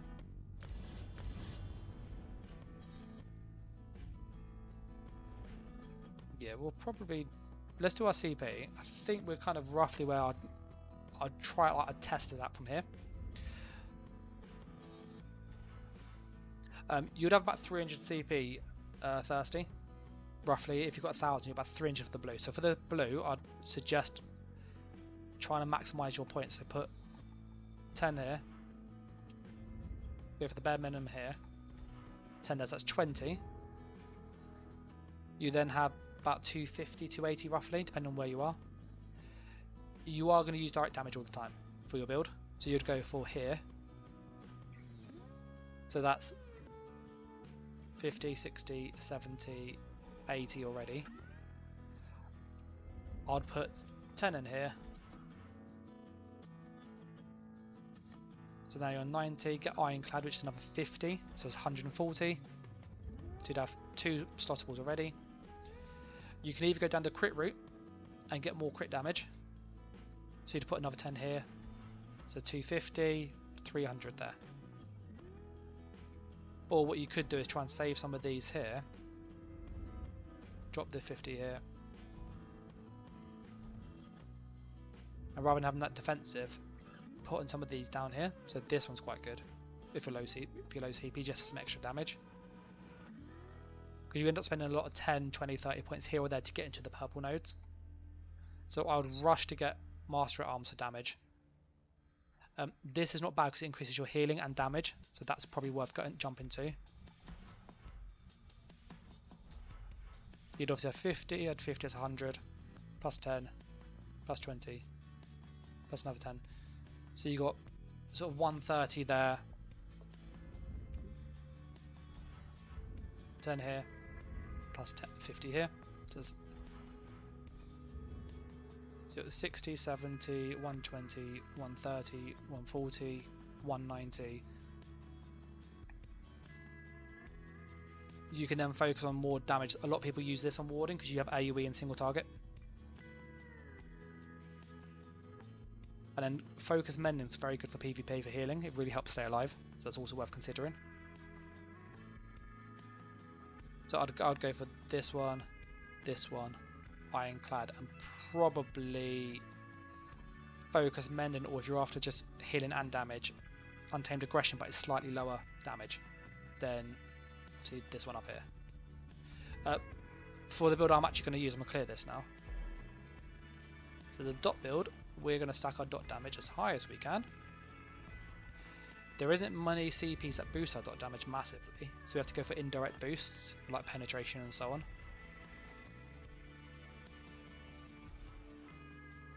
I will say, Thirsty, if you're still there, with the breakpoint for like CP and is it your CP causing you to die or not, when you get to about 1400 CP, at that point you're not really going to notice the difference.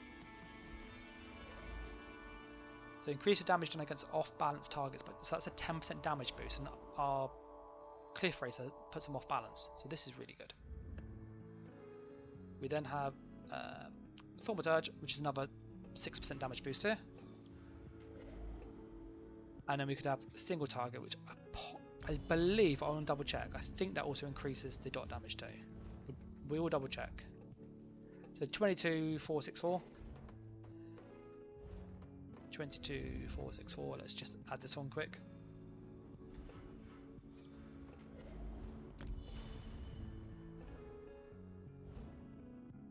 Yeah, it does. So that's like the CP would use for the blue ones. For the red ones, I will put on the usual bits. Celerity is like a must. Absolutely love that one.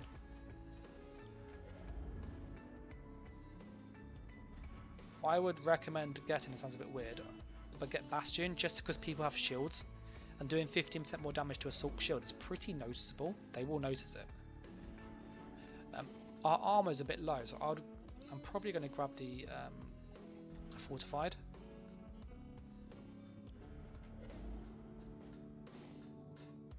And then I will grab the Pain's Refuge, wherever that is. Is that up here?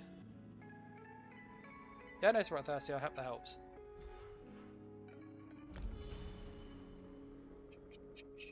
I didn't slot that one, did I? Did I?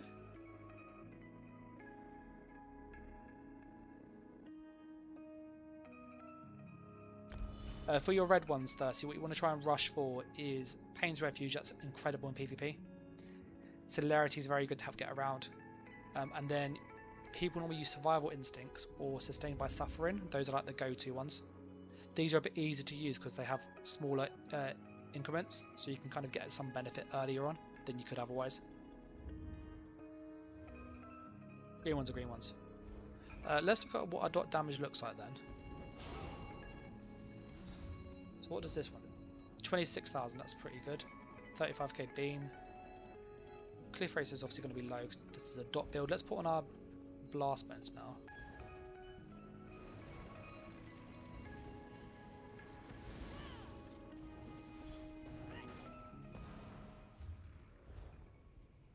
Yeah, 28k. That's almost 1,000 damage a second. That's pretty nice. That is.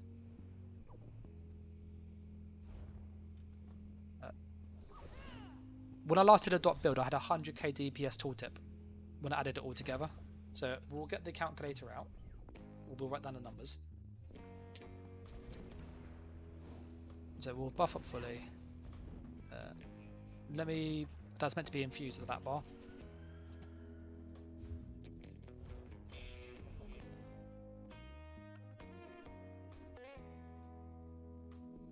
Infused. This could be an ice staff, by the way, if you wanted. And this should be sharpened.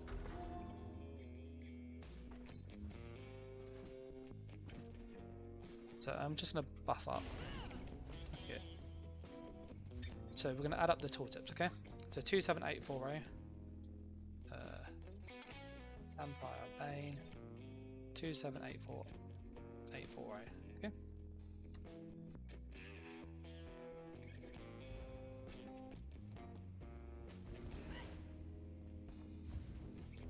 Oh, I need to put the dot on. Oh no, an AD. This is just what the random thing had. I need my blast bones on because that makes a difference.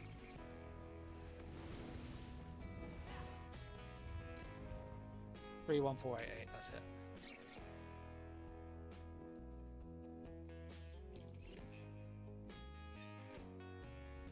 And we'll do the same thing. So keep our blast bones on.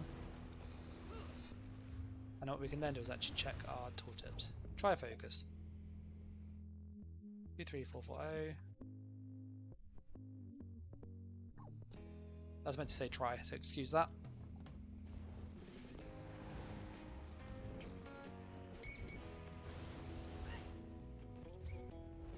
Animal companions. Fletcher is 251. That's nasty. That is 25146.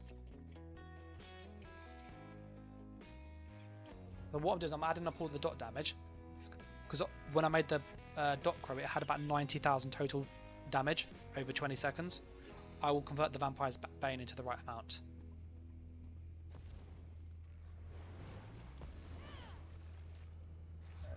Do you have any other dots?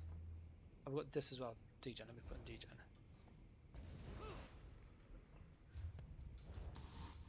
Mage's Guild. That's a nice dot there. 26748.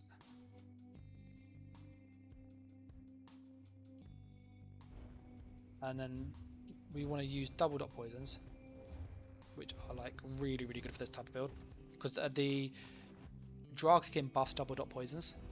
So look at those, they're nasty, they are. 2218.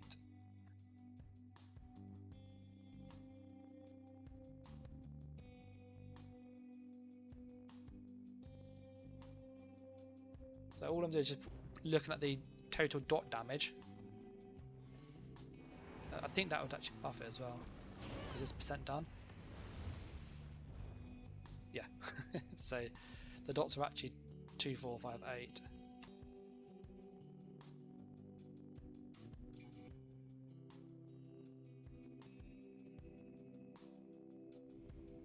I think that's as, and we've got the status effects, which will all do roughly 500 each because they constantly tick. So look, you can spam those in PvP. What is that all combined? Let me get a calculator out. So I'm just working out to see how would this feel compared to the dot crow. If you've used that, you've got an idea.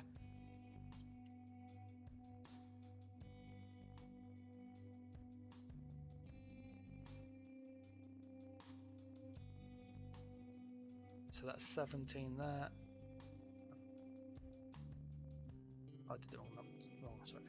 31488 divided by 32 times 20. That's why it's in the same like amount. Added 23440. Added 25146.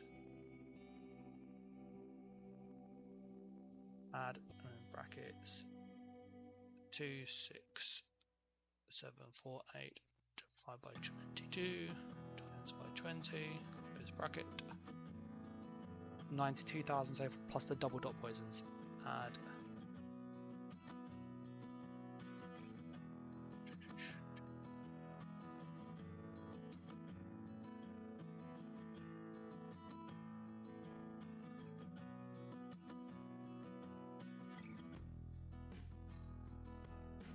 yeah, so looking at this, looking at the numbers, yeah, roughly this has about 20% more dot damage than the Necro build that's on the channel, and it has an execute and it has a burst skill.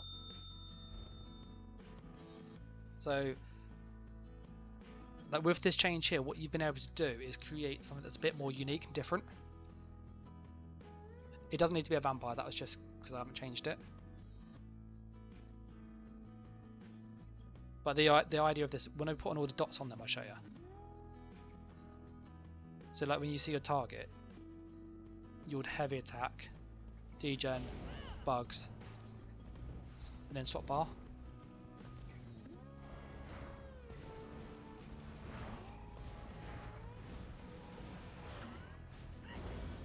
And then, you know, that's a fair bit of damage there. So you can see all the dots like just ticking at them.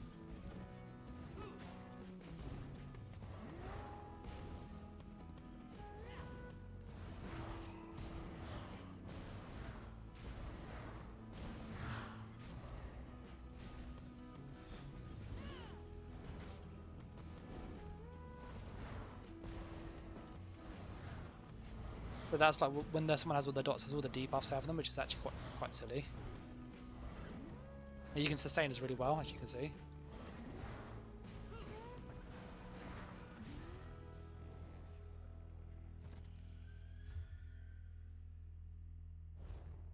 So I think that's quite cool. Rage says, "Is the new mythic not in a box?" I'll have a little look. They normally put them in their own place. They do.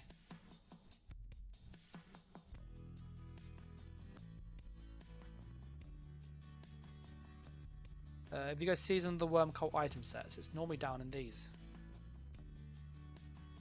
specific item sets. Mythic items, there is. So Season of the Worm Cult, Mythic item Solstice, and here they are. So 3 new mythics. You've got this Mad God Dancing Shoes, which is pretty cool. It's just a bit of like RNG-ness. Not for me personally. This one looked awesome. I want to see though if this gets changed a bit more. So increase the damage of your heavy attacks by 50%. Heavy attacks no longer restore resources. This doesn't say it doesn't work in PvP. So I'm hoping it works in PvP because that's what I will be using. This sounds awesome for a heavy attack build. But we have to wait and see. You then have the Reforge one here. While in combat on your major, on your primary weapon, you get major force and minor berserk, minor vulnerability, so just loads of damage. And from your back bar, you get major protection, minor vulnerability, and minor timidity. Which basically means you just get loads of defense on the back bar and loads of offense on the front bar. It's a really good mythic. Like, this is great. This is definitely worth using next patch. That's the one I would use. I think most people would be good just running this because it's kind of what you want, in all honesty. Damage when you need it, defense when you need it. Why would you not use this? This one I like the look of. So this is Rakat's Void Mantle. So reduce the damage of your light attacks by 50%. Dealing damage with a light attack restores magicka and stamina depending on the weapon type. You get an additional resource if they're off balance, and less resource if they're blocking. It increases the damage of your heavy attacks by 50%. Heavy attacks no longer restore resources. So this doesn't say it works in or out of PvP. I assume it works in both. But for like PvE, this is great. If you got a Oaken Soul heavy attack build, you'd change to this and you scribe them with the Empower. And all you do is you'll just have enough sustain to offset the lack of heavy attack restore. And you'll probably get a DPS boost. The Batman DKT asked, is subclassing in PvP? The answer is yes. Subclassing is decent. It's going to be a lot of changes. Red says, what's a good heal ability for the Nightblade? I'm not on a Nightblade, but I can show you quickly. I will go in probably the next 5 minutes, okay? Because it is it's gone midnight, it's almost 1 o'clock. On a Nightblade, you are typically wanting to use the siphoning, and you would have malevolent offering. It's very late. Change it to shrewd offering or healthy offering. Healthy offering is pretty easier in all honesty, so this is quite good. If you don't want to use these, you can go down scribing, and then if you go down the scribing route, you would typically use Wield Soul with healing, Jura's Resurgence or Sage's Remedy, and Vitality. On a Nightblade, this is normally about a 10,000 tooltip up here, so it ends up becoming a burst heal.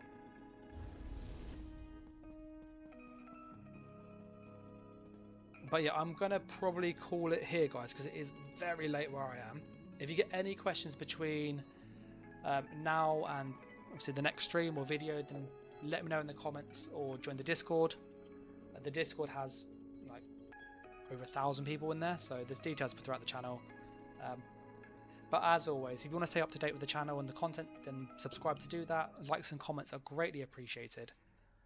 But I'm going to say a massive thank you to all of the people who support on YouTube membership and on Patreon. They get exclusive content, early access to the videos and much more. If you want to see all that good stuff, there's details down below. I'll catch you next video or stream, so thanks for watching guys. Take care, and bye!